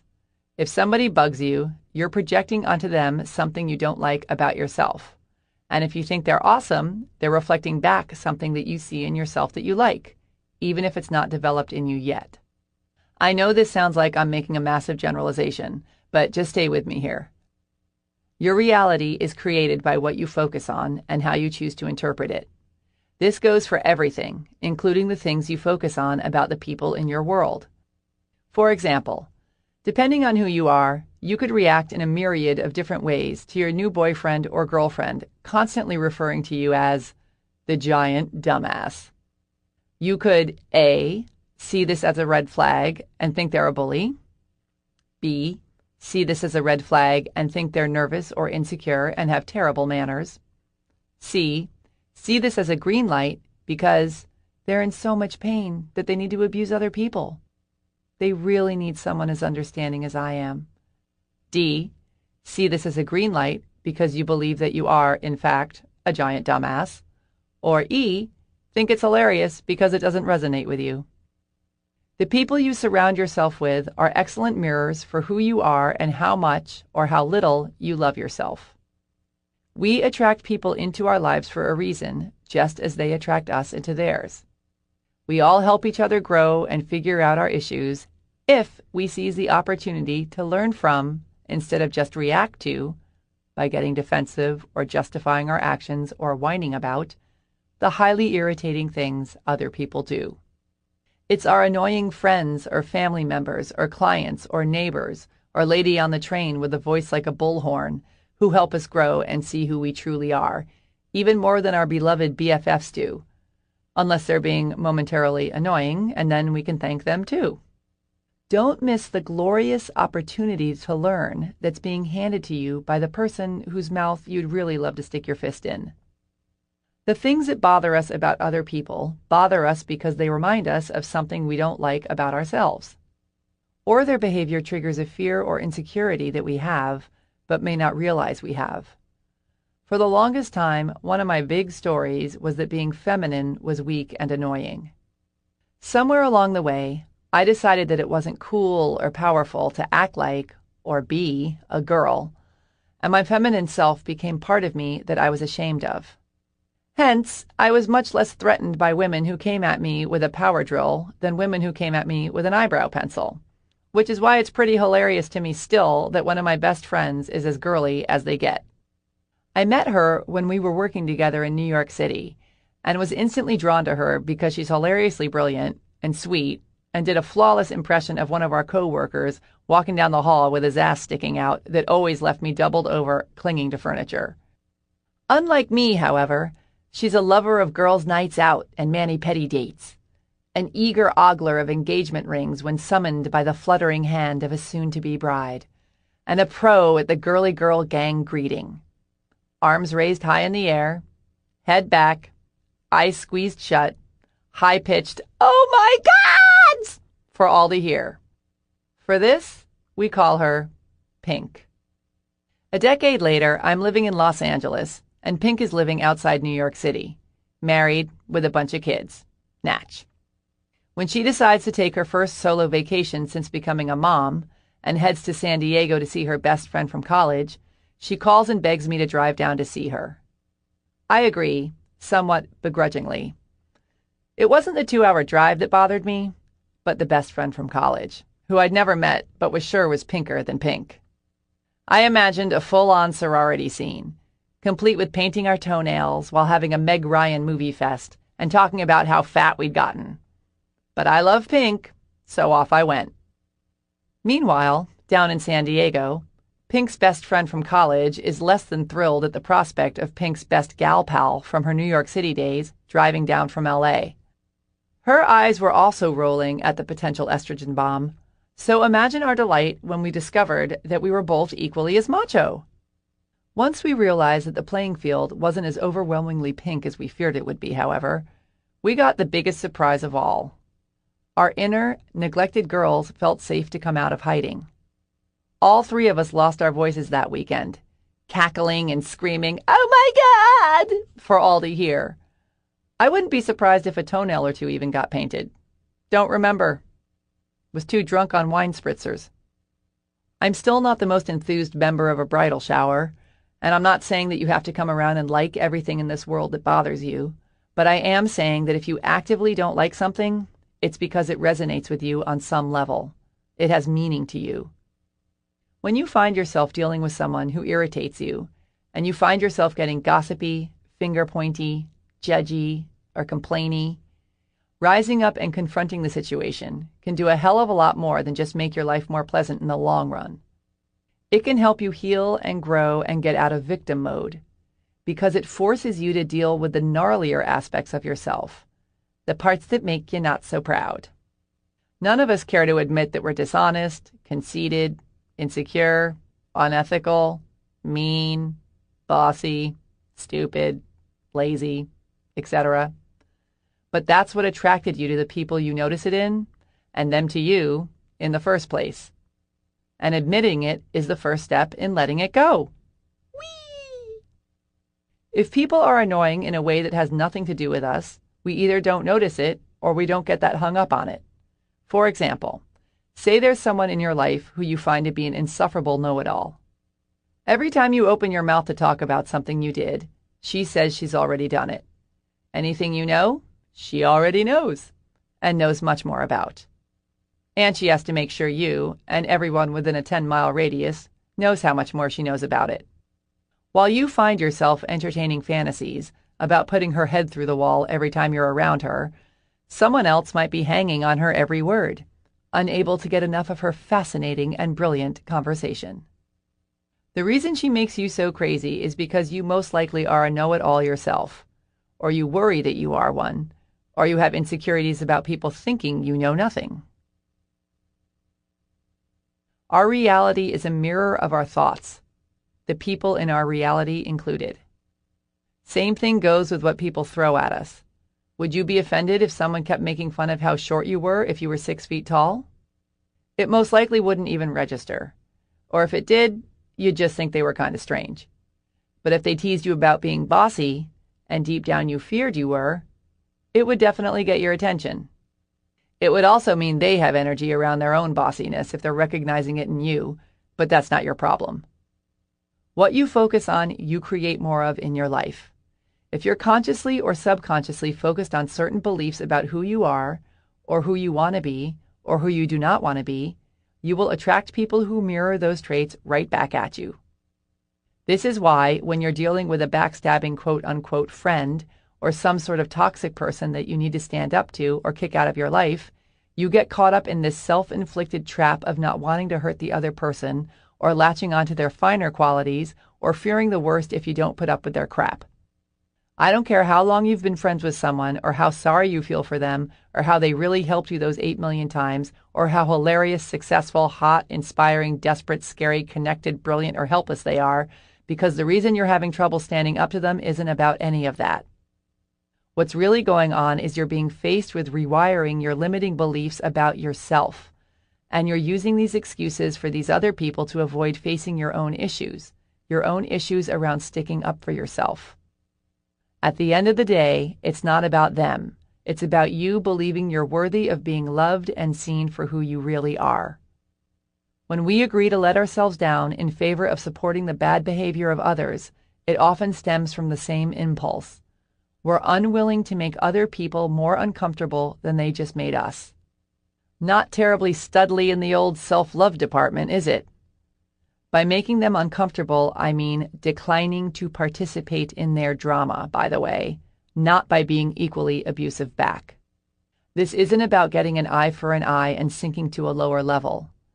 It's about standing up for your highest self, no matter if the person you're dealing with should choose to have the experience of feeling disappointed, feeling hurt, feeling inconvenienced, seeing you as a crazy person. It's about respecting yourself instead of catering to your insecure need to be liked. This is incredibly powerful because when you love yourself enough to stand in your truth, no matter what the cost, everyone benefits.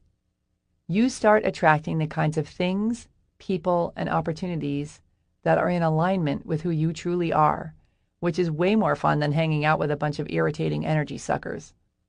And by declining to participate in other people's drama, i.e., refusing to rip people to shreds, to complain about how unfair the world is, etc., you not only raise your own frequency, but you offer the drama queens the chance to rise up too, instead of everyone continuing to play a low, lame game. Never apologize for who you are. It lets the whole world down. We all know someone who does not take shit from anyone, ever. We look upon these types of people with wide-eyed reverence and would never dream of being stupid enough to present them with any of our own BS or try to make them wrong. Why? Because we respect them and, are usually kind of terrified of them, in a healthy way. And why do we respect them? Because they respect themselves. So how can you get rid of your lame-o projections and judgments and grace the world with your highest, most unapologetic self? 1. Own your ugly. Start noticing the things that drive you nuts about other people, and instead of complaining or judging or getting defensive about them, use them as a mirror. Especially if you find yourself getting really worked up. Get mighty real with yourself. Is this quality something you have yourself? Or is there a certain aspect to it that you're loath to admit is just like you? Or does it remind you of something you're actively trying to suppress or avoid? Or that you're actively doing just the opposite of? Or that you're threatened by? Become fascinated by, instead of furious about, the irritants surrounding you, and go get your learning on. 2. Question your ugly. Once you discover what part of yourself you're projecting onto the person who is presently bugging the living crap out of you, you can start letting it go. Begin by asking yourself some very simple questions and diffusing the limiting and false stories you've been lugging around for ages. For example, if you're all pissed off that your friend who's always late is late again, it's pushing your buttons because you're holding onto some sort of quote-unquote truth about the way people should be with time. Flip it around and ask yourself things like, in what ways am I always late or inconsiderate or unreliable? Or maybe it's, in what ways am I too rigid or controlling? Once you have your answer, ask yourself, who do I need to be for this situation not to bother me? Using this scenario, let's say you discover that you're a lot more rigid than you care to admit. This is very valuable information because now you know that in order to be happier, you need to loosen your bone, Wilma. Stop insisting that people do things exactly the way you do them, especially the people in your life who have proven they most definitely won't. Notice where you're being ridiculously demanding simply because it's become your habit and not because it's really necessary. And constantly ask yourself, can I let this one go? By becoming aware of what we do, we can investigate why we do it and then choose to keep it or drop it, instead of blindly reacting through habit. What am I getting out of being this way? As discussed in Chapter 17, it's so easy once you figure out it isn't hard. We don't do anything unless we're getting something out of it, even if what we're getting are false benefits. Using this scenario, some of the positive benefits of being rigid are that you're always on time, you get shit done, etc. But there are also some negative advantages to being rigid too. You intimidate people into getting your way. You get to be right whenever someone messes up, which they'll do often if you've really honed the rigid thing well. You get to be in control, etc. Once you bust yourself on the false reward you're getting from holding on to this behavior, you can see it for what it is, something that's not always in alignment with who you truly are and aspire to be, and release it when it's not working. How would I feel if I wasn't this way? One of the best ways to release the aforementioned lousy behavior is by asking yourself how you'd feel if this wasn't true for you anymore. How would I feel if I took the pull out of my ass about everyone doing everything exactly how I say to do it, all the time, in every circumstance? Ask the question and then imagine yourself as this person who has let it go. How does your body feel? What do you use the brain space for that used to be taken up with poisonous thoughts about the inconsiderate pinheads you're surrounded by who are not following your instructions? Feel into the reality of what it would be like to let this go. Breathe into it. Visualize it. Fall in love with not having it anymore, and then kick it to the curb. 3. Don't be an enabler. In the fuzzier cases where you're not sure what to do, but you really do want to help someone, recognize the difference between helping and enabling. When you reach out a helping hand, do you feel like they're pulling you down or that you're lifting them up towards their potential? Are they grateful or entitled? Do they use your help to actively move themselves in a positive direction, or do they constantly need more, just this one last time, for the 50th time? Pay attention and trust how you feel. If you're truly helping them and they're rising to the occasion, it will raise everyone's frequencies and you'll feel good. If you're enabling them, you'll feel heavy, depressed, and eventually resentful. While it's no fun to kick someone to the curb when they're at their lowest low, if you constantly bail them out, they'll never wake up and save themselves.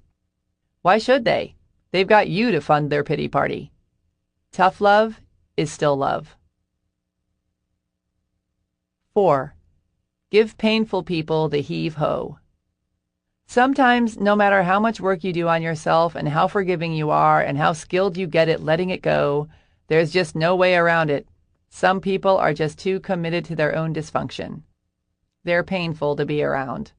You'd rather cover yourself in the fleas of 1,000 camels than go out for a cup of coffee with them. This is all about learning and loving and growing into the highest version of yourself, not seeing just how much torture you can endure. So along with understanding how to grow from the not-so-savory behavior of those around you, it's also important to understand how to get the hell away from them if they're chronically self-obsessed or violent or blaming or negative or controlling or jealous or high drama or manipulative or victimized or whiny or pessimistic or mean to animals. Here's how. First, feed your head. As discussed, a lot of times the people we need to kick to the curb happen to be those we love, or at least like a lot, for their decent qualities. Hence, ye olde guilt can really get in our way when trying to do the right thing. So stay strong. See it as being nice to yourself instead of being mean to them. Remembering that you are rising up to the highest version of yourself instead of shrinking down to their level can give you the strength you need to shake them off your leg. Next, hit eject. Another important thing to remember when yanking the weeds out of your garden is not to get involved in their drama. Cut the cord as quickly and simply as possible with little to no discussion. If they're so oblivious to your feelings that you need to toss them out of your life, chances are very good they won't see this coming, so the discussion on why you need to end it could go on for the rest of your lives if you let it. Suddenly get really busy. Fade them out. Wean them off you with zero explanation. The louder they scream, the busier you suddenly get. If having a conversation is unavoidable, remember, you've already decided that you want out, so don't get sucked into working through your decision, or their problems, with them. Simply say that the relationship isn't working for you, that you don't like how it makes you feel, that you have to end it, and that it's not open for discussion. Make it all about you. Give them nothing to work with or argue about. 5. Love yourself. Fiercely, loyally, unapologetically. Chapter 22. The Sweet Life. It's great to be here. It's great to be anywhere. Keith Richards, rock god, connoisseur of life. I've got a cat who's 22 years old. I've also got a dad who's 87. The cat and my dad share the same superhero power. They both have the ability to make me pay lots of attention to them and be nicer to them than I am to anyone else. Anyone else not staring down the barrel of their impending mortality, that is. I first realized that my cat was old and might die soon about a year ago when, overnight, all his body fat plunged to his belly region, causing him to swing it around like an udder and leaving him with a spine that's still in shock, jutting out all spindly and jagged, wondering where everybody went. This is when the teary farewells started every time I'd leave the house and the fancy wet food began appearing in his bowl. In Dad's case, the phone calls and flights back east have escalated dramatically, and I now laugh hysterically at all his jokes, no doubt making him worry more about my well-being than I do about his. I'm thrilled to report that even though in the calendar's opinion they're real old, they're both still kicking butt. Dad plays tennis once a week and still knows who I am, and my cat still runs when he hears the can opener. They're also excellent reminders. When it comes to the creatures you love and the things you love and the life you love, what on earth could possibly be more important than soaking them up right now while you've still got the opportunity? If it's something you want to do, don't wait until you're less busy or richer or quote-unquote ready or 20 pounds lighter. Start right now. You'll never be this young again. If it's the people you love, visit them as often as possible. Act as if every time you see them will be the last. If they bug you sometimes, love them anyway. If you've got differences, get over them. Don't get so tangled up in the stupid little stuff that you miss out on enjoying the people who have part ownership of your heart. If you're not where you want to be in life, keep going. Treat yourself like you're the closest friend you've got. Celebrate the magnificent creature that you are. Don't let anyone mess with you in your dreams, least of all yourself. Your life is happening right now. Do not snooze and lose. Love yourself while you've still got the chance. Part 5. How to Kick Some Ass. Chapter 23. The Almighty Decision. Until one is committed, there is hesitancy, the chance to draw back, always ineffectiveness. The moment one definitely commits oneself, then providence moves too. W. H. Murray, explorer, mountain climber, committer. The story goes that when Henry Ford first came up with the idea for his V8 motor, he wanted the engine to have all 8 cylinders casted one block. I have no idea what that means, but apparently it was a tall order because his team of engineers was like, "Bitch, you crazy!" He told them to do it anyway, and off they grumbled to toil away at it, only to come back and inform him that it was impossible. Upon hearing this news, Ford told them to keep at it, no matter how long it took. He was all, "I don't want to see your faces until you bring me what I want." And they were all, "We just proved it can't be done." And he was all, "It can't be done, and it will be done." And they were all, "Cannot." And he was all, "Can so." And they were all, "No way." And he was all, "Way."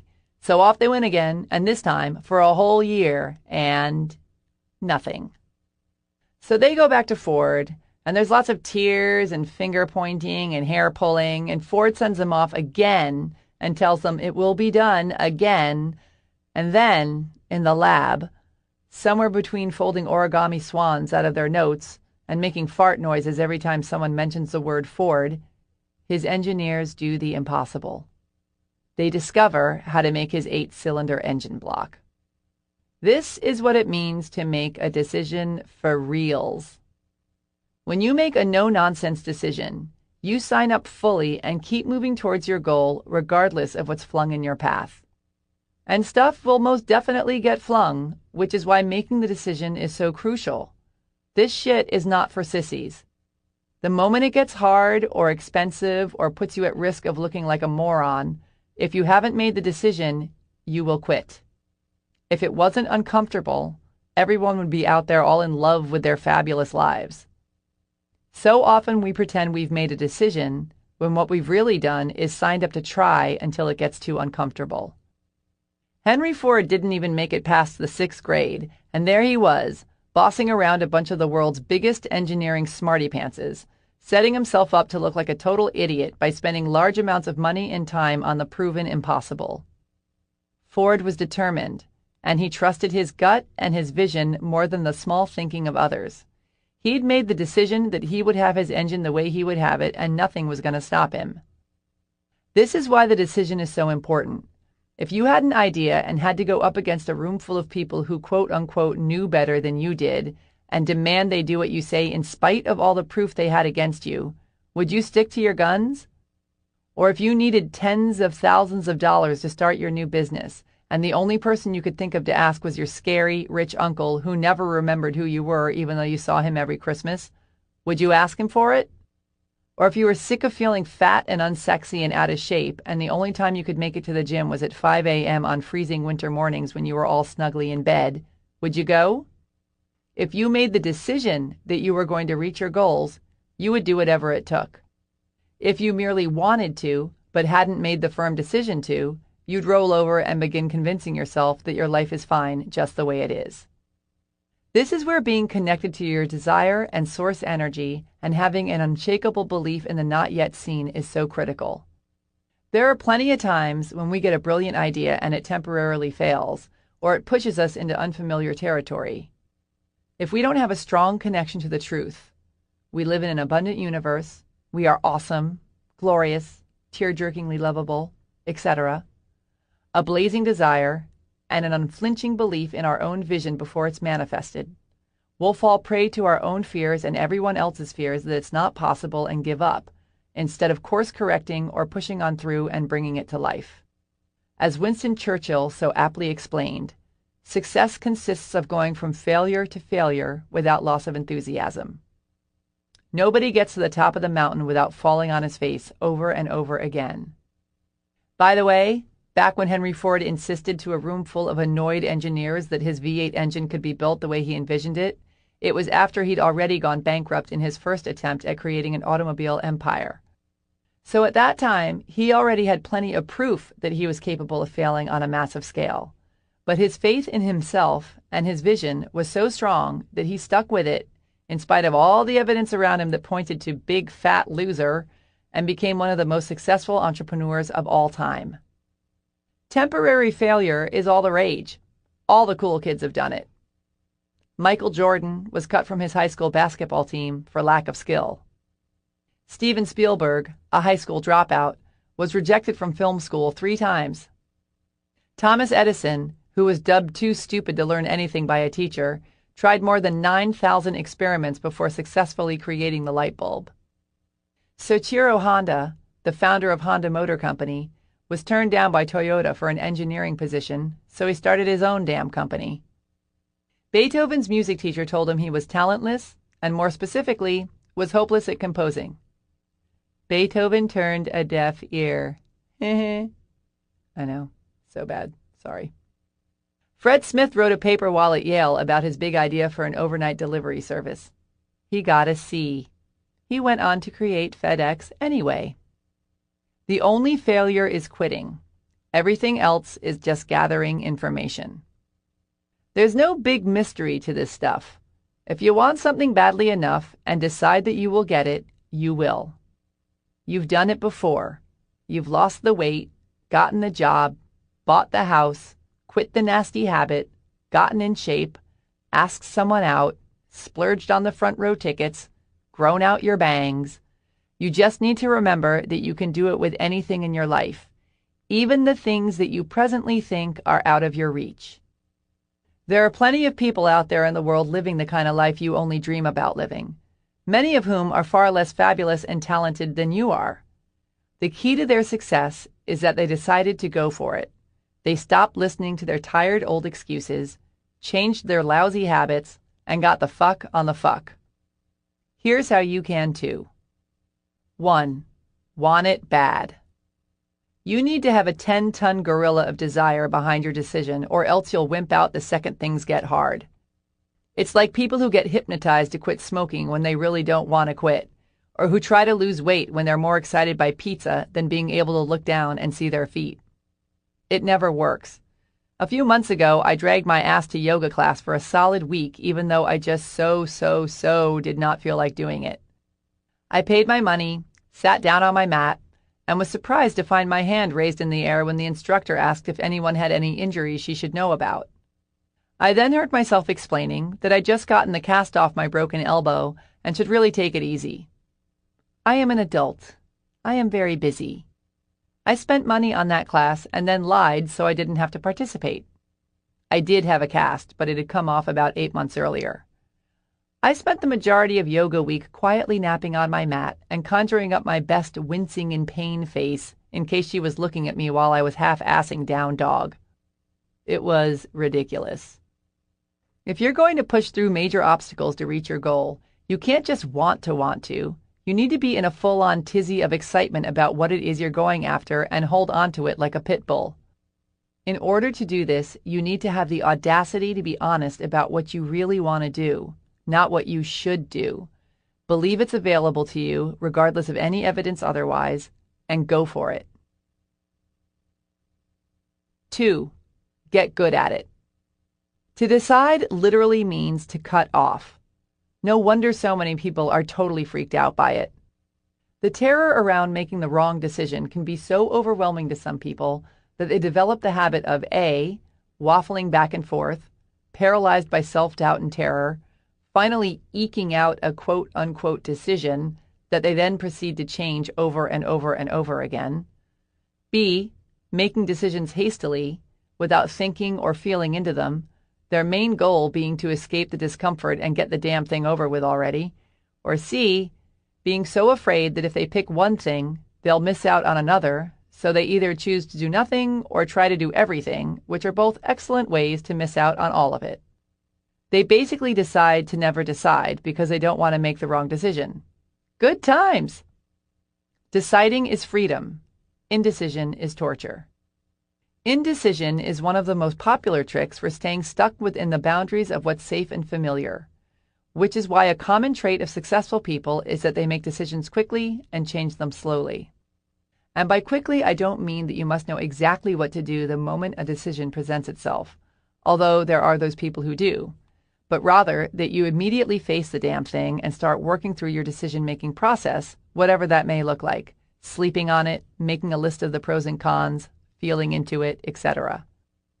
If you're a waffler or prefer to avoid the process altogether, a great thing to do is practice on the little things to build up your decision-making muscle.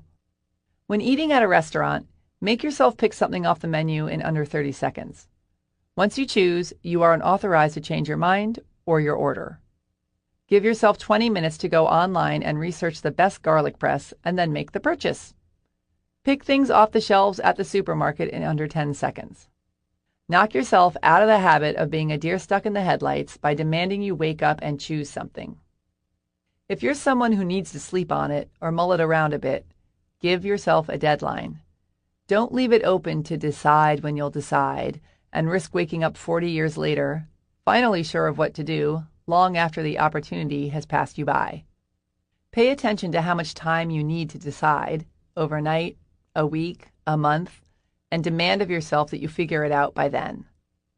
If you're wired for making instant decisions, practice tuning into your intuition and fully trusting what it says, regardless of what your brain may be screaming about. Get quiet, listen for and feel into the answer, and practice acting on your first solid impulse. And whoever you are, please stop saying how pathetic you are at making decisions. Erase the phrase, "I don't know," from your vocabulary and replace it with, "I'll know what to do soon enough." Decide to become the person who makes quick, smart decisions, and you will. 3. Eliminate the negotiation process. When I decided to quit smoking, if I even toyed with thoughts like, well, what harm will one itty-bitty drag do? I was screwed. Our decisions must be watertight, because excuses will seep through any little cracks in our resolve, and before we know it, we'll be on our asses. Decisions are not up for negotiation. The old you, the one who has not yet decided to kick ass, is in the past. Stay present and do not, even for 1 second, look backwards or entertain any ideas of straying from your decision. Think only of the new you. The whole point of deciding is to stop wasting time and to move forward, not to spend time figuring out how you can wiggle out of your decision. It helped me to think of it this way. I'm not going to go home and negotiate about whether or not I'm going to smoke a cigarette, just as I'm not going to go home and negotiate about whether or not to snort some horse tranquilizers. I don't negotiate about snorting horse tranquilizers because I'm not a horse tranquilizer snorter. Now that I don't smoke, I'm not going to negotiate about smoking because I don't smoke. 4.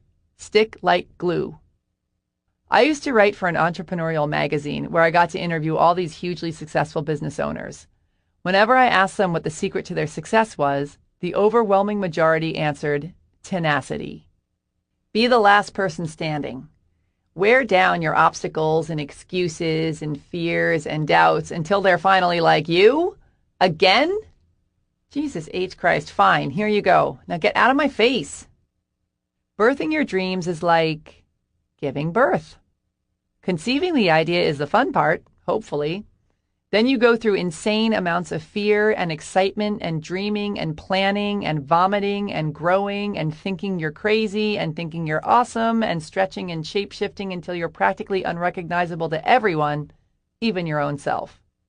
Along the way, you clean up your puke and massage your aching back and apologize to all the people whose heads you ripped off in a hormonal killing spree, but you stay the course because you know this baby of yours is going to be the bomb. Then, finally, just when you can see a light at the end of the tunnel, labor starts. Your innards twist and strangle and force you to stumble around hunched over in the shape of the letter C, while you breathe and pray and curse, and just when you think it can't get any more out of your mind painful, a giant baby head squeezes out of a tiny hole in your body. Then, a full-blown miracle appears. In order to change your life and start living a new one that you've never lived before, your faith in miracles and yourself must be greater than your fear. However easy or rough your birth process is, you have to be willing to fall down, get up, look stupid, cry, laugh, make a mess, clean it up, and not stop until you get there, no matter what. 5. Love yourself. You can do anything. Chapter 24. Money, your new best friend. I worked for a menial's hire, only to learn, dismayed, that any wage I asked of life, life would have willingly paid. Anonymous. Many years ago, Los Angeles was hit by a relentless rainstorm, the likes of which I'd never seen in my life. It rained for what seemed like 40 days and 40 nights, nonstop and hard. Rivers overflowed, houses slid down hillsides, bad hair wreaked chaos throughout the most image-conscious city in the world. This was the kind of rain you didn't want to be driving around in anything, let alone a 23-year-old junker convertible with a leaky roof, no grill, a back window that was duct-taped shut, and a front tire that went flat every 3 days.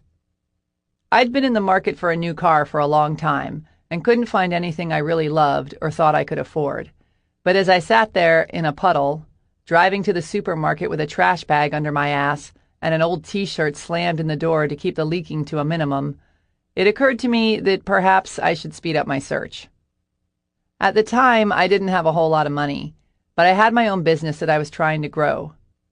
The problem was I felt stuck in that place where even though I wanted bigger and better things for myself monetarily, as well as feeling more mighty and self-actualized in general, I was worried that if I raised my prices, I'd lose all my clients. And my self-respect. Or that I'd get called out as a money-grubbing pig, or a fraud who had no right to charge that much. I was also scared that if I went big and grew my business, I wouldn't be able to handle it. I'd have to hire tons of people, spend my time doing things I hated, and get so busy I'd never get to travel again. Basically, that I'd wither and die trapped behind my computer, fun and freedom skidding away in my rearview mirror, never to be seen again. Blah, blah, blah. I could talk for about 4 more hours explaining why I was where I was, but suffice it to say, I was basically playing at the level of someone who drives around in a car like the one I was driving around in. And the most painful part really was that even though all signs pointed to broke, clueless, and stuck, deep down I knew I could be doing so much better. Which is why, even though the sound of crickets could be heard echoing throughout my empty bank account, I wandered into the Audi dealership, took the brand new Q5 for a spin, and let the sales guy rattle on and on about leather this and premium that. In my head I was thinking, do you have any idea who I am? I'm just taking a fantasy break before heading over to Honda. But in my heart, I knew better. Way down deep, it was about much more than just a damn car. It was about no longer being the kind of person who takes what she can get, and finally becoming the kind of person who creates exactly what she wants.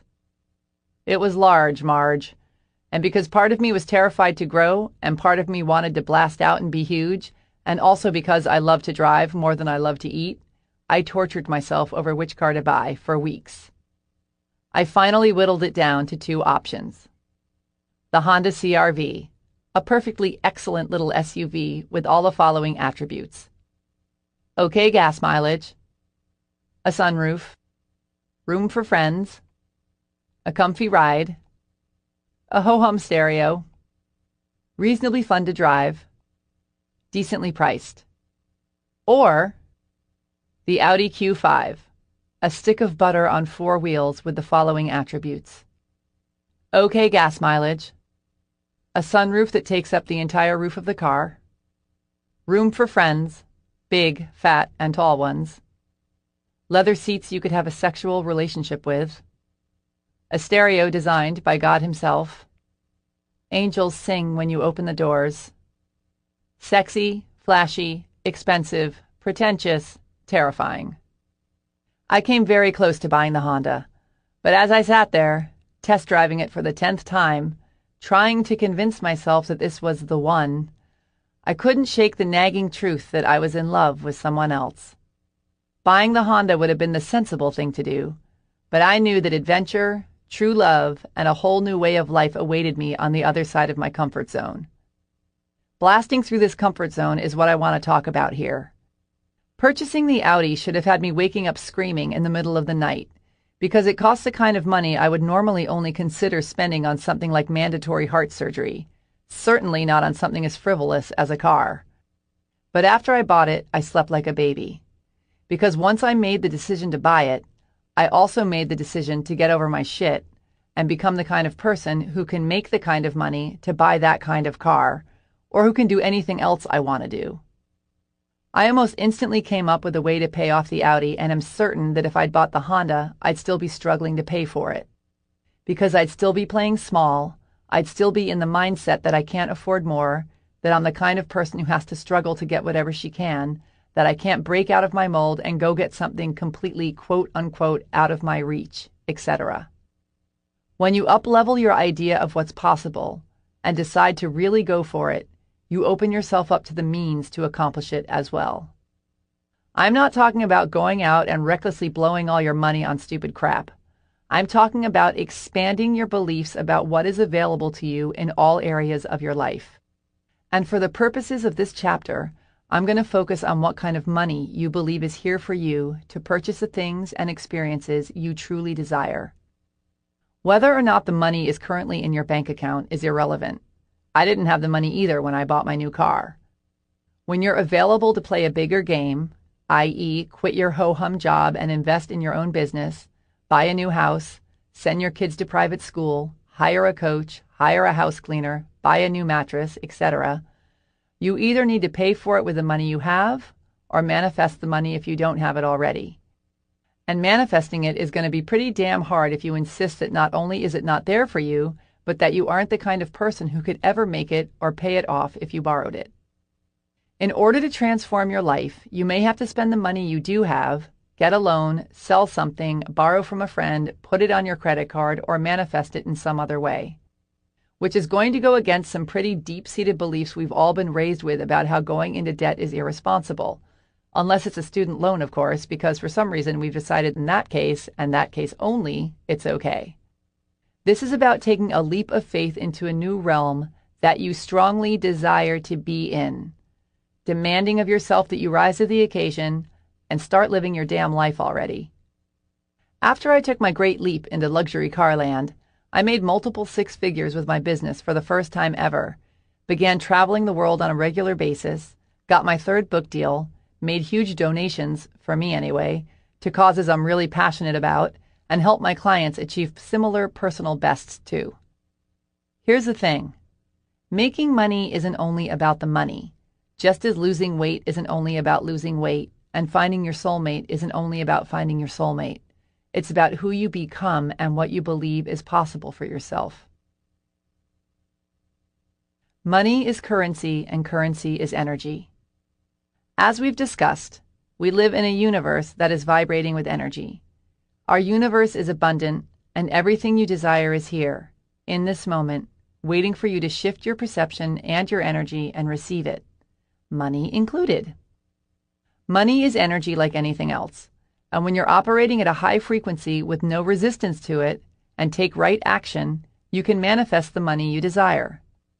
We all know that we have to work to make money. We've been taught that all our lives, but what we're not taught is that we must also align our energy with the financial abundance we seek. In other words, act as if you're where you want to be. Don't hang out with sad sacks and people who whine about how broke they are all the time. Erase the words "I can't" from your vocabulary. Envision what you desire, set goals, and demand of yourself that you become who you need to become to create the life you desire. Our relationship to money is just as important as the action we take to manifest it, which is one reason why so many people who work their asses off their whole lives, but who have lousy energy around money, are left wondering why they have nothing to show for it. Here's a little one-sided dialogue that may or may not sound familiar to you. Yay! I think you're fun to hang out with too. Wait, what? You think I'm the root of all evil?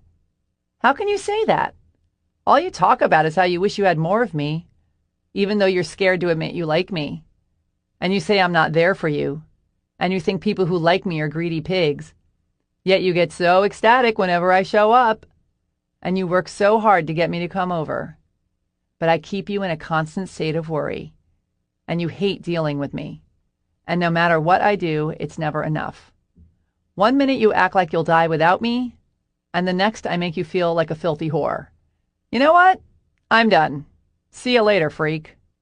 Considering that this, or some version of this, is the sort of relationship most people have with money, I don't think the question is, why can't we make the kind of money we want?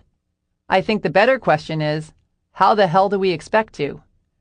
Most people have such conflicted feelings around money that they turn it into a full-on circus, rivaled only by the equally popular freak shows surrounding religion and sex. All three are crammed to the brim with issues and anxieties and staunch fight-to-the-death beliefs that cause them to bring so much sadness to the world. Meanwhile, if everyone would just chill out, sex, money, and religion could be the leading causes of joy. Silly, ain't we? In order to bring money joyfully into our lives, we have to understand that we're having a relationship with it, and then treat it like any other important and meaningful relationship. We need to pay attention to it, want it, nurture it, put effort into it, respect it, cherish it, love it, etc. Ridding yourself of your fear and loathing of money, be it conscious or subconscious, is essential if you want to make any. I was extremely poverty-proud for so long. I felt I was so much nobler in my pursuit of art and fun and altruism than those people who wasted their lives just going after money. No way in hell was I going to sacrifice my awesome life just to chase the filthy dollar. No, instead I was going to choose between having health insurance or a place to live. I was going to spend precious time that I could have spent making money, driving an extra 30 blocks to the gas station where I could save 3 cents a gallon, sifting through piles of clothes in search of the gems at Goodwill, clipping coupons, hunting down sales, researching which bars had free food at happy hour. Productive things like that.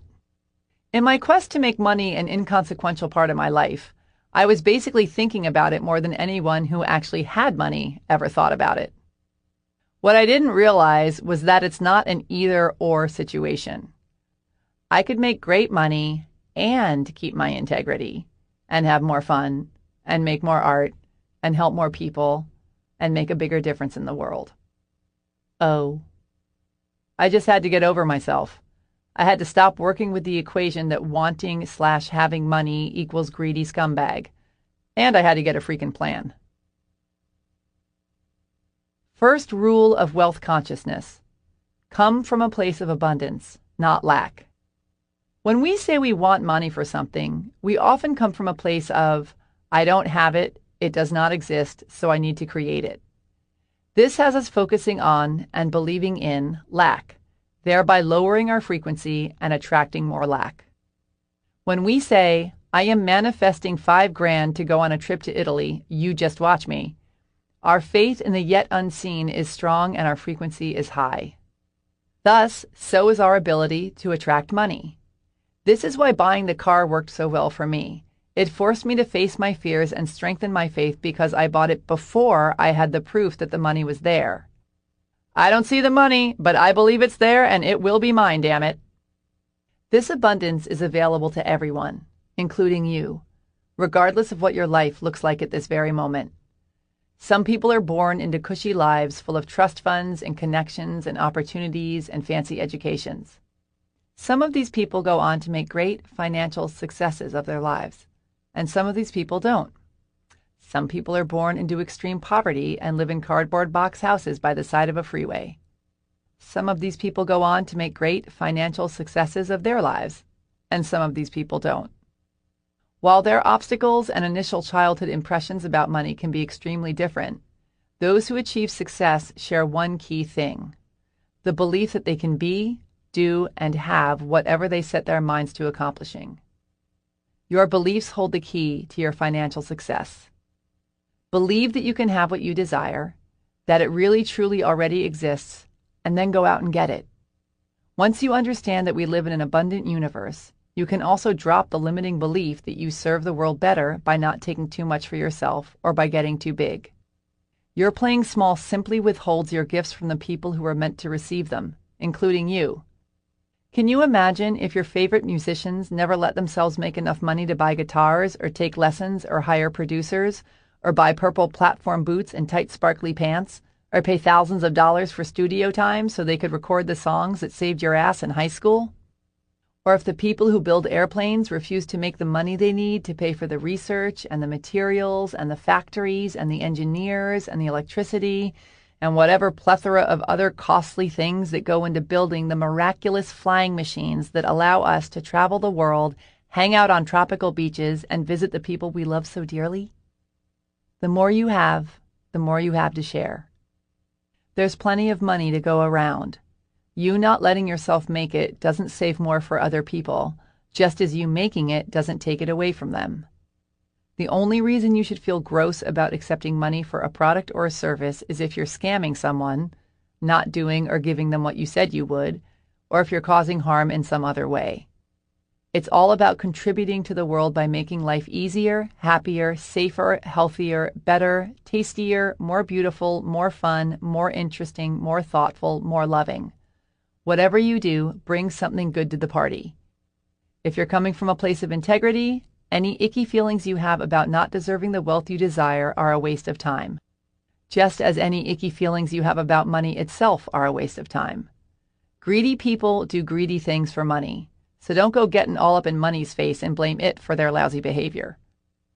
Here's a brilliant little spanking in this department from author-speaker Marianne Williamson that I recently heard in a talk she gave.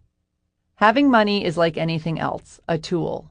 And if you see it that way, making it not just about you, but about a way that you can play a part in the dynamic by which money is used for the betterment of all things, then having money is not only a blessing, it's a responsibility. Having money is a responsibility. Let your inner money critic chew on that one for a while, okay? Second rule of wealth consciousness. Get clear on where you're at. Write a little ditty about how you feel about money. Get clear on all your craziness around it because trust me, if you don't have any money, you definitely have some crazy. Write something along the lines of, so the truth is, I don't really trust money. I want lots of it so I can do whatever I want and make big changes in the world, but I don't believe it'll come to me. Or that if it does, it won't stick around. It never has. I resent needing it. I think people who make it are evil and have bad priorities. I ignore it because I hate dealing with it. I wouldn't know what to do with it if I made it anyway. If it's easier, pretend money is a person and write it as if you're writing a letter to someone. Just get it on the page so you can look at it. Then break it down, sentence by sentence, and expose your drama around money for the award-winning performance that it is. For example, I don't believe money will come to me. Has it ever? I guess so. Can you imagine a specific time and a specific amount that came to you that was really helpful and enjoyable? Yes, I was a graphic designer for 5 years. I got to work on a lot of really cool projects with great people, making good money. Any other times? Have you had other jobs or monetary gifts or dividends? Yes. Can you list off 5 to 10 significant times that money came to you? Okay. So if it came to you all these many times, is it possible that it could come to you again? Yeah. Can you change your belief from money doesn't come to me to money does come to me? Fine. Yes, I can. Now that you see the truth, focus on money coming to you. Imagine receiving all the money you need, visualize how you'll spend it, and feel it in your bones. Change your story from money doesn't come to me to money comes to me all the time.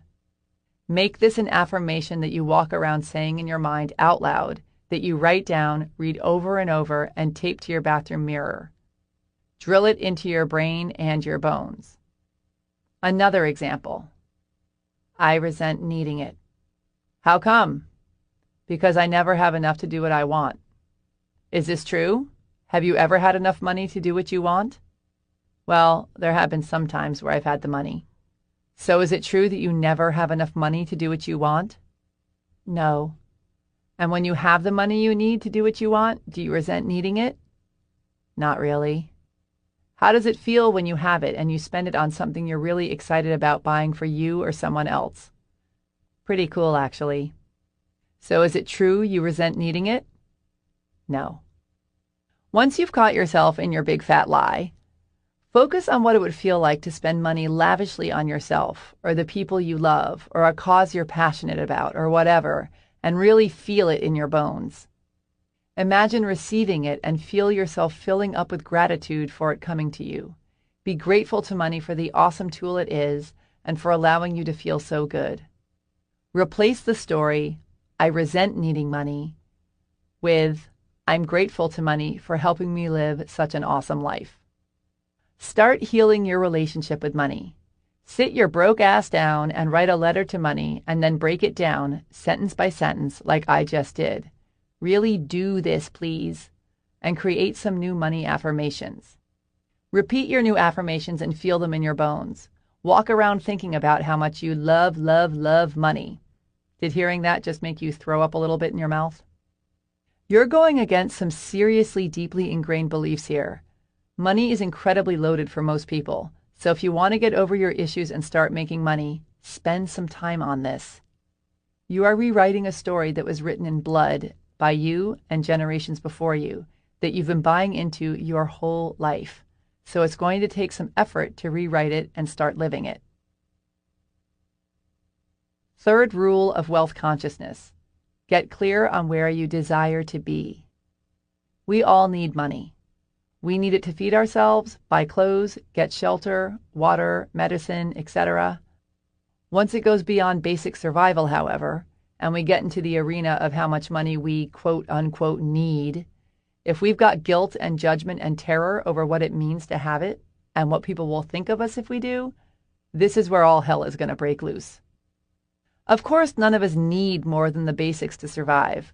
But if we're talking about blossoming into the fullest expressions of our best selves in an abundant universe, we do.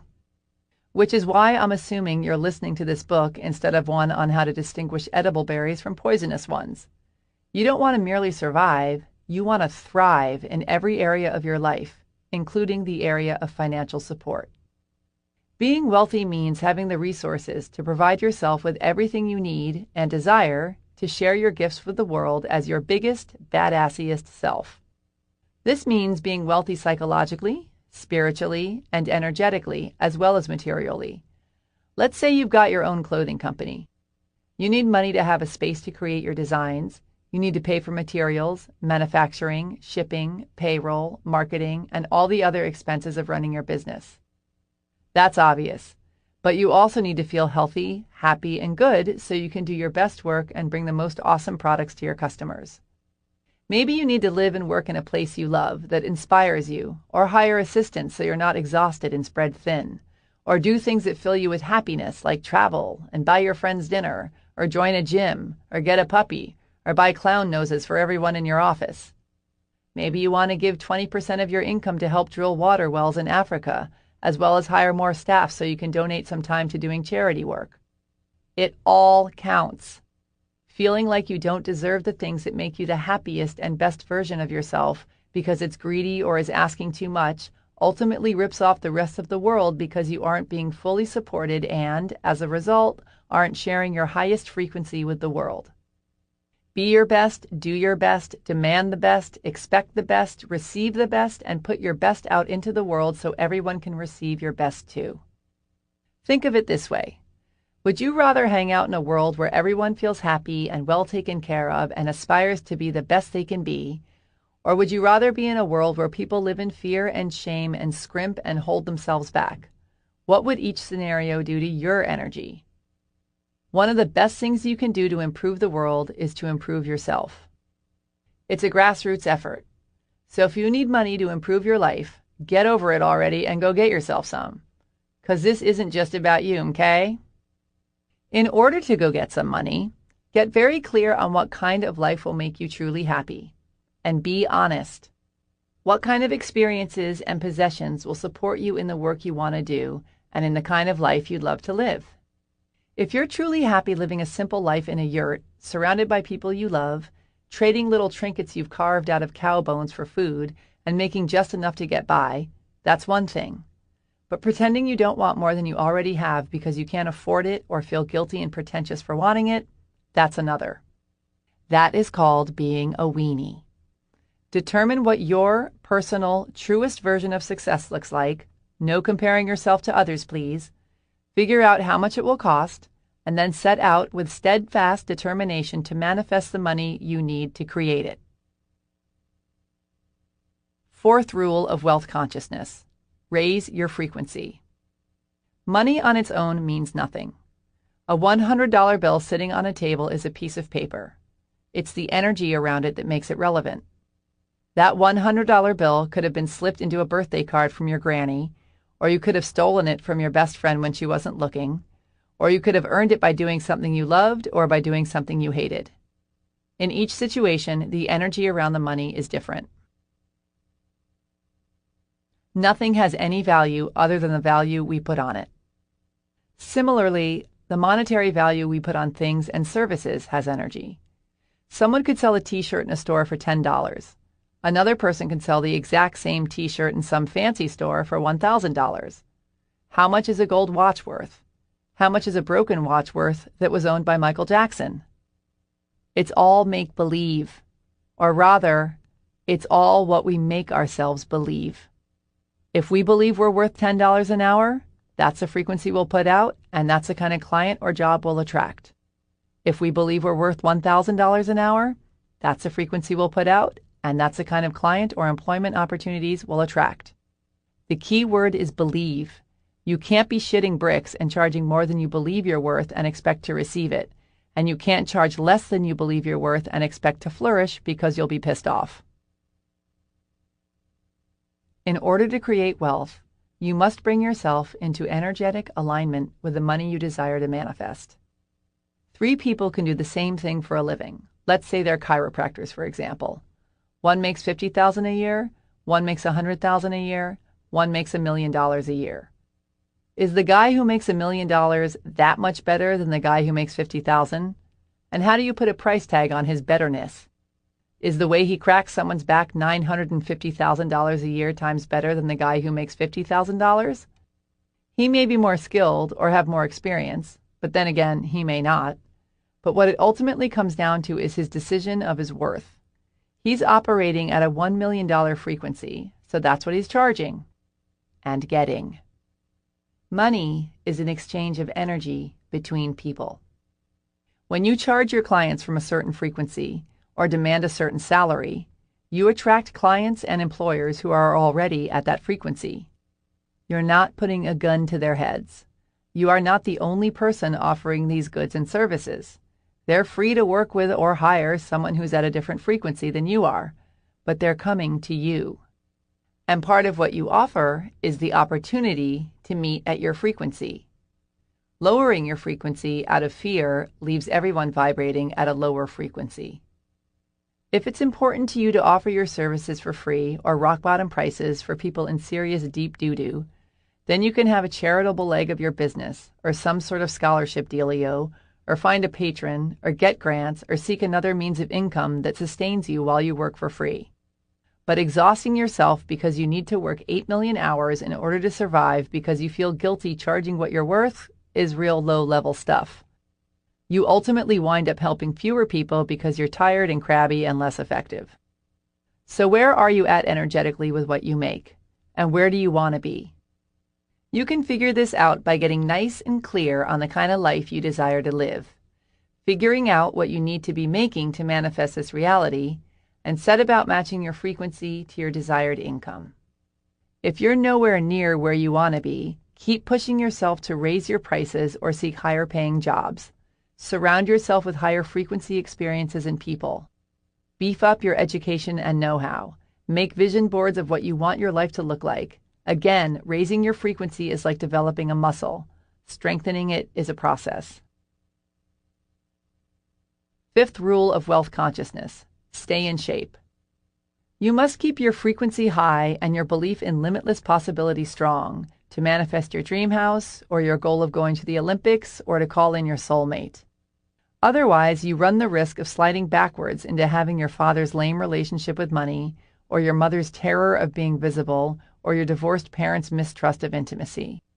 When it comes to being mighty about money, one of the best ways to do this is to read wealth consciousness books all the time, over and over. My two staples have always been Think and Grow Rich by Napoleon Hill and The Science of Getting Rich by Wallace Wattles, but there are plenty of others out there. Find some that work for you and read them for at least 30 minutes every single day. Surround yourself with inspiring people who don't think money is bad and those who either already have it or are intent on making it. Watch your thoughts and your words. Make a conscious effort to keep your positive financial mindset strong and unwavering. Get into reality about how much you want to make and why. There are countless ways to make serious money, and depending on what business you're in, they will obviously vary, but there are some general rules that apply across the board. Start by thinking about the life you'd love to live and why. Figure out exactly how much money you need to manifest to make it happen. If you don't know how much it would cost to build your dream house, do the research. If you want to travel, figure out where and by when, and do the math on exactly how much it'll all cost. If you want a lifestyle where you eat out more and wear nicer clothes, crunch the numbers. How much money do you now need to make per year? Per month? Per hour? The universe responds to details. The universe responds to energy. The universe responds to badasses. There's a big difference between walking around saying you want to make $1 million a year and having crystal clear intentions, fierce desire, and hell-bent action towards specific goals. Make a list. Be super specific about exactly what it is, how much it will cost, why you want it, how it will make you feel, etc. You need to be in a full-on lather about it and want it so badly that it is not negotiable. It will and it must happen regardless of how long it takes. Decide what it is you want and write down the exact cost. Make it urgent.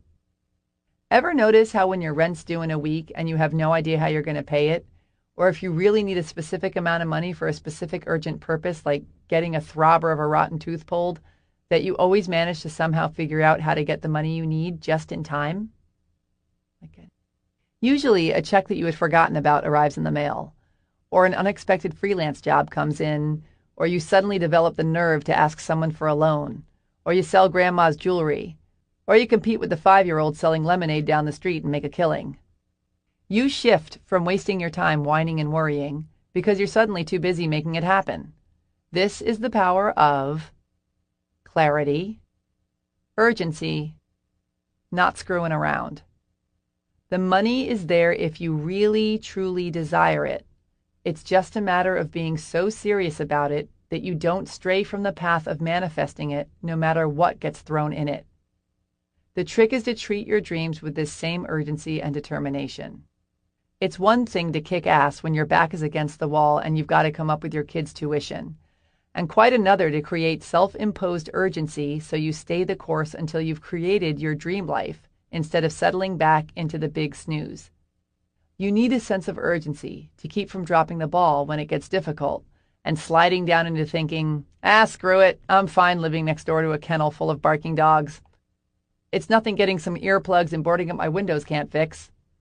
Instead of being in reaction mode, it's about being in action mode. It's about no longer acting like a victim, letting your circumstances control your life, and instead acting like a superhero, creating a life that has you waking up in giddy disbelief that you get to be you. A great way to psych yourself into upgrading your life is by raising your bottom line. So often we take the massive leaps of faith only when we have to, when we need to put out some sort of fire, aka pay off some huge bill. Because this is about changing you, not just about changing your income, why not decide to be the kind of person who always has a certain amount of money in the bank? Be someone who's not in struggle and panic and constantly behind the 8 ball. Come up with a figure and decide your account will never go below it. Make it non-negotiable.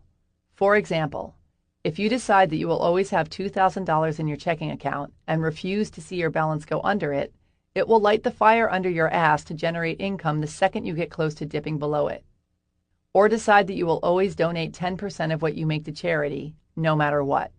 Make a new bottom line.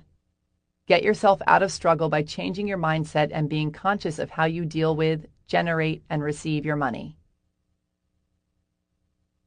Envision yourself with this money and the specific things and/or experiences it's going to provide.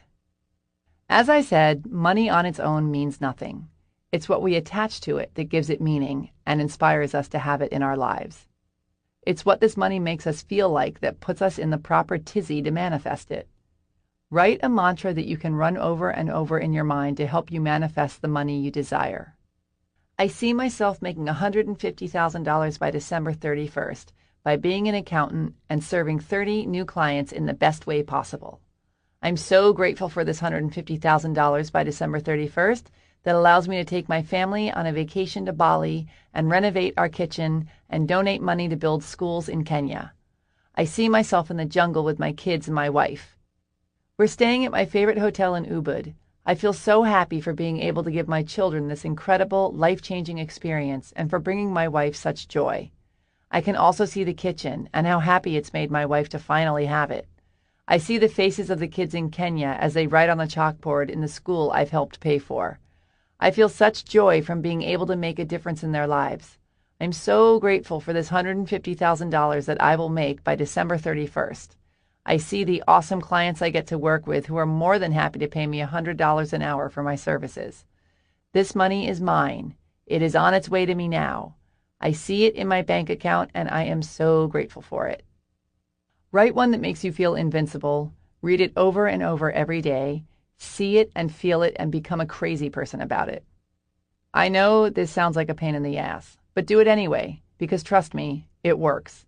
Lame, vague goals are the best way to live a lame, vague life. If you want to knock it out of the park, you need to know exactly what you're shooting for and be so excited about it that you're almost annoying to yourself. Take hell-bent for glory action. Do every single thing you can think of to manifest this money/new lifestyle. If you got your own business, what new programs could you offer or what new products could you sell? Can you raise your prices, leverage your time, sign on bigger and fancier clients, sell more to the clients you already have, pick up a part-time job? If you work for someone else, ask for a raise or look for a new job that pays more. Listen to everyone around you with new ears. Is there an opportunity for a new, better-paying situation there that you may have not noticed before? Is there a position you can create or suggest that would get you at your desired income level? Continue to do everything humanly possible to magnetize it to you, and then surrender to the universe and be on the lookout for something unexpected to come in. An inheritance, someone who wants to pay you for your expertise, a brilliant idea that you'd normally pass over as too out of the question, or a conversation between two people looking for someone just like you to help redesign their new offices. Look for some opportunity or person to make an appearance that's not in your usual path of income.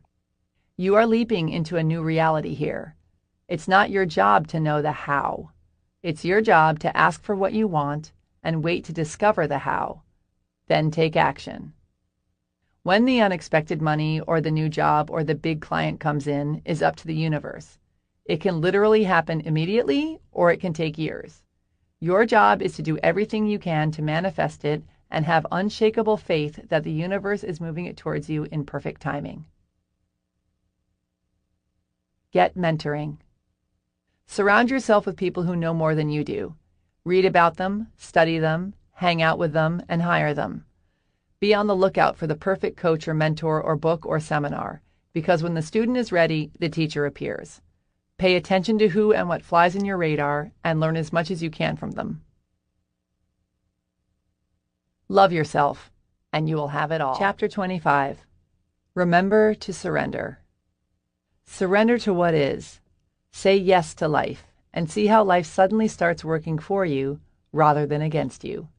Eckhart Tolle, author, channeler, high priest of being present.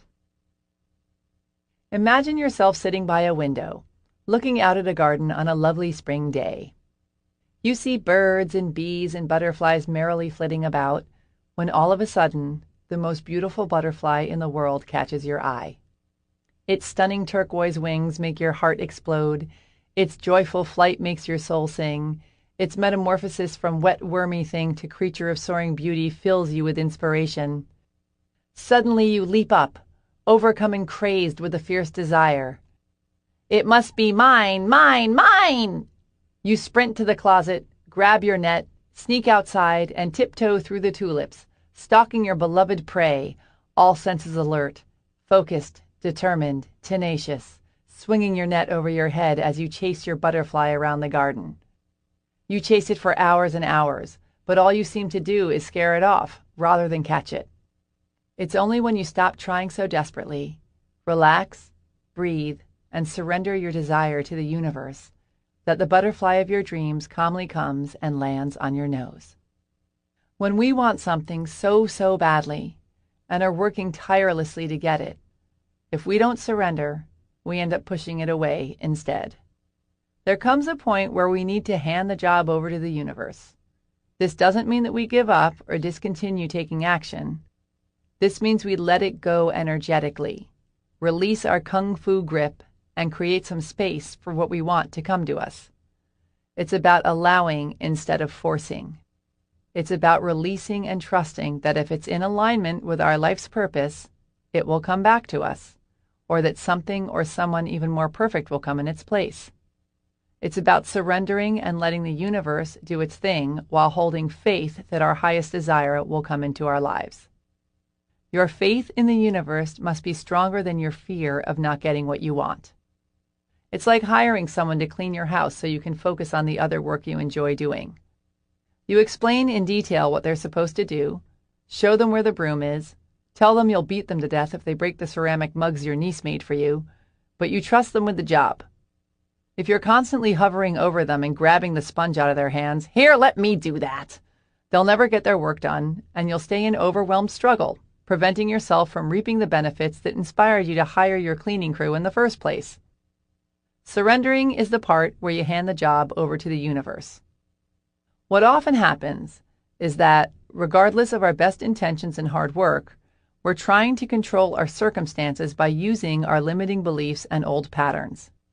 We think that we need to try and take charge of the situation, fear-based thinking, instead of having faith and gratitude and allowing the universe to deliver, love-based thinking. In short, we think we can do a better job of manifesting than the universe can. Imagine that someone invites you to a party. They're all excited about their big old rager, are fully certain that it's going to be awesome, and are truly delighted by the thought of having you come. They extend the invite with much glee and merriment and a deep desire to see you there, but with zero pressure. They know if you come, it will be awesome. They know if you don't come, it will be awesome. Their party is going to rock. They believe this in their hearts. It is the truth. Now imagine that someone else invites you to a different party. This person demands that you come, acts like their party will be a gigantic failure unless you show up, and reminds you that they came to your last party, so you have to come to theirs. They are whiny, manipulative, controlling, a big fat drag. They know they can have an awesome party, and really believe they can, but have decided that it all depends on you coming. Both people can do the exact same things to prepare. Decorate their houses, buy the cheese plates, get the booze, order the ice sculptures.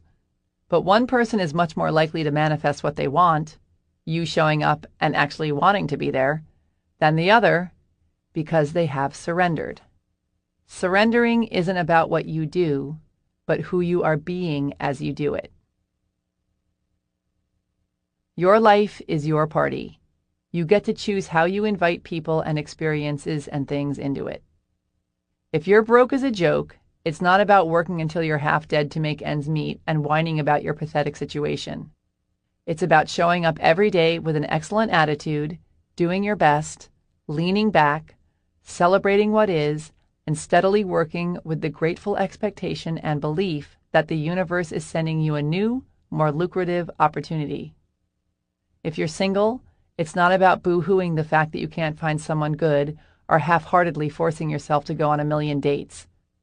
It's about keeping your desire strong and your faith unwavering, brushing your hair and your teeth, leaving the house, flirting your ass off, joyfully going about your life and being grateful that not only is the person you're seeking also seeking you, but that the universe is conspiring to bring you together. Doubt is resistance. Faith is surrender. Worry is resistance. Joy is surrender. Control is resistance. Allowing is surrender. Ridicule is resistance. Believing is surrender. Energy needs to flow or else it stagnates. Surrendering puts you in the flow. Not only does surrendering create the space to manifest your desires, but it opens you up to manifest good-feeling experiences and things that are presently outside your realm of awareness, aka miracles.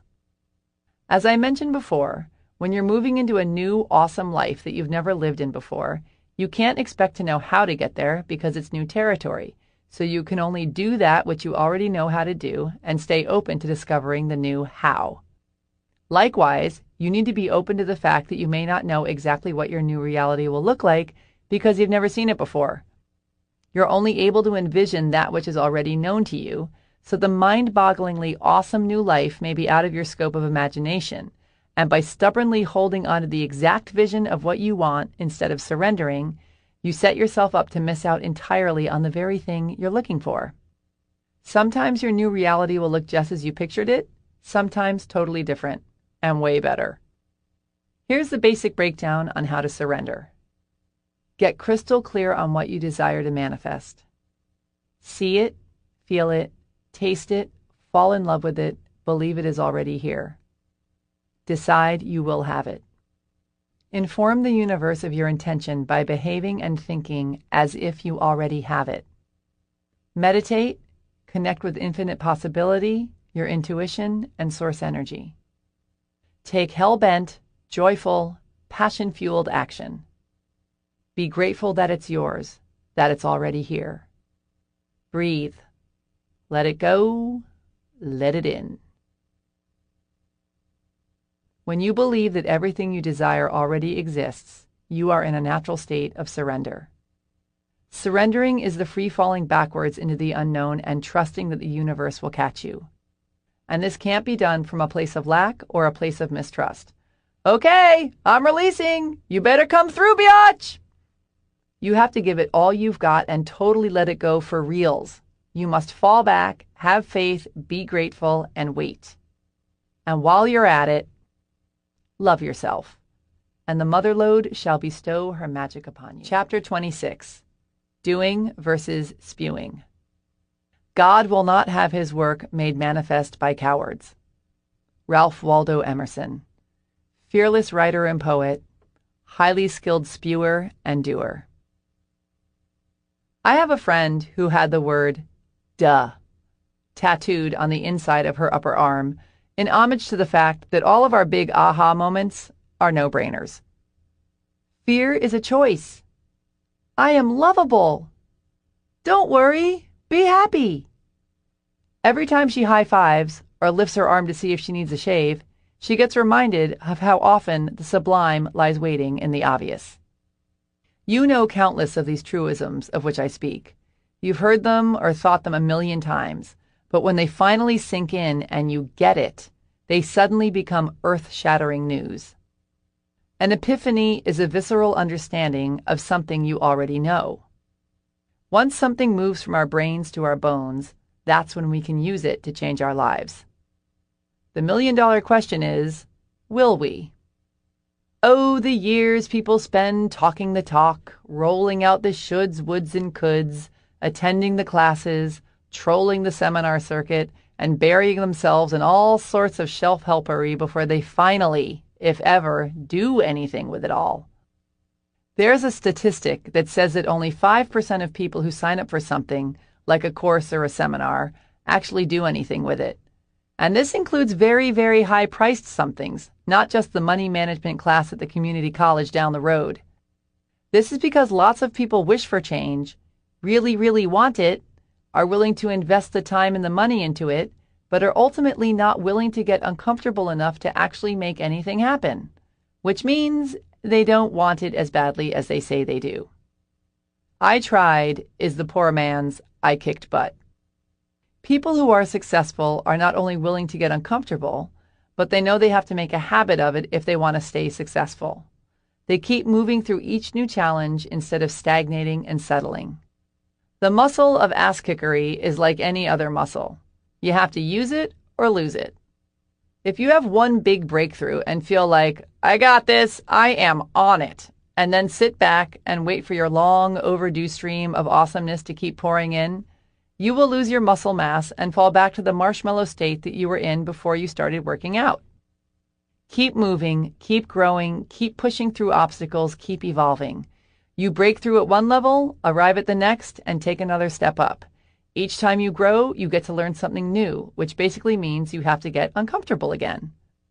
Because when you arrive at a level you've never been at before, you're faced with challenges you've never experienced before. It's the willingness to keep pushing through new challenges, not shrink back from them into your comfort zone, that separates the successful from the unsuccessful. New level, new devil. All life is either moving forward and evolving or shrinking back and dying. If you want to evolve in your own life, you have to push through the obstacles instead of running from them. Obstacles and challenges are the agents of growth. Nobody gets to be large and in charge without facing challenges and moving through them. Birth is messy, painful, scary, uncertain, and freaky. Birth is also a glorious miracle that leads to new life. If you want the new life you say you want, you have to do the work instead of just studying and discussing and wishing and wanting. I recently had a real wake-up call in this department that I'll share with you in hopes that it'll inspire you to do the work and keep the faith no matter what. At the moment, I don't live anywhere, or I guess you could say I live everywhere. I got rid of my place 2 years ago and have been exploring the world indefinitely ever since. I've always loved traveling, and since all I need to run my business is my computer, a strong internet connection, good cell phone reception, and a sandwich, I decided to put all my things into storage and go for it. I saw this as a chance to walk my talk of living life on your own terms, to be the priestess of high vibe, to quantum leapfrog around the globe, to see in how many different languages I can learn how to say, "Would you mind watching my stuff while I go to the bathroom?" My main focus at the moment is mastering surrender. I want to have unshakable faith in the not yet seen.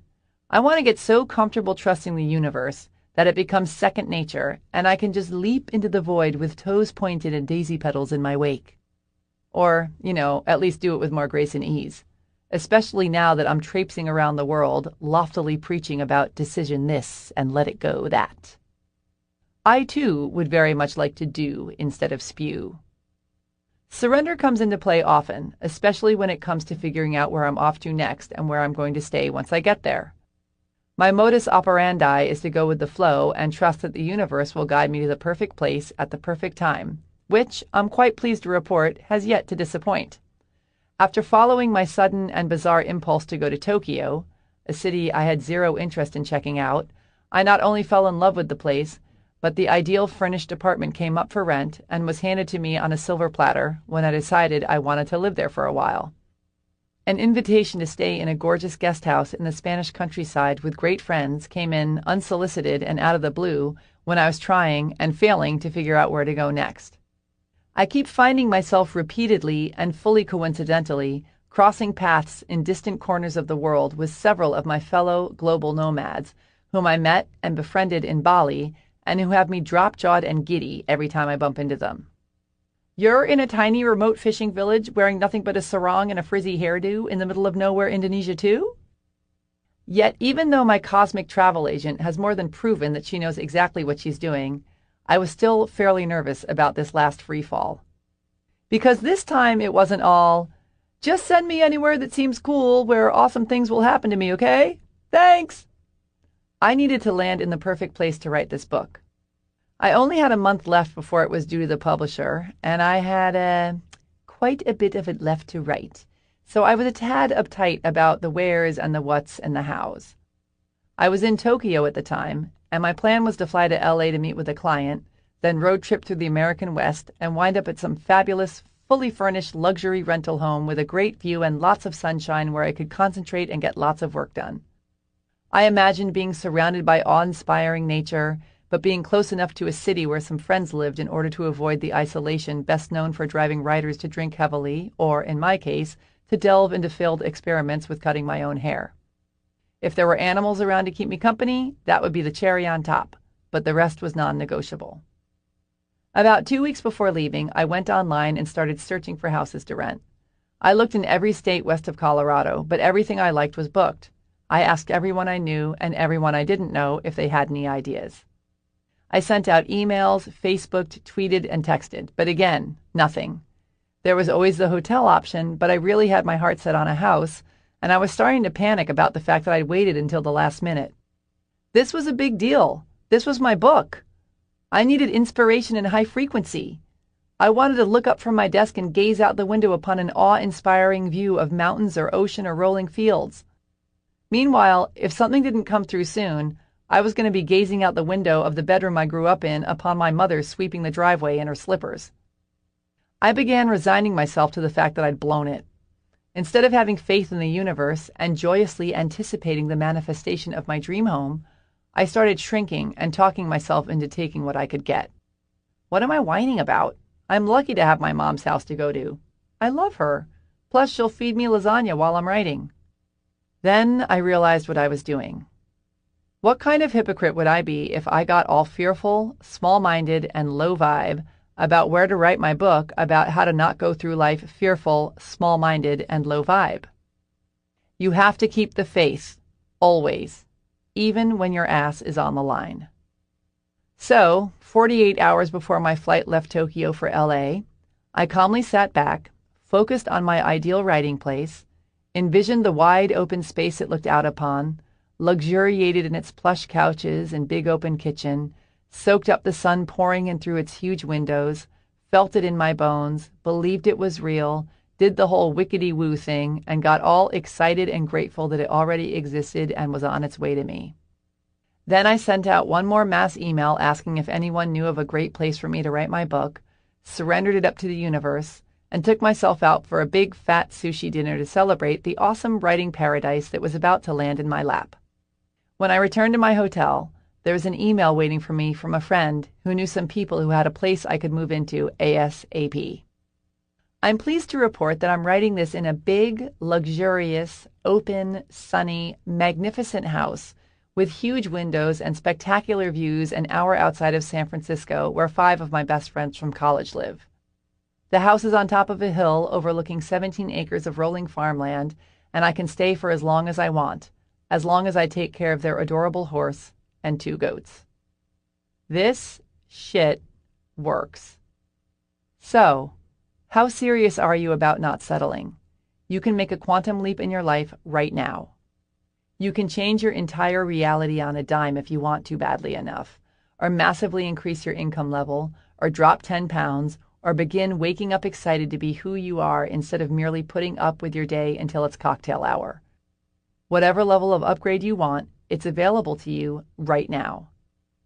You just have to decide to make it happen, to be engaged with your life and let the universe work for you. Here are some ways to take what you've learned in this book and seal the deal. 1. Give your bad habits the heave-ho. Successful people have good habits. Unsuccessful people have losery habits. Because our habits are all the things that we do automatically, without thinking, they help to define who we are. If you're in the habit of getting up and working out every morning, you're in shape. If you're in the habit of never doing what you say you're going to do, you're unreliable. And if you're in the habit of getting massages 3 times a week, you're really psyched. Pay attention to the areas of your life that you're not so thrilled about. Figure out which bad habits helped create them and trade those habits in for some good ones. Form the kind of habits that successful people have. Good time management habits, good decision-making habits, good thought habits, good health habits, good relationship habits, good work habits, etc. Think of what behaviors would make the biggest positive changes in your life, maybe even the kind of changes you can hardly imagine coming true, and set about turning them into habits. How do you form a habit? Decide to. Make it a part of your regular, everyday activities. Make it as non-negotiable and thoughtless as brushing your teeth or getting out of bed. Schedule it in. Work on uncovering your subconscious beliefs and rewriting your stories. And if it's something you've tried to change on your own, get some help. Hire a coach, a mentor, a personal trainer. Tell a friend to spray paint "I'm a lazy lard ass" on the side of your house if you don't reach your goal of going to the gym 5 days a week. Whatever you have to do, start developing successful habits if you want to become a successful person. 2. Breathe amongst the people. Your superhero power, i.e. your connection to source energy, is available to you 24/7, not only when you're sitting cross-legged in your robe meditating.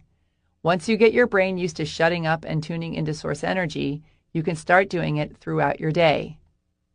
The whole point of everything you've learned in this book is to use it to improve your life, not to take a break, go off and read, and then head back out to live your life again and leave everything you've learned back there on the couch where you were reading. You want to carry all this stress-relieving, life-appreciating, joy-delivering, mood-lifting, source-connecting, butt-kicking benefits with you all day. And the best way to do this is through your breath.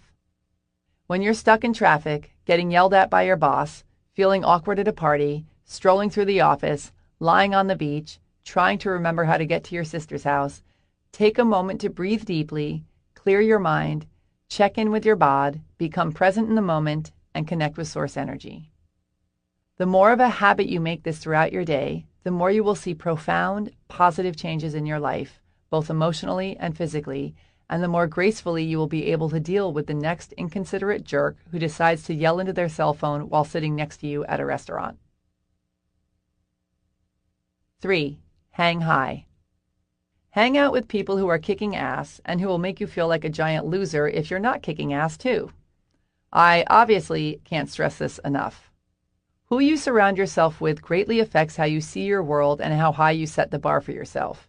If you hang out with people who constantly whine about how tired, broke, and worried about the economy they are, you'll feel like a hero for just getting out of bed in the morning.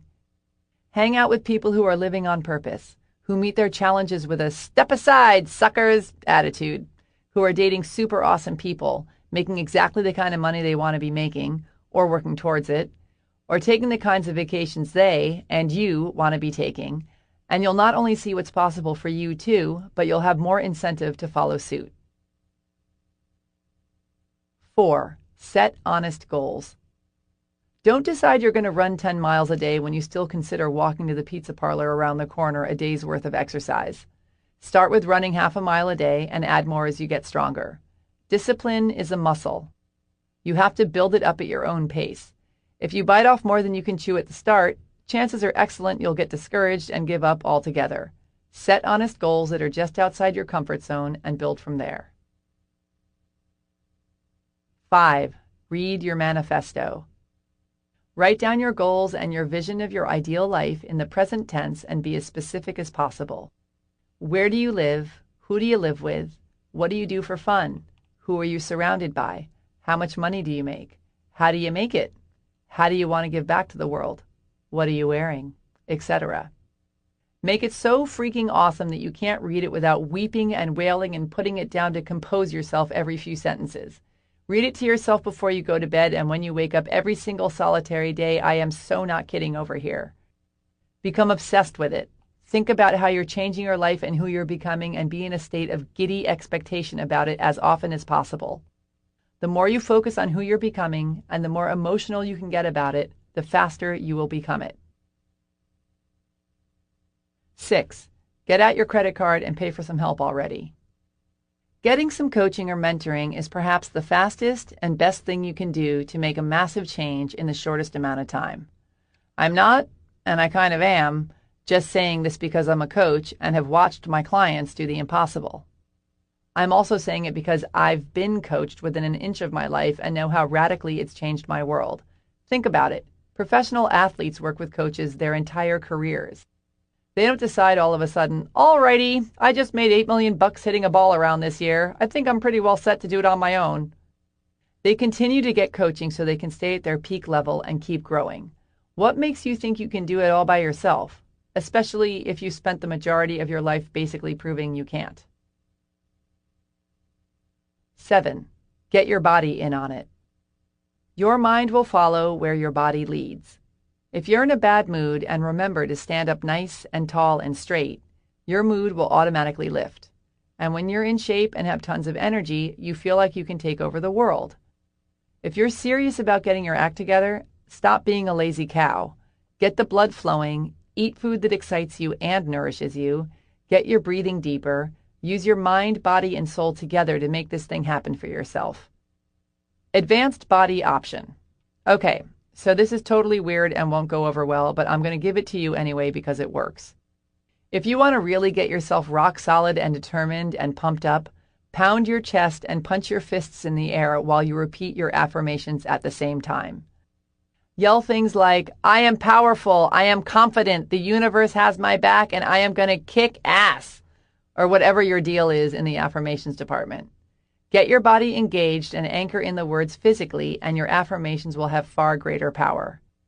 The mind and the body are way more powerful together than either one is alone. 8. Use your secret weapons. Make a playlist of songs that gets you pumped up.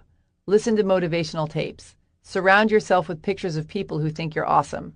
Wear clothes that make you feel sexy and smart.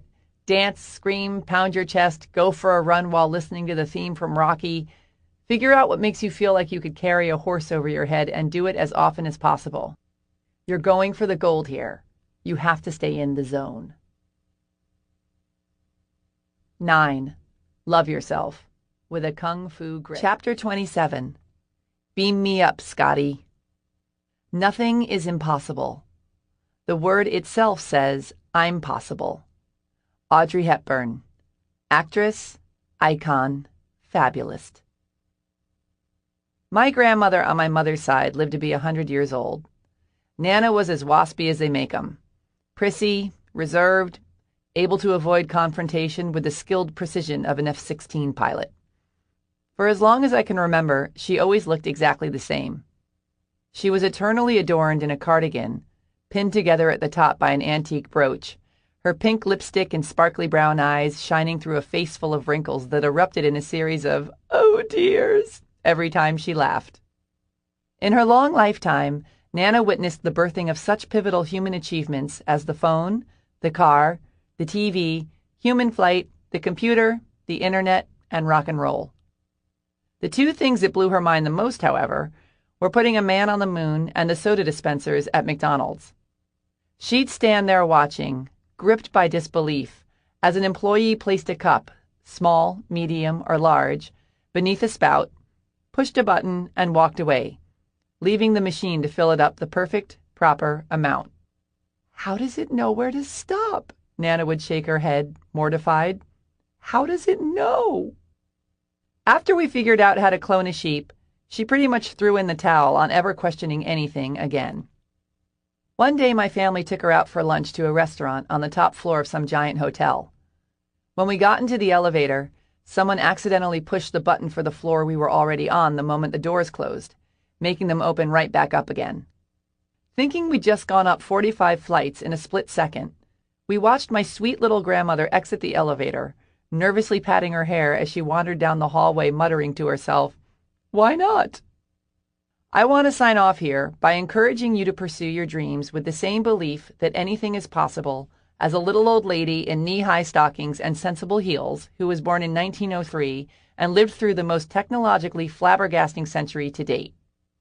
Whatever you desire to do with your precious life, write jokes or rock out or start a business or learn to speak Greek or quit your job or raise a bunch of kids or fall in love or lose your flab or open orphanages around the world or direct movies or save dolphins or make millions or live in a canyon in a loincloth, believe that it's possible and that it's available to you and that you deserve to be, do, and have it.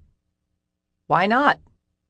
Give yourself the permission and the means, yes, this includes the money, to be who you are, regardless of what anybody else thinks or believes is possible. Do not deny yourself the life you want to live because you're worried you're not good enough, or that you'll be judged, or that it's too risky. Because who does that benefit? No one, that's who.